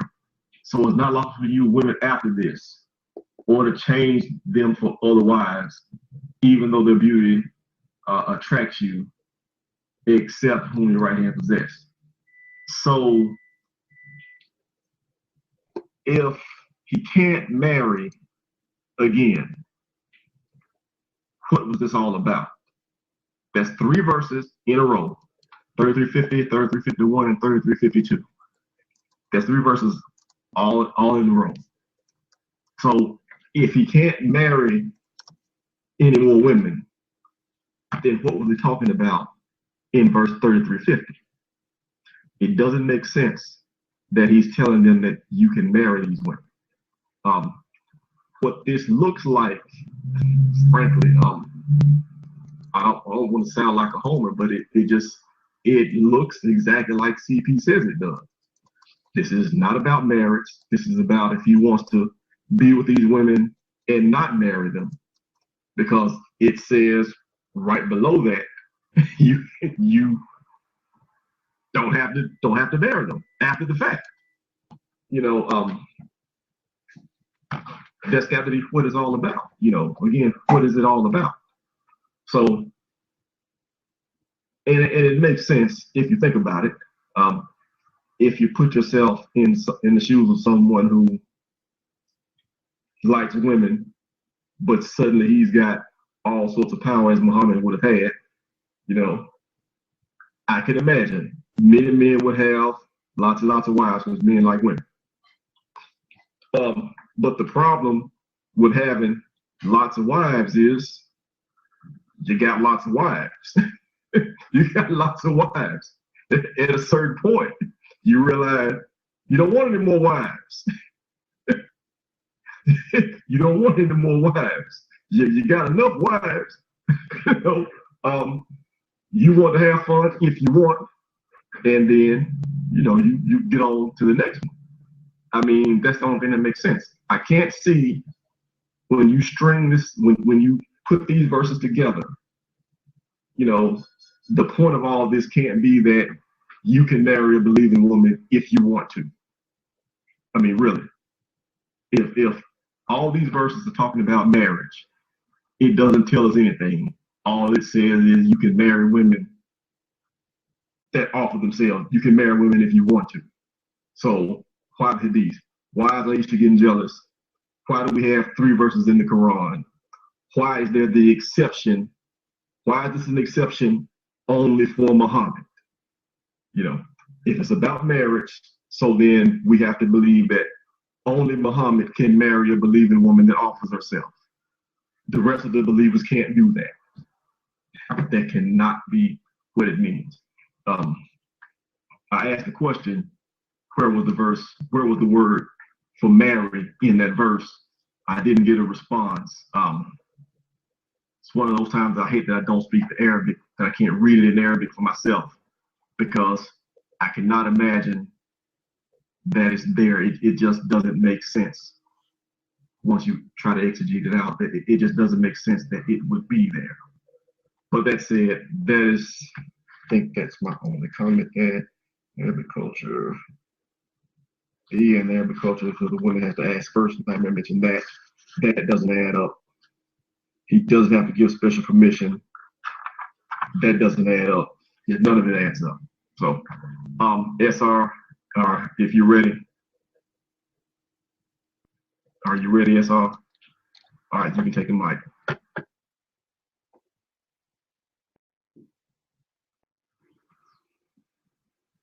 My check.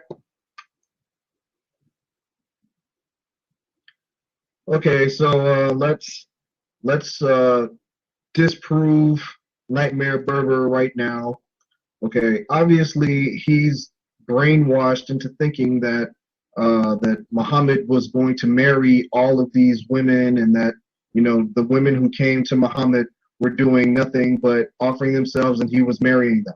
Obviously that's not true. If a woman gives herself to a man right now, okay, let's take ourselves out of 7th century Arabia for the moment, and let's put ourselves in the 21st century.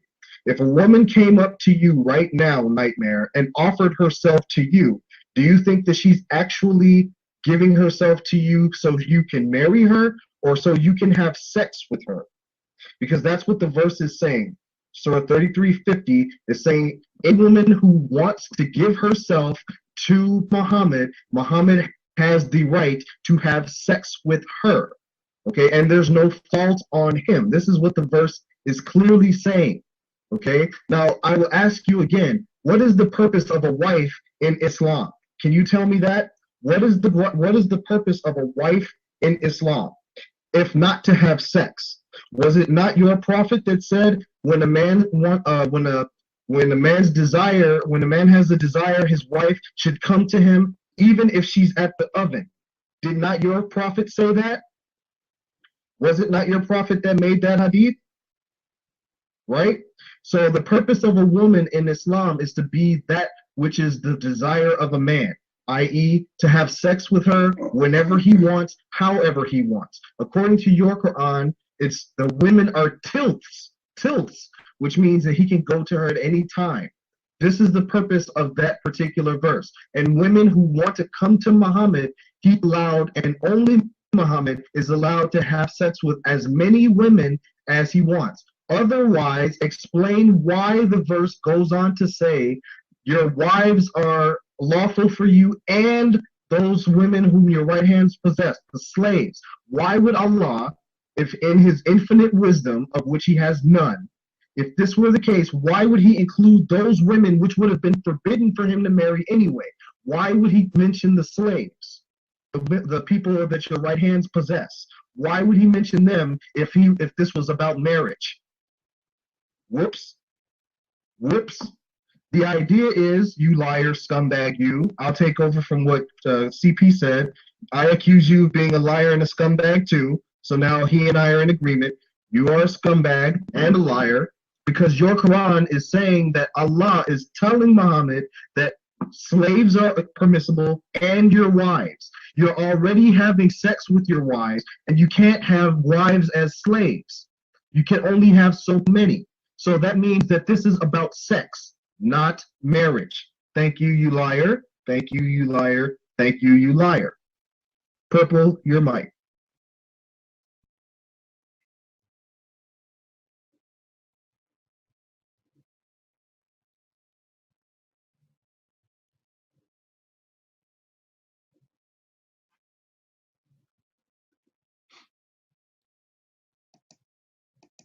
Purple, are you there? Purple.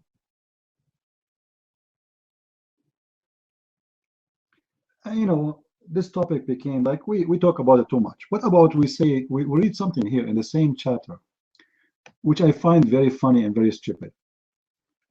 Can you believe that God will make a verse about not to eat from the refrigerator of Muhammad?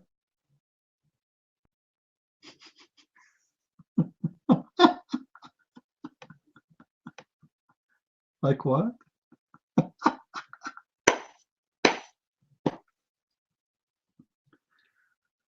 Allah is saying to the Abdul, hey Abdul, when you go to the house of the Prophet, don't eat his food, okay?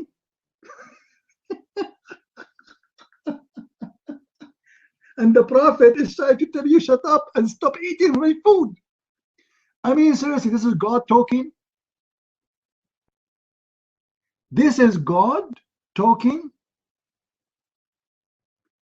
Oh, who believe. Neo, pause for us, verse number 53. Chapter 33, verse number, the same chapter we are reading from. Oh, you believe. Don't enter the Prophet house without permission. For food, without looking around. And and if you are invited, don't stay long.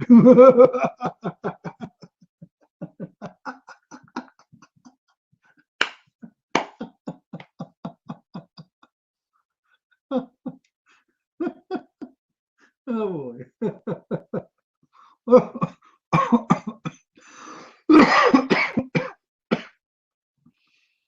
And even if you invite you to eat, don't stay after you eat and get lost. I mean, seriously, this is God talking. This wisdom is coming from God. And guys, if you stay after you eat, you are hurting the Prophet.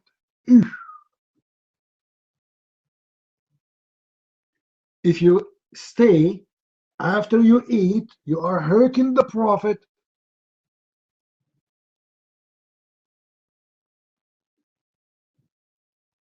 The funny Muhammad, he don't even pay for the food. All the food he have is a theft.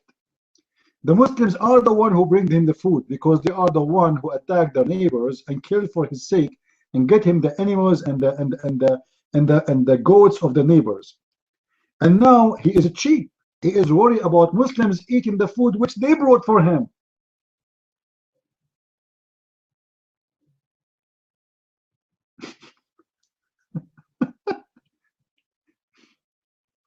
And Muhammad is jealous. If you want to ask the Prophet wives for things, ask them from behind the curtain. Look like the Muslims used to go inside the bedroom of Muhammad. All right? And then he arrived, look, starting from not eating his food, unless he give you permission, not to stay after you eat, and not to speak to the wives unless they speak from behind the curtain, and not to if his wives. We go back again to the word tankahu.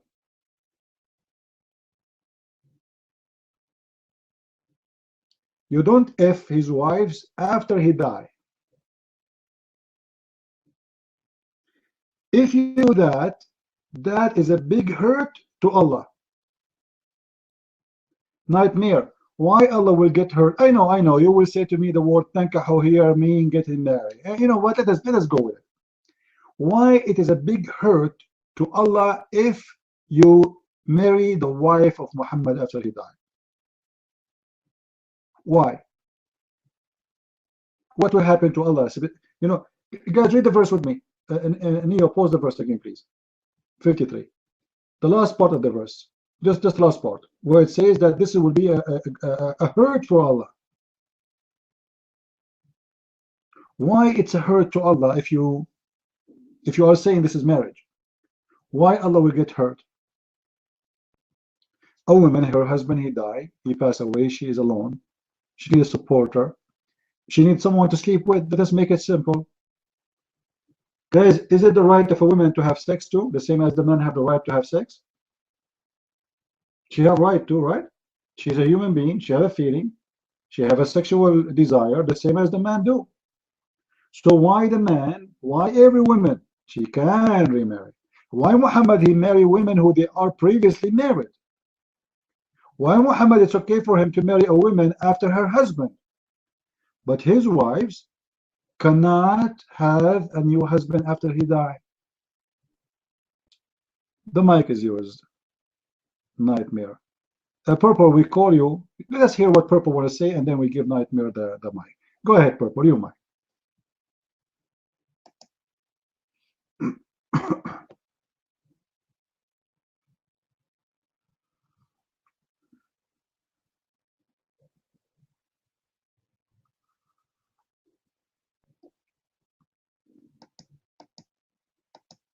Purple, are you there?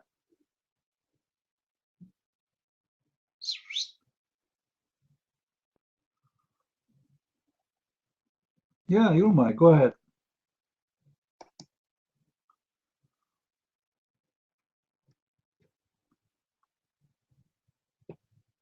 Hi, can you hear me? I really didn't have anything to say. So I was just saying that I hate men, and I always will hate men because men suck and men are mean. And yes, I hate men. No, I don't hate men. I'm not a feminist, but if a woman's gonna have it, they're gonna have it first. Sorry about that. Yeah, maybe not too nice men, whatever. Were you talking about anything important other than Christian Prince? Did you have? You know, Purple, please don't put your hand up if you have nothing to say about my topic. This is a room of a topic. This is not a chat room. You want to chat? There's many rooms for chatting. If you have nothing to say, with my respect to you, don't put your hand up again. All right? Thank you very much. We have a topic, as you see. We are here very serious about what we are talking about. Your mic, Nightmare. Why Allah will be hurt if the Prophet wives, they marry again? What will happen to Allah? Your mic.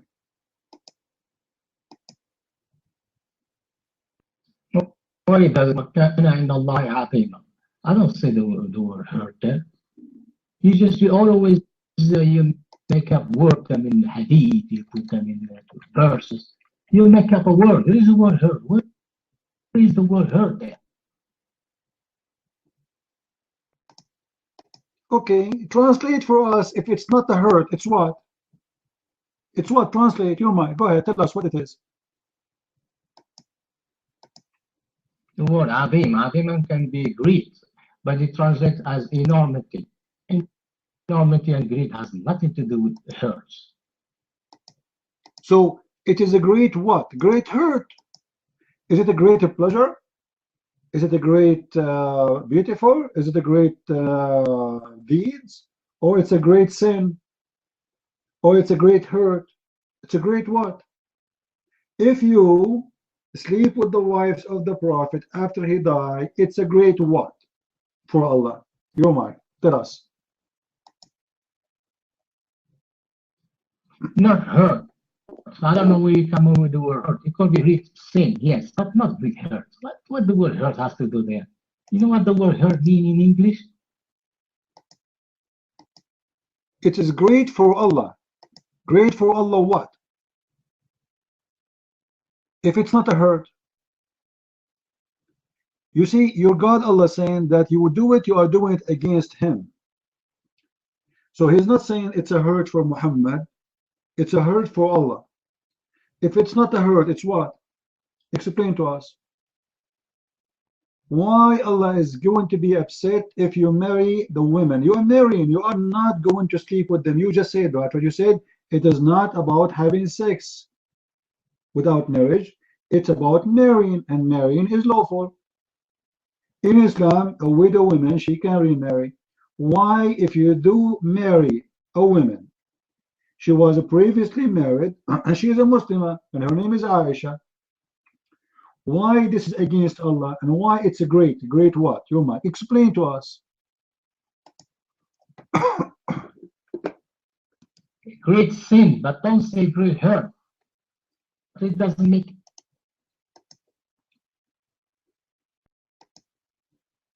Well, the word sin is not there too. Why you accept sin but you don't accept hurt? In the Quran it says a great. It doesn't say great sin. It doesn't say great sin, a great hurt. You know, but obviously it's a great against Allah. It's a hurt. When you are saying sin against who? For Allah. So it says hurt. You are hurting Allah. Allah feeling will be hurt. You are committing sin against Allah. So who is the one who get hurt from this sin according to this verse? Muhammad or Allah? You're mine.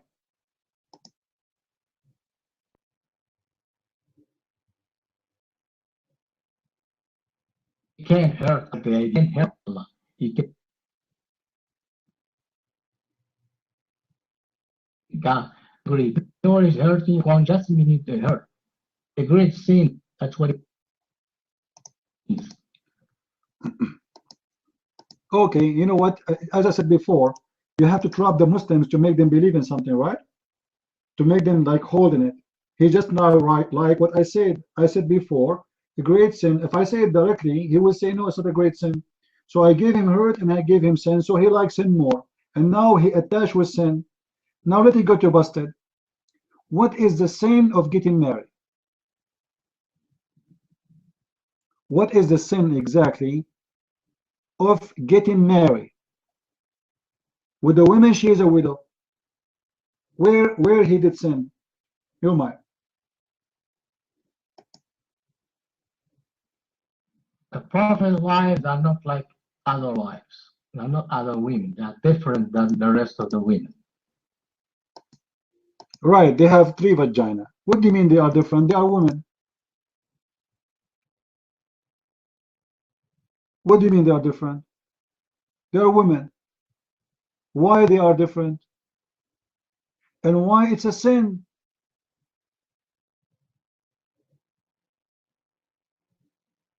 Did your prophet say that Allah, he married him to marry the mother of Jesus?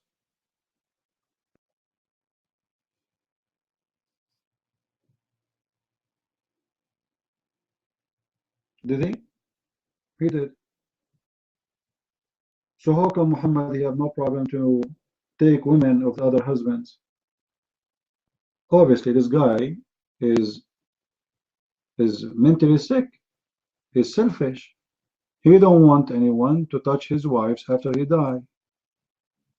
He's very selfish.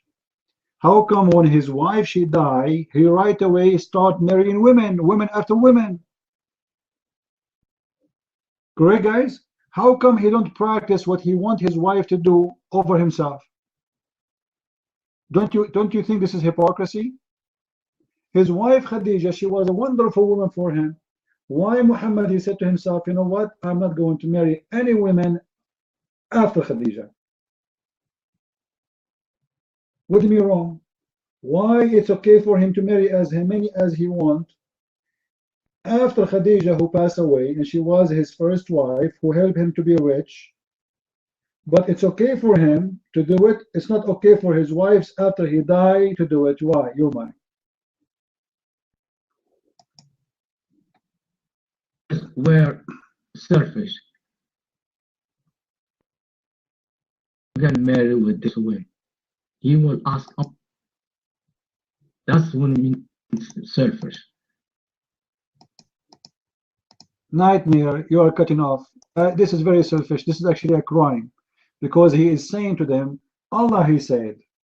So now they have no choice. Did Allah ask them if it's okay, do you want to do it or not? This should be a personal choice. Correct, people? Maybe the women, if they love Muhammad too much, they will not marry after him anyway. It's a personal choice. You don't force the women not to marry again. This is their right. The husband is dead. He is forcing them. He's not saying it's better if you don't marry. No, no, no. He's saying you cannot marry his wives. He is making it forbidden, so nobody dare to do it. And obviously, this is the fabrication of Muhammad because, okay, you know, who is getting the benefit of this? Shouldn't we ask, guys, when this is a law, when Allah he says, nobody can marry his wives, it's mean he came with a law. This is a law right now. This is Sharia law. Nobody can marry the Prophet wives. What the benefit of this law? The husband is dead. So what is the benefit that those women, they will not have a new husband? Who is going to get the benefit of this?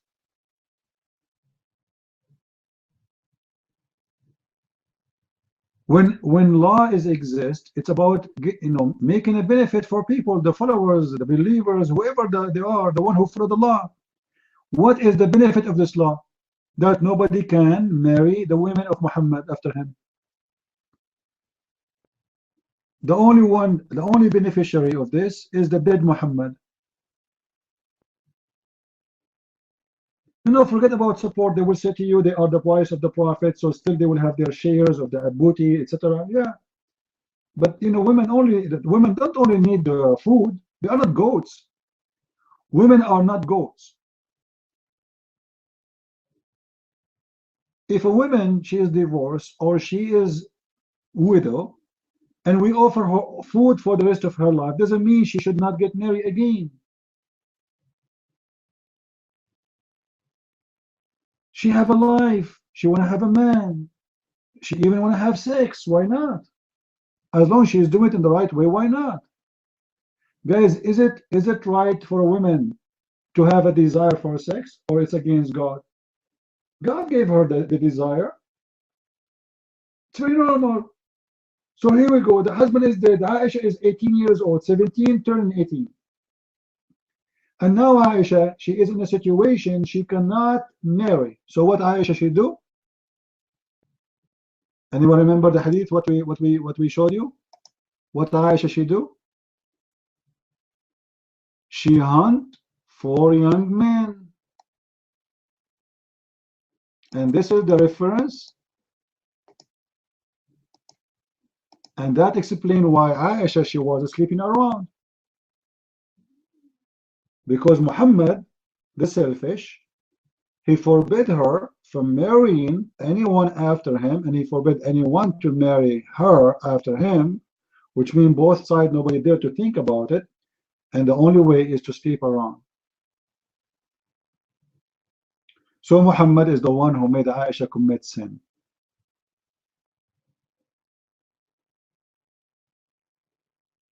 And look, Aisha, she is not dating. Aisha, she is hunting. Guys, if you speak Arabic, you won't believe it. It says there, officially in Arabic, لَعَلَّنَا نَصْطَادُ بِهَا شَبَابًا مِنْ قُرَيْشٍ. Maybe we can hunt with her young men from Quraysh.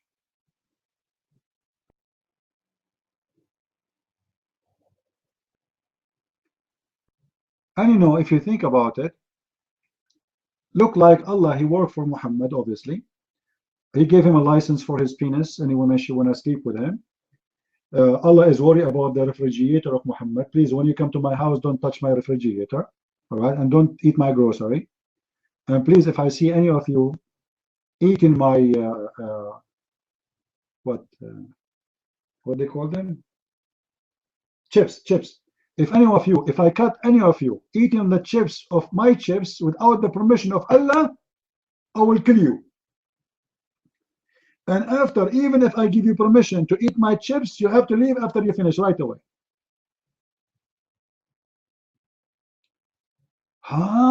Guys, Allah, he forbid. Look what he posed for us in Arabic. Look at the logic. Look at the stupid logic of Muslims. Allah, he forbid the Muslims to marry the wives of the Prophet because they will be his wives again in heaven. Like what? Hello? When they go to heaven, they will go back to you. So what a big deal? How come otherwise she can marry again and she will be a wife of somebody in the heaven? Look at the excuse. They will be his wives in the heaven. So what?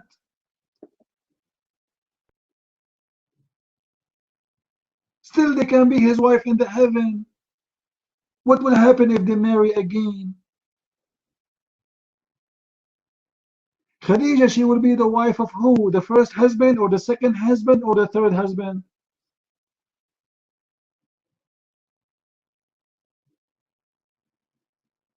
Amazing logic. So a Muslim woman who marry more than one husband during her life, who is going to have her nightmare in the heaven? Which husband will have her?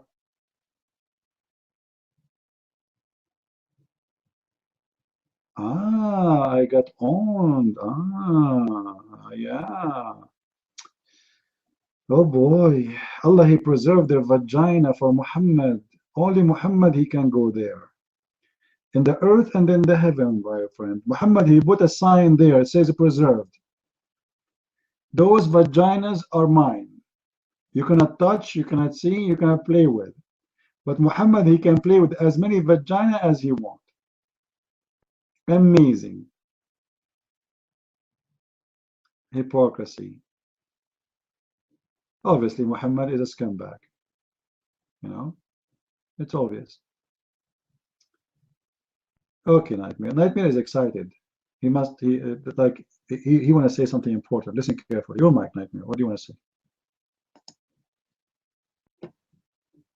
Okay. Will you get married with your mic? What?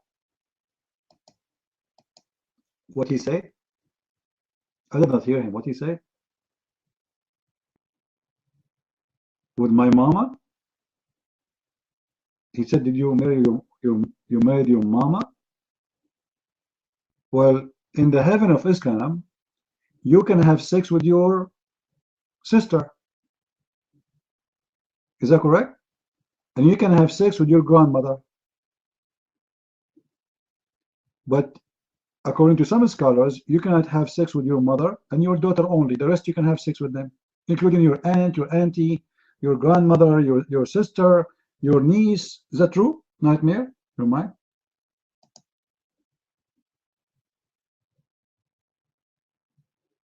I'm talking about this world. Don't talk to me about hereafter. This with your mom. Nightmare. Nightmare. They are considered to be on my head. Just to show you how stupid you are, Nightmare. Guys, he's saying that Aisha, she is the mother of the believers, but she have no babies. She is adopting them without giving them birth.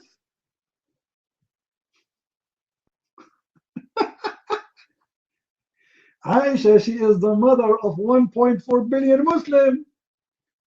Aisha is like the queen of the bees. She keep laying eggs. Bombing, bombing, bombing, bombing, bombing, bombing.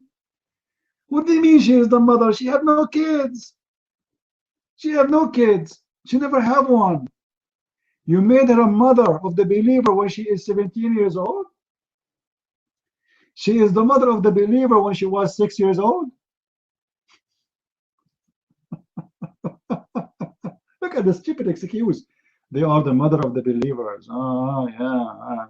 Okay, let me ask you, Nightmare. Did the mothers of the believers have sex with many men before Muhammad? Yes or no? I think the question is so clear. Did the mothers of Muhammad, the believers, they have sex with many men before Muhammad? Yes or no? Your man. The ones who were married, yes, they had sex with them. But leave your butt alone. As long they have sex already, which means somebody else have intercourse with them. So what the problem that they will have intercourse again? Already they have a man playing there. He put his signature there. Remember, Muhammad, he said, it's written in every woman's vagina, the names of the one who will F her. So the name's already written there, my friend. The name of Muhammad there, the name of the husband before, and like Khadija, she have 2 husbands before Muhammad, which means Khadija at least she slept with 3 men. So what the problem for Khadija to have 1 more man? Let us say Khadija, she did not die before Muhammad. She died after Muhammad. What is going to be the problem? Or even Sauda. or even Hafsa. What the problem? If those women, they have already slept with men before Muhammad, what the problem will be if they slept after Muhammad with someone else? Your mind.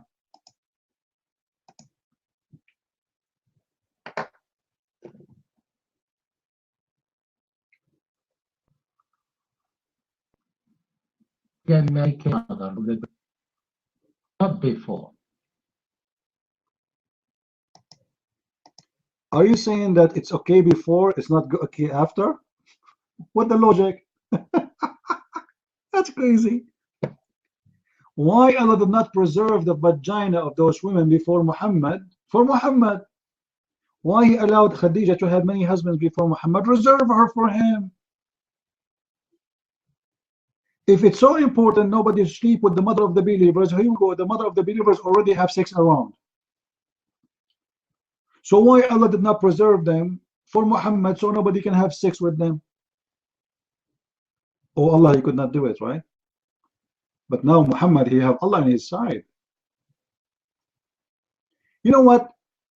Why Allah did not say that to Muhammad, that you cannot have more wives after Khadija she died?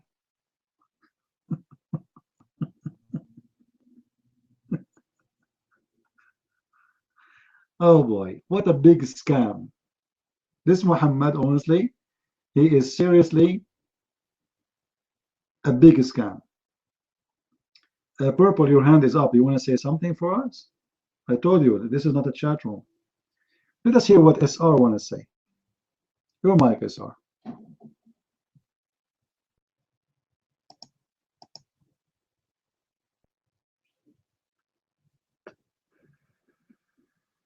Excuse me.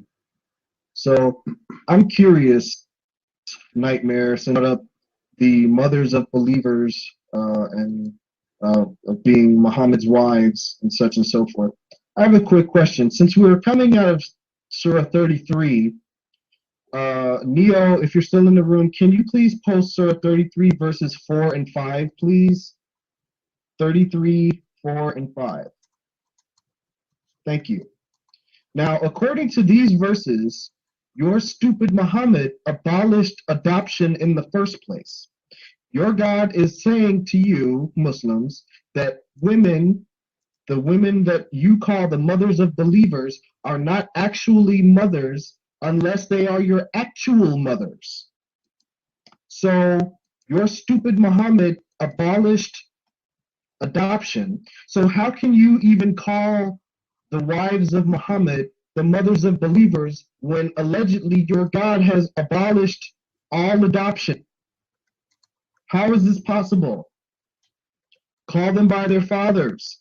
And you know, and I'm sure you know why this verse came down. I'm quite certain that you know why this verse was revealed, quote unquote.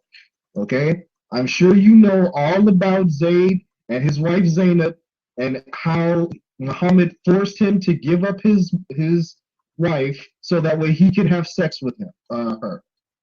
Okay? And this is what happened.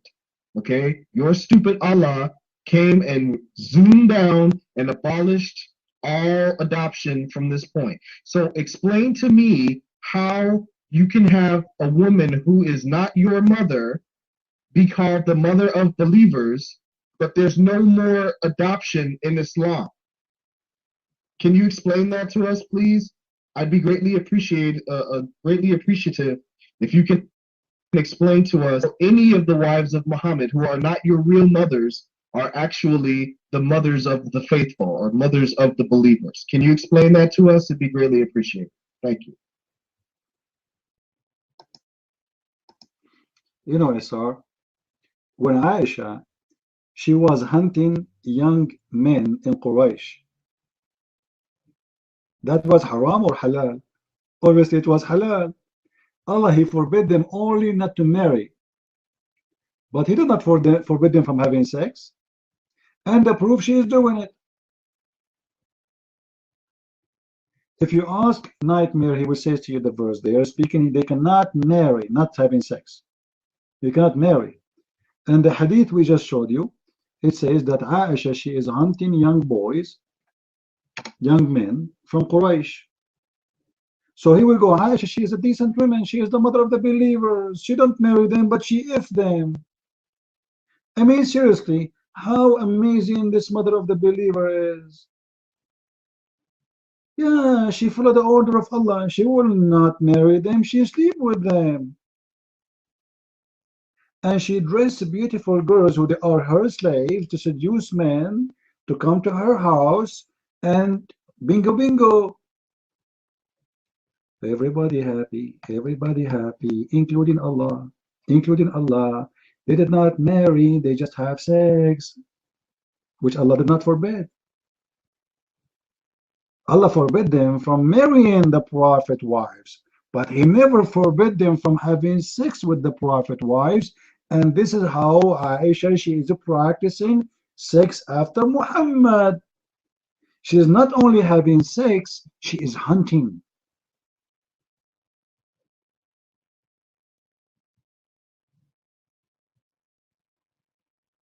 Anyone like to go hunting? Who like to go hunting? Let us go out right now, all of us, and see if we can find Aisha with her slaves hunting for young men. I am young. Who is else here young? I am the only young here. Who of you is a young man? I'm very young, actually. Even my mom, she is older than me. She is 17.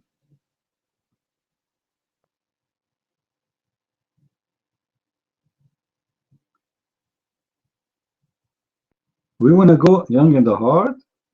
James, sorry, we can't take you with us because Aisha, obviously, she liked young men, not young heart.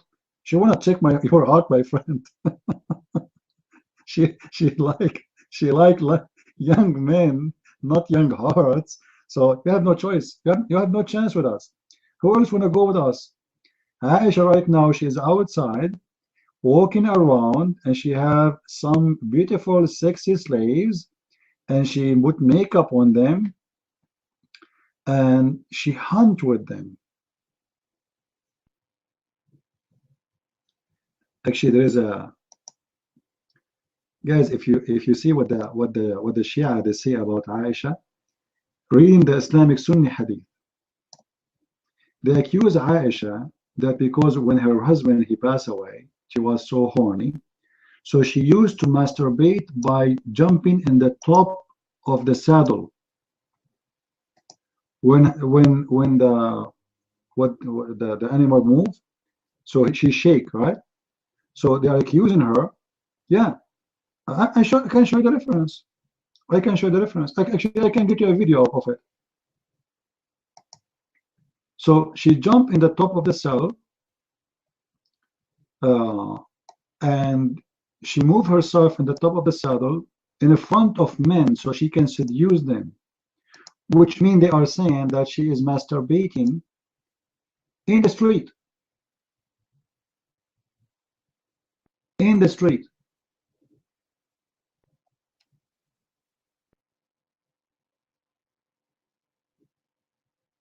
Isn't it amazing?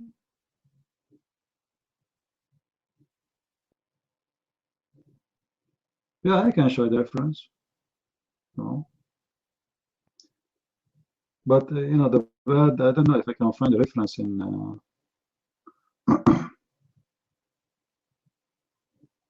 in English, but let us see. This is a very famous hadith. It's called, but I'm sure Nightmare, he do not know it because nothing.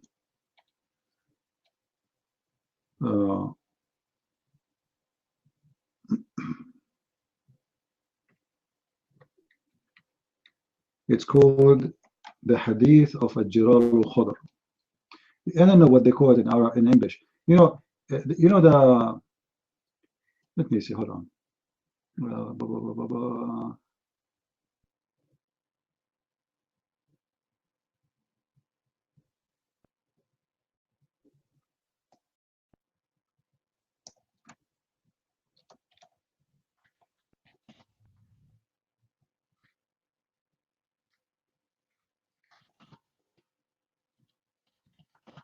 The keyboard doesn't have Arabic font. I mean the stickers.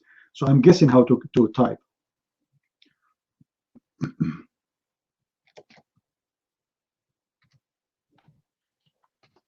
need to buy those stickers like for getting. All right.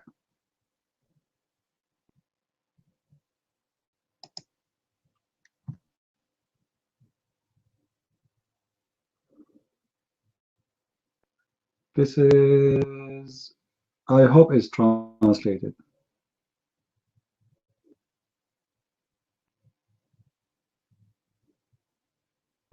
Oh, this one is in French. Who here speak French? I found that the reference, but it's in French. Who want French? Anyone speak French here? You do, Nightmare? Okay.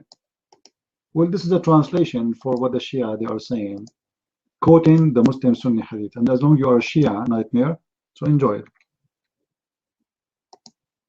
Right?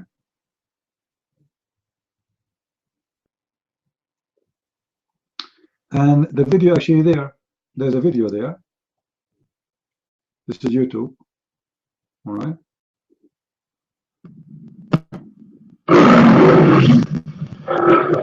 Oh boy. Sorry guys for the music. Unbelievable. Those Muslims are crazy when they put the music in the beginning. جريمة جنسية والفتوى على مراجع التقليد وأشير إليها إشارة سريعة بدون بيان واضح. شوفوا، قال الإمام الباقر عليه السلام: قيل لعائشة إنهم قد أقبلوا بالحسن بن علي صلوات الله عليهما ليدفن مع رسول الله صلى الله عليه وآله، فخرجت مبادرة يعني مسرعة. هنا النكتة الجنسية دققوا النظر ولا أوضحها أكثر من هذا. فخرجت مبادرة على بغل بالسارج، ما جلست في هودج وإنما جلست على سرد البغل. بس هذا اللي عنده زوجة خليه يفكر ويعرف.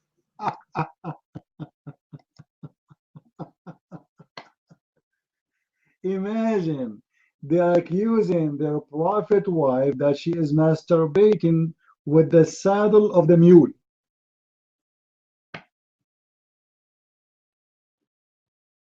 And this is live in TV.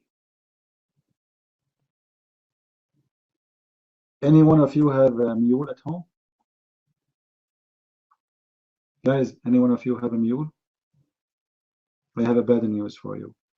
If you ever see your wife riding a mule, have a saddle, your marriage is in danger.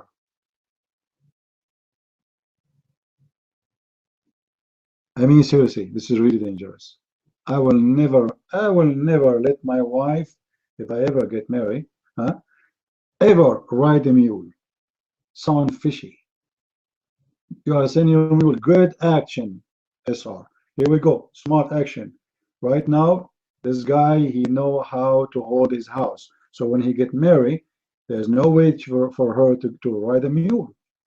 It's very dangerous.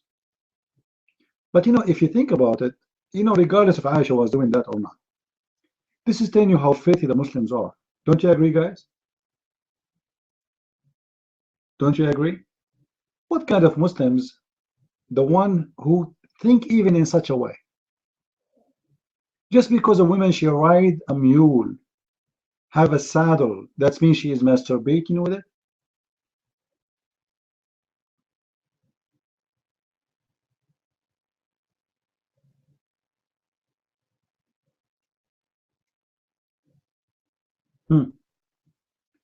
That's mean if women, they sit in anything, they are masturbating, man. Chair, couch, anything.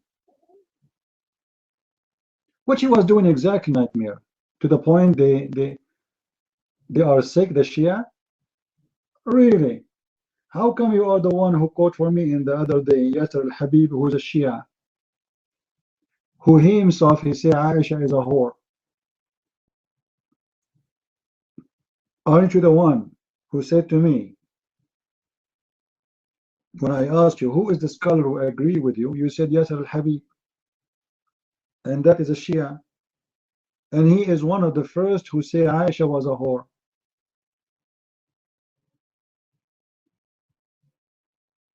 Even they accuse Aisha that always her fingers they stink. Why? Because she keep putting her fingers in her. No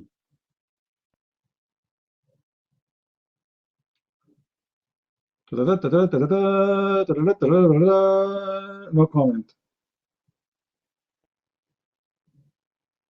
Like, come on, Muslims. No, I cannot say it. I cannot say. I have to be polite here. You know, I'm very polite, by the way. I was the only polite student in my classroom which have only one student. And I was the first in my classroom too, which is amazing. And actually, I was the third in the whole city because it was only 3 of us. It was me and Ishmael and Abraham. Abraham was first, Ishmael was second, and I was the third in the city. And that city is called Mecca. There was no people there except me and Abraham and Ishmael. All right. However, there is something fishy about Abraham. He used to ride a mule too. I don't want to think about those things. You know, I'm too young for those things. Seriously, I don't want to think. I don't want to go that far.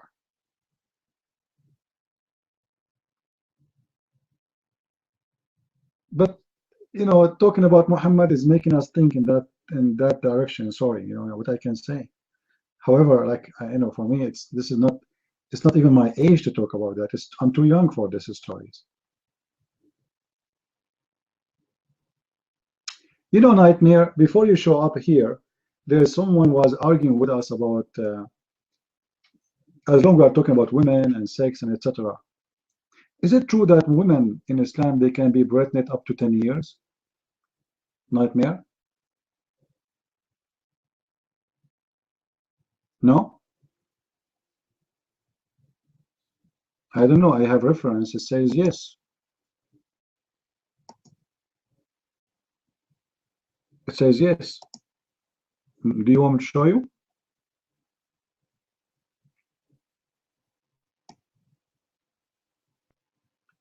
Even you know, there's a guy. Here we go. Neo, he posts for you the reference if you want to open as long as he posted. Here we go. It's there. All right. So it's according to the all Muslim scholars, including even Aisha, a woman, she can at least have 2 years being pregnant, and then 3, and then 4, and then 5, and then 6, and then 7, or 8, or 9, up to 10. What do you say? Well, here we go, the link in front of you. This is Quran, and this is the interpretation of the Quran. And it's in Arabic, your favorite language. Don't you see it? Here we go. So what do you say? I will give you time to read it. By the way, guys, I have a neighbor, and she have really a big belly. I thought she is fat. I'm thinking about it now. She have a big belly since like 7 years ago. Do you think it's possible that she is a breadnet? You never know. You never know. Like Allah know. I mean, seriously, Allah know better. If Allah He says so, it's possible.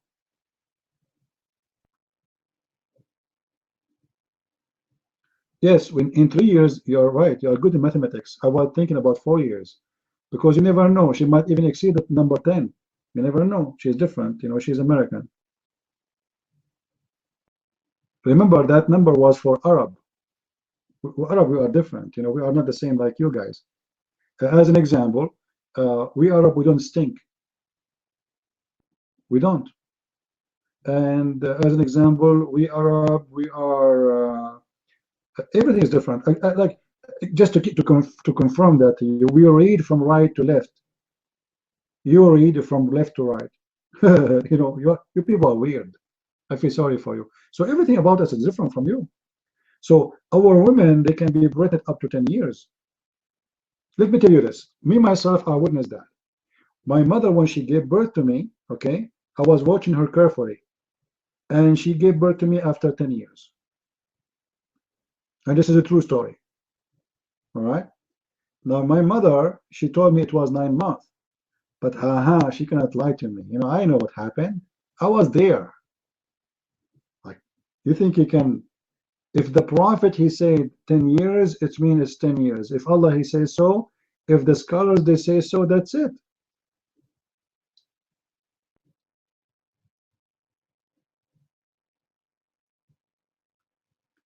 Did you read it, Nightmare? Are you ready to read the link we gave you?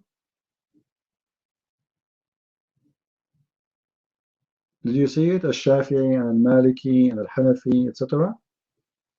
All the biggest scholars of Islam agree that women, she can be pregnant for many years.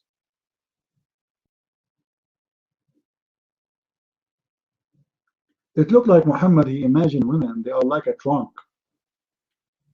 And according to, I can show you different source. Muhammad, he said, or let us say, the books, they say, that the sperm of the man, he might sleep in the side for a couple of years.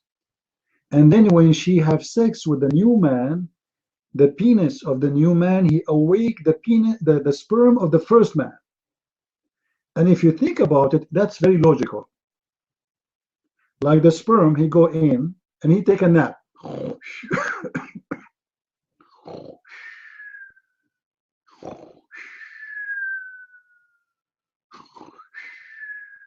And then this woman, after a couple of years, she got a new husband. He sleep with her. He put his private part in. And that will make the penis, sorry, the sperm of the first husband get awake. And then the woman, she get pregnant. Nightmare, stop being a hypocrite. What do you mean I don't care about what the others say? What do you mean you don't care? You are being a hypocrite here. How come you quote for me scholars when you want? And you ignore scholars when you want? Either you quote scholars or you never quote them. Obviously you do. Right? You do. So, you know, this is what you Muslims do. When it, you know, things is very embarrassing, you decide to say, I don't accept what those people say. When things is for your benefit, because you are a hypocrite, you accept it. You don't mind.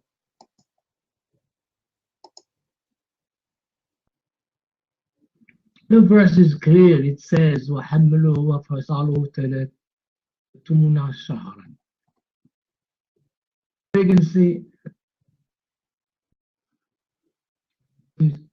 months. Clear. I don't need no scalp.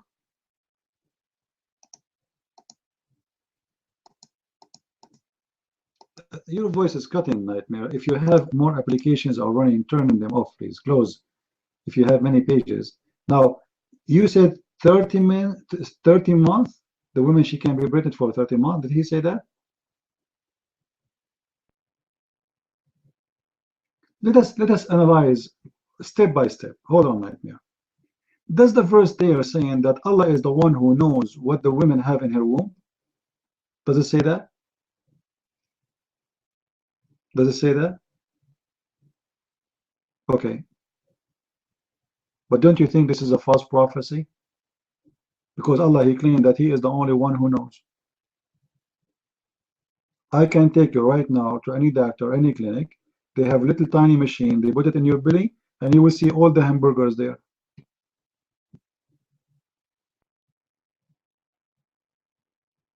So Allah proud that he knows what women they will bear, male or female. But this is a false thing. It's not only him, he know that.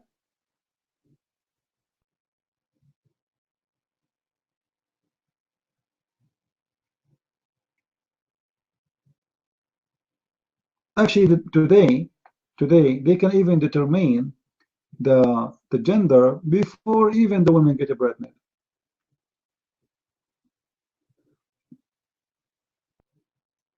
"30 months, including breastfeeding period."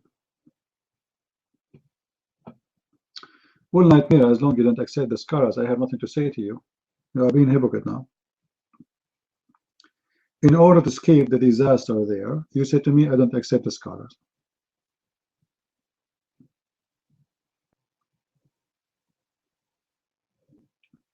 Okay, then how you explain to me, when you like, you accept the scholars, when you don't like, you don't accept them? Those are you know that the Muslims, they have sect, Maliki, Hanafi, Shafi'i. As you see, their names is there. Those are the one who even decide the sect direction, and all of them agree. Even Aisha, she said that the lowest period for a woman who is exceeding, which means when a woman exceed her 9 months or whatever month, if she exceed, is going to be at least 2 years and up and up. Do you see it? What Aisha she said? And Aisha, and in the story they mention a person who is the story of Ibn Ajlan. What is Ibn Ajlan's story?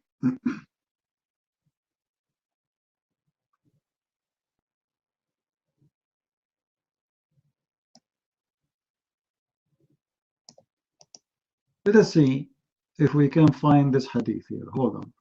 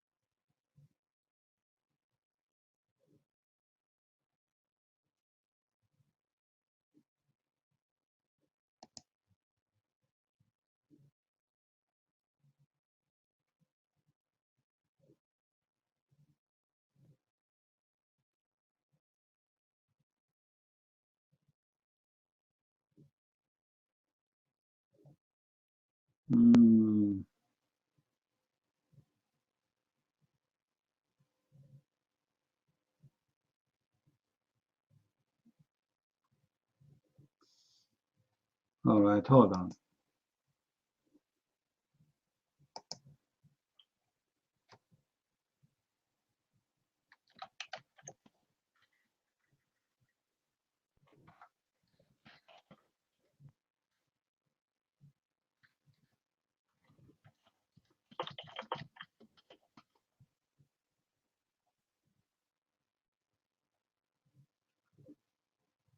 Let us see.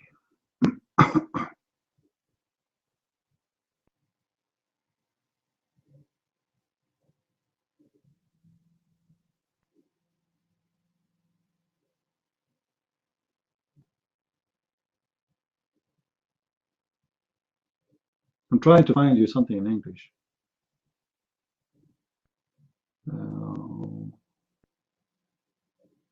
Because that would be more fun. Looks like it's going to be hard to find it right now, but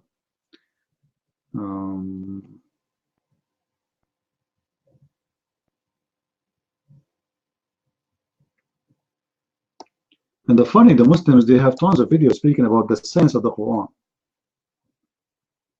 which is amazing. Amazing lies. This is why I made my book to expose their lies. It's called Quran and Science in Depth for those who don't have it. Yeah, hold on. Listen to this. Listen, Nightmare. Listen. I hope you are listening. في الأرحام يذهب بعض العلماء إلى أنه يمكن أن تحمل المرأة الجنين 4 سنين، فنقل هذا عن مالك رحمة الله تعالى عليه، في أن المرأة يمكن أن تحمل الجنين 4 سنين.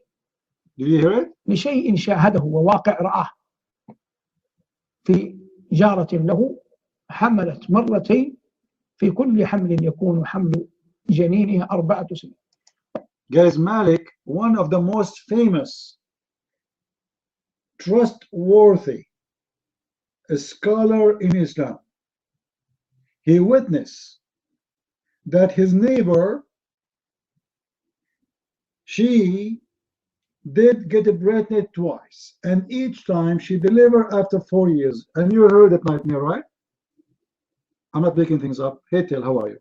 Good to see you. You heard it? You heard it? بعض أهل العلم ينفي أن يقع هذا، ونحن لا نستطيع أن نفصل فيه، لكننا نستطيع أن نقول إن الله جل وعلا جعل أطوار خلق بني آدم في 7، قال بعدها في 7 ثم أنشأناه خلقا آخر، وجعل رزقه في 7 كما قال ابن عباس رضي الله تعالى عنهما محتجا بآيات سورة عبسة، فلينظر الإنسان إلى طعامه. Ibn Abbas is better than Ibn Malik? So if I get you something from Ibn Abbas, is that better? Let us see if we can get Nightmare busted. Nightmare, if I get you Ibn Abbas speaking about this, what do you say? Here? Okay, let us see what Ibn Abbas is saying. In that statement there. إذا وضعت المرأة 9 أشهر كفاه من الرضاعة 20. But this is not about how many times she can be pregnant. This is about how long she can give him breastfeeding. This has nothing to do with our topic, man. This is about a rida. You are deceiving, Nightmare. What does this have to do with our topic? This is about breastfeeding. I'm really disappointed of you. Always I thought of you in a highly way, seriously, and now I'm disappointed. I will never let you ride the mule we have here. Oh.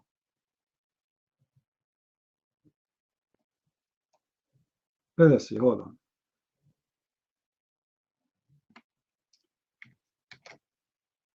Oh boy.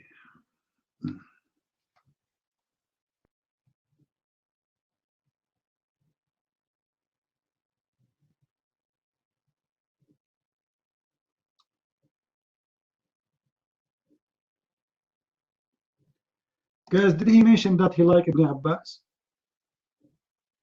Did he mention that he liked Ibn Abbas? All right. Read for me, Mr. Ibn Abbas lover.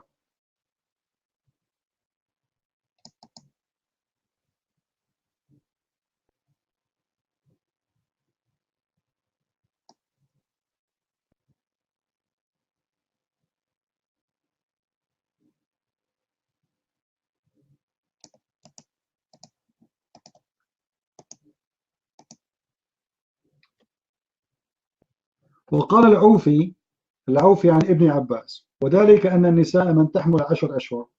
Ibn Abbas, he said, some women they get pregnant for 10 months, some for 9, and men who they are above more than that, all right, and some of them they are less. And then he continues saying, and Ibn al-Dhahhak, Ibn Abbas, he said, وما تفيض الأرحام, etc., etc., and then he said, وما زاد عليك, قال الضحاك وضعتني أمي وقد حملتني في بطنها 2 وولدتني وقد نبتت. This guy, his mother, she gave birth to him after 2 years, and when she gave birth to him, his teeth is out and his nuts is big.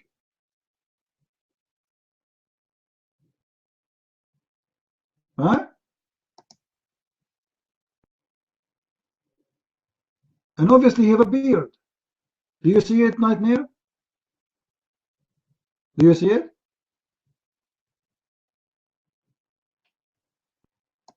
Two years, and she gave birth to him, and he have a growing teeth, and he have a beard, and he have big nuts. What's happening there? And he have a cubit hair too. All of this happened in 2 years.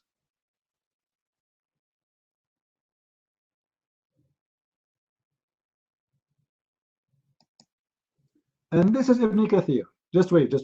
No, this is Ibn Abbas. Hold on. What is Ibn Abbas? Hold on. Here we go.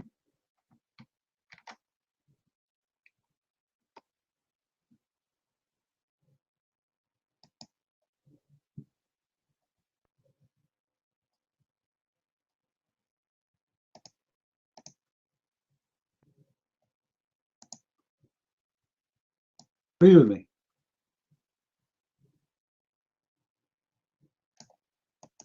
We will take Ibn Abbas' statement one by one. Nightmare. Read this first one for me. Does it say that he says that women, they can be pregnant more than 10 months? Does he say that, or even more? Is that correct?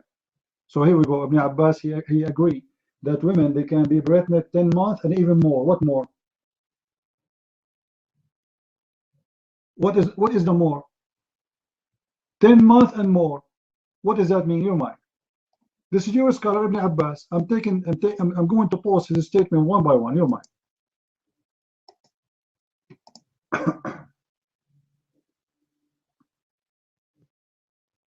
More does not mean 4 years. No, more. Some women, they get. Hold on. It doesn't mean 4 years, but doesn't mean 9 months. It means more than 10 months. It means it cannot be 10 months.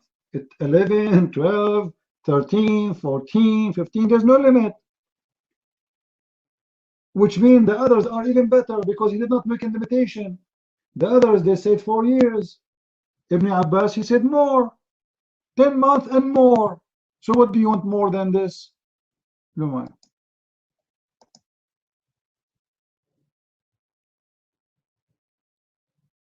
No, he say وذلك أن من النساء من تحمل 10 أشهر.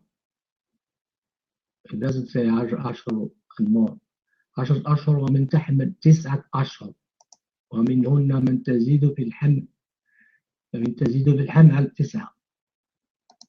ليست Nightmare. Just let me get you busted. Let me pause it again.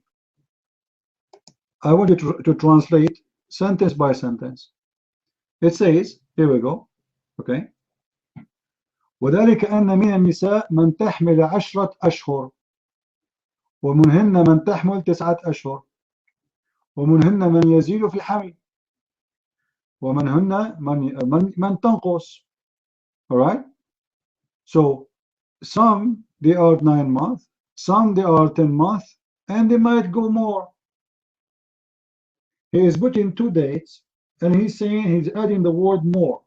He mentioned 10 already.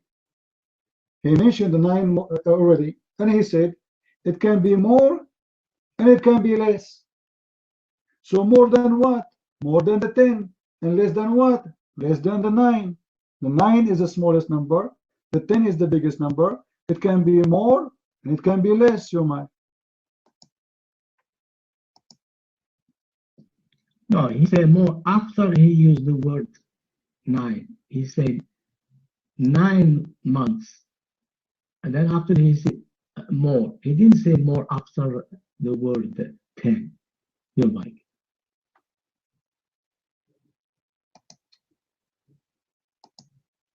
Well, you know, the statement in front of me is so clear. And you know what? If this is true, so why the scholars are coming with the conclusion that a woman, she can be pregnant up to 10 years? Based on what? Those are the highest scholars of Islam. Correct, guys? Those are scholars. They will not come with a conclusion unless they can base their argument with. So they are based on what they say such a thing. Making things up, fabrication, stupidity. Obviously, they have a lot of reference. Based on that, they decide that this must be what the Qur'an speaking about. Now, let us see something else.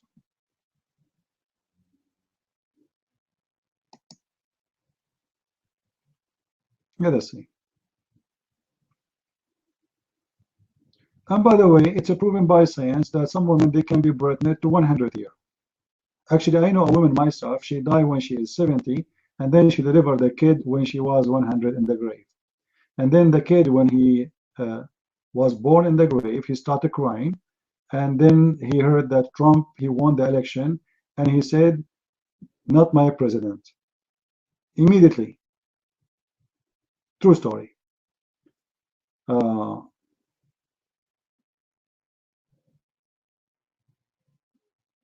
Let us see.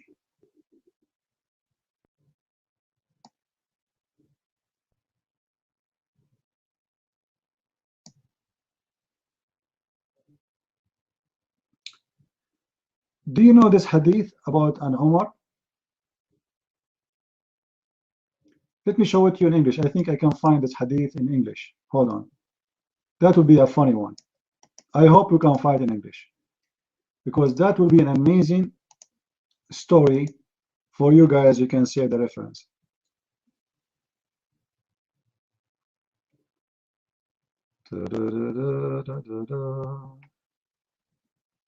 I hope it's there. Don't tell me it's not there.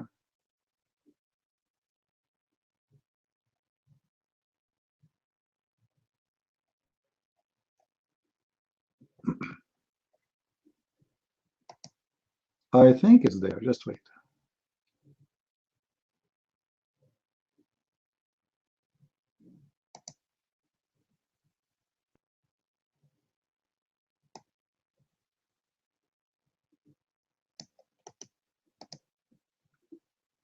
Actually, guys, if I found this hadith in English, you should really give me a gift for it. This is a priceless hadith, if I can find it. I'm just trying to find.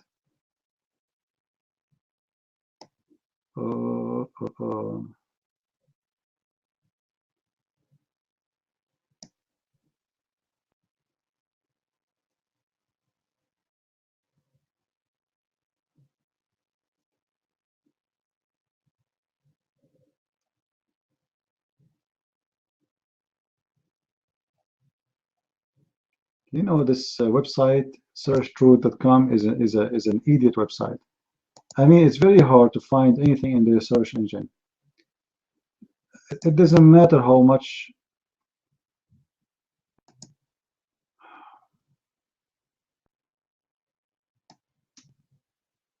Their search engine is the worst. Like, you put a sentence there, and then it gives you endless reference, have nothing to do with the search itself.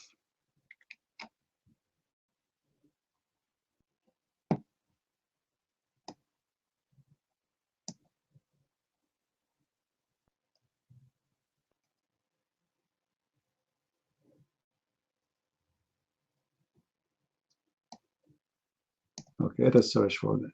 Let us search in English. Forget about the Arabic one. But we should find this hadith. This is a very important one.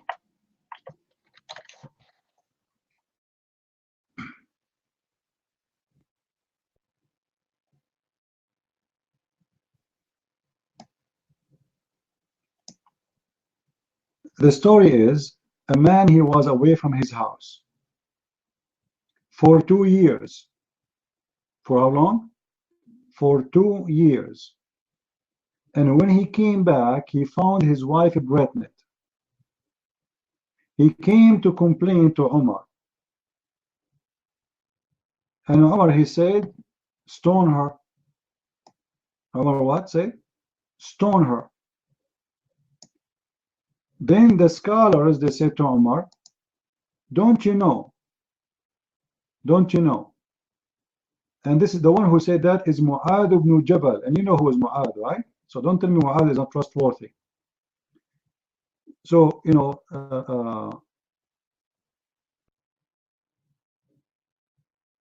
let's see. Okay. Okay.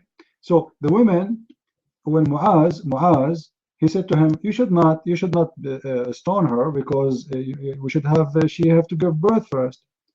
So Umar, he said, okay, wait until she give birth. And when she gave birth, the woman, she gave birth to a boy who have his testicles out, and he have a growing teeth. And then the man, he noticed that this is his son because he looked like him, and he said, this is my son by the Lord of the Kaaba. And then Umar, he said, no women they can give birth as the wife of Mu'az. If not Mu'az, or this is the mother of Mu'az. If not Mu'az, I will be now committing a sin by killing an innocent woman. So Umar, he agreed. The guy, he did not know his wife for 2 years. He did not sleep with her. Let me give you the hadith in Arabic, nightmare. All right. Because I'm sure I saw it once in English, translated already.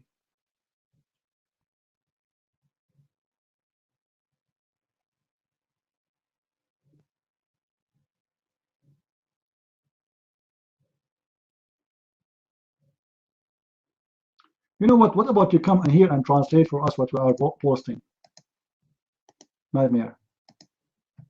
Just translate. I don't want your comment. What do you think, guys? Translate the hadith in front of you. The man coming to Umar, and he is the caliph, and he is complaining that he let his wife for 2 years. Umar, he said, stone her. Mu'az, he said, should not do it because she is a pregnant, so we cannot kill the baby. You know, he commit no crime, so wait until she gave birth. And when she gave birth to a child. He have a long teeth, and he have big testicles. And then the husband, he said, I swear by Allah, this is my child. He look like me. And this Umar, then he said, well, there is no woman she gave birth to a man like Mu'adh, because if not him, I'll commit a big sin. And then the story continues, guys. They're giving you more reference. Look. Because now this means she's honest. She's an innocent woman, you know. And he said, if not Mu'adh, I will be destroyed because he will kill a woman. She did not do anything wrong. And she's a Muslim. And then the companion of Dhahak, he said, وضعتني أمي وقد حملت بي في بطنها سنتين. My mother, she gave birth to me after 2 years. She was pregnant with me 2 years. So she gave birth to me, and this is supposedly the same kid, by the way, who his father was complaining about him to be a bastard kid. All right? So my mother, she gave birth to me after 2 years being pregnant, and when she gave birth to me, I have a big testicles and my teeth were growing. And then they continue. And it says that Muhammad ibn Ajlan, he stayed in the belly of his mother for 3 years. And she died, and still he is inside. And he was hitting badly the belly. So he you know, like what this, like if you so he cut her belly and he get out. And he have a growing teeth. True story, guys. The guy, his mother, she was pregnant on him for 3 years and she died, and he is inside her belly. And then with his feet, he started kicking the belly. And then he cut the belly and he got out. And he came out and he have a growing teeth. Now, and وقال حماد بن سلمة إنما سمي هرم بن حيان هرما لأنه بقي في بطن أمه 4 سنين. And Hamad, the son of Salama, he said, Haram, there's a guy, his name is Haram. He was called Haram because he stayed inside his mother's belly for 4 years. What do you say, Nightmare? This must be a true story, my friend. You mind? No, I don't believe that story. This is the Quran says 30 months pregnancy plus breastfeeding. Period. I don't believe that garbage. If that happened, what this has to do with the Quran? Let's assume this story really happened. What this has to do with the Quran? You know what I mean? Quran says 30 months plus breastfeeding. 30 months, maybe breastfeeding is 24 months. So the pregnancy can be 6, it could be more. You know what I mean? Don't bring me that kind of stories. Everybody's going to be laughing about that stories. I don't, you know, I go what the Quran says. Oh, Lord have mercy. Well, you believe in the Quran what it says, but when it's come to, as an example, when we show you that the Quran says women have a sperm and their sperm coming from the ribs, then what you say? You see, you are a person who pick up your cherry. When you want, you take one verse against the other verse. And when you want, you ignore a verse we give you. Anyway, guys, it's getting late here. So I want to say thank you for being here. Mostly Saturday we won't open. So we will open Sunday. Are we good? Are we good? So I hope you guys you have a good time. Don't forget, if you are from those who watch our YouTube, to subscribe to our YouTube. And next time we come here, we will bring young ones so we can sport with you. Halal. All right? And then we will change the name of the room to Islamic with a fire room. Prophet Muhammad is here. Don't bring your kids. Lord have mercy. All right. Anyway, thank you guys for being here. May the Lord bless you all. And you know, I want to say something to Nightmare. It's a shame, Nightmare, that after all what you saw, how filthy your prophet is, who make for his own pleasure, for his own sexual entertainment, verses after verses after verses, still you think he's a prophet. It's a shame that you cannot see the huge difference between the Messiah and the teaching of the Messiah and what your Quran and your prophet is coming with. It's a shame you cannot see how noble is the Messiah, how high he is, and how low is your prophet. My friend, time will come, and the Lord of Lords, the King of Kings, is going to ask you, did the Christian Prince, he showed you tons of hours, tens of days, day after day, what you will say to him? Your day will come, my friend, and you will be very sorry for following a child molester, a rapist, a killer, a criminal, a liar.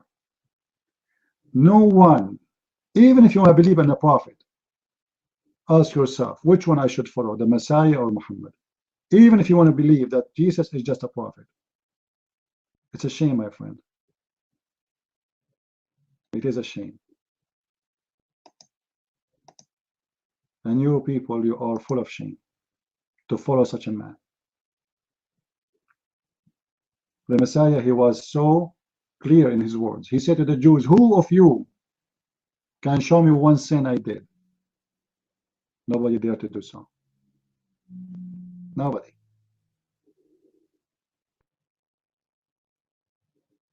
He's the word of God.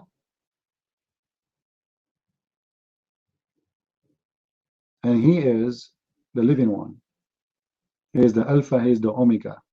For him and by him everything is created, and even your Quran, the book of the devil, confirm that Jesus created from the mud birds. And then there's no proof that Allah even can create anything, not even a mosquito, except the Muslims claim. With this, I want to say thank you guys for being here. May the Lord keep you safe. And I pray to the Lord that he open the eyes of Muslims and help them to understand that salvation cannot be paid by money, cannot be bought by money, cannot be bought by praying 5 times a day. You cannot bribe God. You cannot. God, as Jesus said, he did not make the law for him. He made the law for the man, not the man for the law. You Muslims are following false God who claim that the man was made for the law. Our Lord, he think of man highly. He love him. The law is made not for God. It was for the benefit of the man. It was not the man made for the law. You Muslims are following a hypocrite, false teacher who have nothing to say except he want to use you and abuse you and make you follow him blindly. And that will take you to hellfire. And if this is your choice, enjoy it. Christ is Lord. Islam is false. I mean to that. See you soon on Sunday again. Thank you.